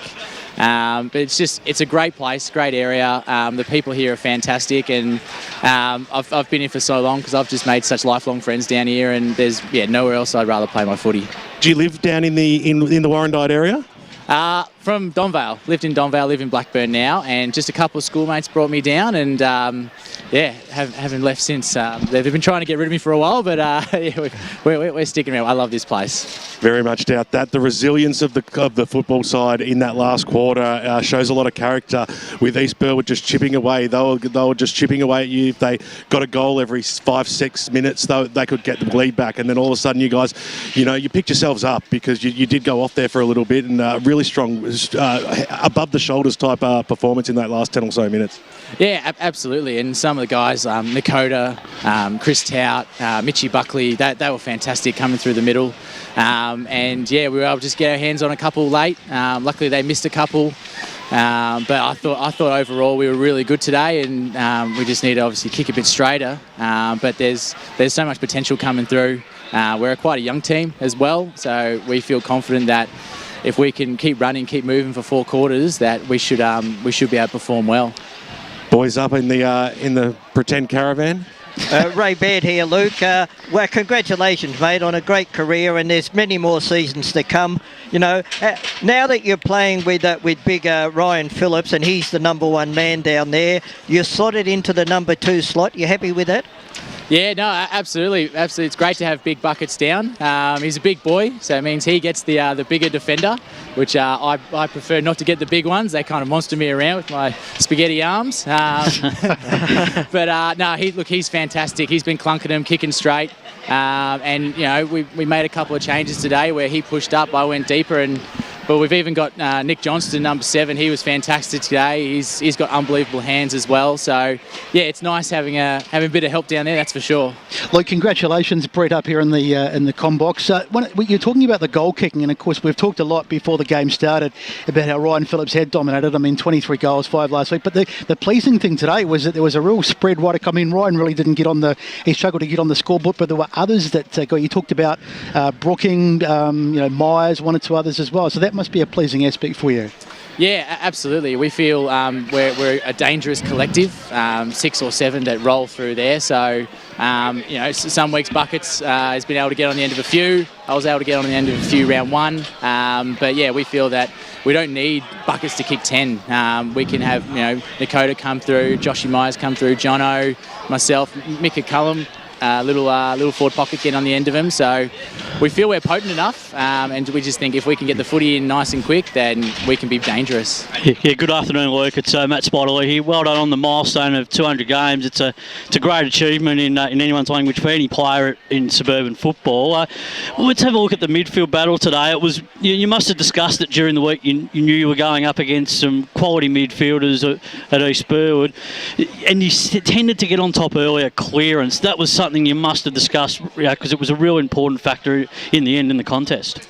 Yeah, well, we know they've got big bodies. Mariani and a couple of others who roll through. They're quite large. They're quite sizable. So we just knew we had to crack in. We had to halve that contest early, put our pressure on as much as we can, and then if we can get that footy first, then we know that we can run and spread. But yeah, it was tough in there. There was some big hits coming through. That's for sure.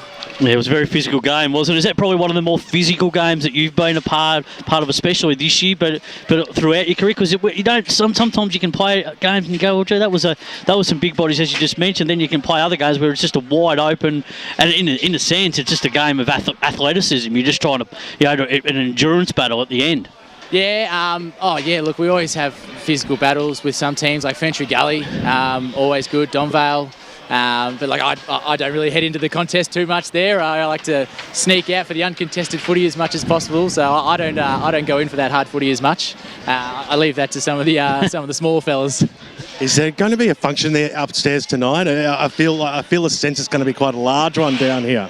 Yeah, we've got a aerobics night tonight, so I'm expecting Ray to come down for a few beers, and I'm sure you've got a nice kit ready to go. I tell you what, mate, I'd be the life of the party.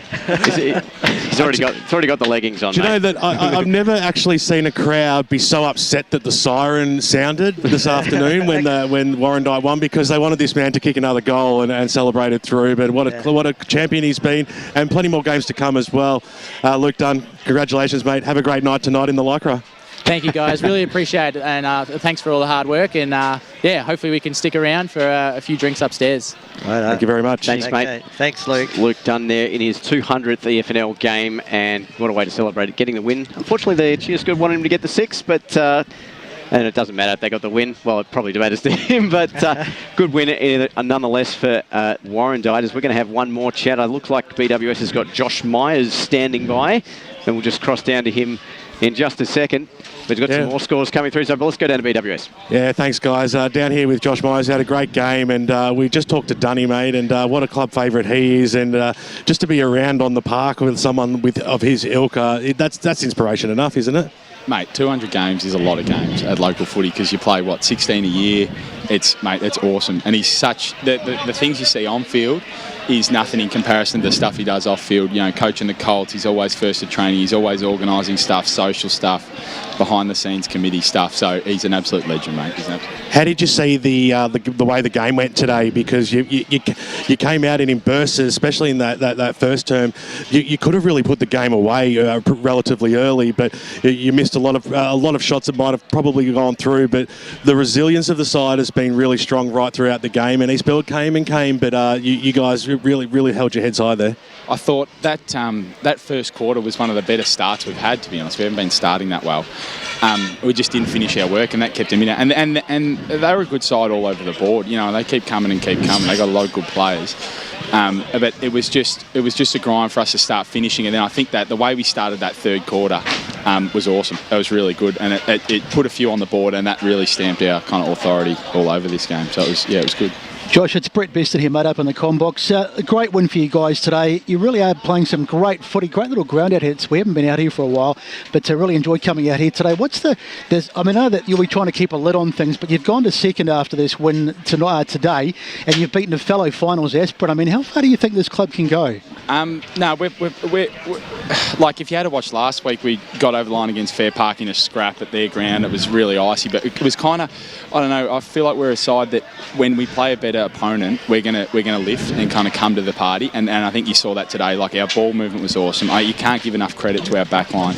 Our back line was spot on all day. Intercept marking, Lockie Buckley, Whitey down there, just playing awesome. And I think we're the type of side that get us on a good day, on when we're switched on and we're playing a good opponent, we're going to be right up there with the best. So all you can do is approach it every week and crack in, and then see where you end up in the final series. I mean, like, we had a good year last year, and then we played a side in the elimination final, went to extra time. So all you can do is rock up week by week, and then see where that puts you at the end of the year. But it's looking good so far.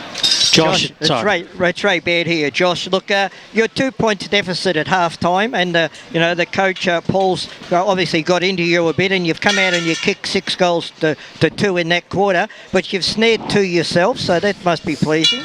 Yeah, well, yeah, it is pleasing, isn't it? I got a cheapie off the back of the pack, and then I kicked. They all count, mate. Yeah, they all count. That's right. That's right. So then got a little hit up and kicked a long goal, which was right on the edge of me distance. But no, it's good.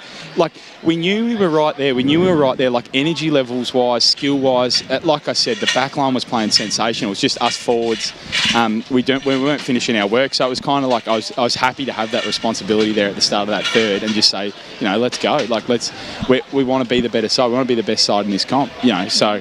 It's about taking the opportunities when you get them, so I was lucky to get a few today. Josh, it's Matt Lee up here. Congratulations on the win today. Your own personal performance, how have you rated it over the start of the season to now? And it's a big building block for the whole team going forward, because a big month of footy coming up for you guys. Yeah, it is. We started the year with Ferntree Gully, played really good. That was one of the better wins, but it's easy to be up for round one. You know what I mean? You're coming off COVID, you haven't played for a long time. And it was easy to be up for that. And then so we've struggled probably starting against the sides that might be inferior, and we kind of let them hang around. But I thought today was just huge. As I said before, the energy, the excitement, the way we attacked the ball, the way we used our skills. We back ourselves, like I'm sure you guys will see front there, the way we back ourselves to go through the corridor and switch and hit those tough kicks. It's hard to play against when we're up and going. So, no, it's good. And personally, it's been probably one of my better years, you know what I mean? I've been playing a bit of half forward. I've stepped into the midfield this year, and it's been really fun. I've been enjoying it. I've got good. You can touch my head as the wood if you want, mate. Yeah, that's right, exactly. So touch wood on that. But no, it's been fun. It's just fun playing with these boys. You know what I mean? That's what it's all about, playing with your mates, and that's what we do here. So it's good. And we love seeing the red down behind the goals as well. Like the younger guys getting behind it. That lifts you. That can get you a couple of goals realistically in a game, and especially in the tight one. It's great. Mate, you've seen. So they got the fan favourite big buckets down there, and I would not want to be playing on him at fullback because it is loud. I'm not sure. I heard you boys went down and threw a few interviews down there. I think that's very risky live TV. Sorry, yeah, it was good. It was good fun. Tyson got up on the back of the ute down there. It was like a scene out of out the back Mexico where there's 50 people on the back of a ute there. But thanks very much for having a chat to us. Congratulations. We'll see some more Warrandyte football this year, and have a great night in Lycra tonight. Hey, that's right, aerobics. So thank you very much. Enjoy, boys. Thank you. Thanks, mate. Thanks, BWS. Well, we've got about 6 minutes here to wrap up on the show, but just a quick score. This game started a little late out at Vermont. Vermont 8-14-62 at three-quarter time. North Ringwood 9-6-60. 2 points in it. Our man Brash all over it out there, so hopefully keep some tabs on the score as that one progresses. But, gentlemen, great game of footy this afternoon, and we're approaching the third, as we said, nearly the halfway mark of the season. And what have we? Obviously, we had 18 months with no footy. What are we sort of seeing from the season so far? This division's very even, boys, isn't it? Yeah. I was going to say overall, I mean, it's been a feature. We talked about it. It's probably just the rustiness of some of the goal kicking. I mean, the game could have been over in the first half if Warrandyte had kicked straight, but unfortunately they were wasteful in front of goal, and in the end they got up to win. But I suppose that's to be expected, having had such a long layoff. But that's the thing that sort of stood out to me. Yeah, I just thought in the end, you look at games, we're seeing a lot more contested ball. I think it's great that we're seeing so many close contests right across all the divisions, and I think that's all looking, going forward, I think that's a good thing too. It's very even competition right across the board. One of the pleasing things that I've seen from the little bit of footy I have seen this year is that the style of play is wide open because the grounds are a lot better. The ball's bouncing, the grounds are a lot better, they're not muddy, they're not bogged down, and having no football last year, I think that's made a good addition as far as open football. But I mean, you couldn't have got better conditions. Oh, no, I mean, this is spectacular out here today. This ground, as I said before, we could have played lawn bowls on it. It was just magnificent. You should be in cricket season here, mate. You'll see some good stuff then. There you go. Well, a few sand traps out there. I was going to say it's like BWS on the 8th fairway. But anyway, as we get ready to wrap this up, just one final score. The Basin 13-11-89, getting over Mulgrave 5-11-41. Gentlemen, Brett Beston, great call from you this afternoon. Thank you, mate. Good to be here. It's my first time out at Warrandyte, and I know I've gone on a bit about it today, but it's just such a beautiful spot. I was really impressed. We're up here on the balcony, and it's a great place. I'd love to come back sometime. Ray Baird, in special comments. Thanks, Steve, and thanks to Spider too, my co-man here today. Fantastic job, and I'll always love coming out to Warrandyte, no matter whether it's cricket or footy. And no matter where the scoreboard is or what side of the ground you're on. Spider, we'll see you also tomorrow on EFL looking Sunday. forward to wrapping it all up tomorrow. Pleasure to be here today, guys, and working with you all, and look forward to doing it again very soon across the footy season. I was going to say, mate, no ring rust at all. 5 years off and come straight back bouncing into it. Now, fantastic to have you back in the crew on the call on game day.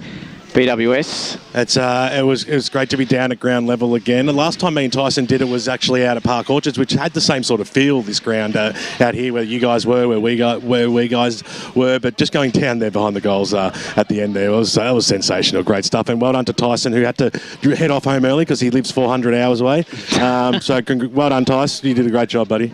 And particularly after going to the wrong ground to start the day. and just quickly to BWS, all those complaints about the sun and club room on the coaches' boxes on the wrong side, put in writing, mate, and I'll see what I can do. Excellent. You are the man that they roll out carpet for to kiss babies.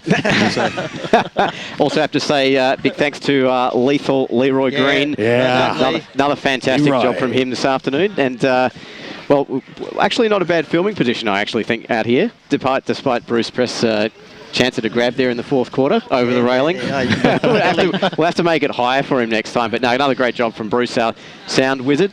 And Matty Fodier, obviously the leader of the pack. Another great program show from him. And I think that's everyone we've covered. But congratulations to our award winners, I should say. Taylor Hayton, our player of the day, and Oscar Hodgson taking out the goal of the day. And thanks to the Blood Bank for having us down here again.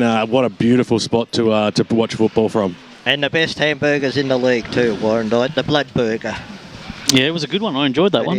I missed out on it. Well, I never trust if we're going to have catering or not. And I always fill up before and then I always regret it. So it's not an unwise thing to do. But anyway, as we'll get set to wrap things up here now from East Burwood, it was the Rams, 9-8-62, that fell to Warrandyte, 12-15-87. A comprehensive win here for the Warrandyte Bloods in Division 3. Spider, what do you reckon for EFL Sunday tomorrow? So who are some of the clubs you reckon we might get on from hearing the scores come through? I'll wait for the boss to send through the text message later tonight. But you're allowed. You're the new boss. No, I'm happy to wait. I'm happy to wait and interview anyone. Well, it's 2 points out at North Ringwood with 1 quarter to play. Robbie Nahas is always a good chat. A few weeks ago we had him on, so maybe another chat to Robbie if they get over the line. We won't jinx it for Brash out there, but it did start 20 minutes late, so. Maybe even chat to Ringwood tomorrow. Well, what's the score? It was 62-60 at 3/4 time as of 5 minutes ago. Between Vermont and North Ringwood. Just for people who've got in the car. It'll be the boil over the season. Doncaster were leading Berwick too at the last score. Yeah, Doncaster would be a good chat as well. Doncaster could be, if they get up. If you're on social media channels, get those scores through. If you're heading home from the football, everybody wants to know the go. So great job by Steve White here today, leading the team from go to woe. Fantastic call as well. And to you, Besto, great to have you back on the team. Don't we all feel like one big family here? Hope you've enjoyed the football this afternoon. We hope your team won. If they didn't, it doesn't matter because there's always next week. Stay tuned for EFL Sunday tomorrow morning with Spider, Steve, Matt and Damo. We'll see you next week.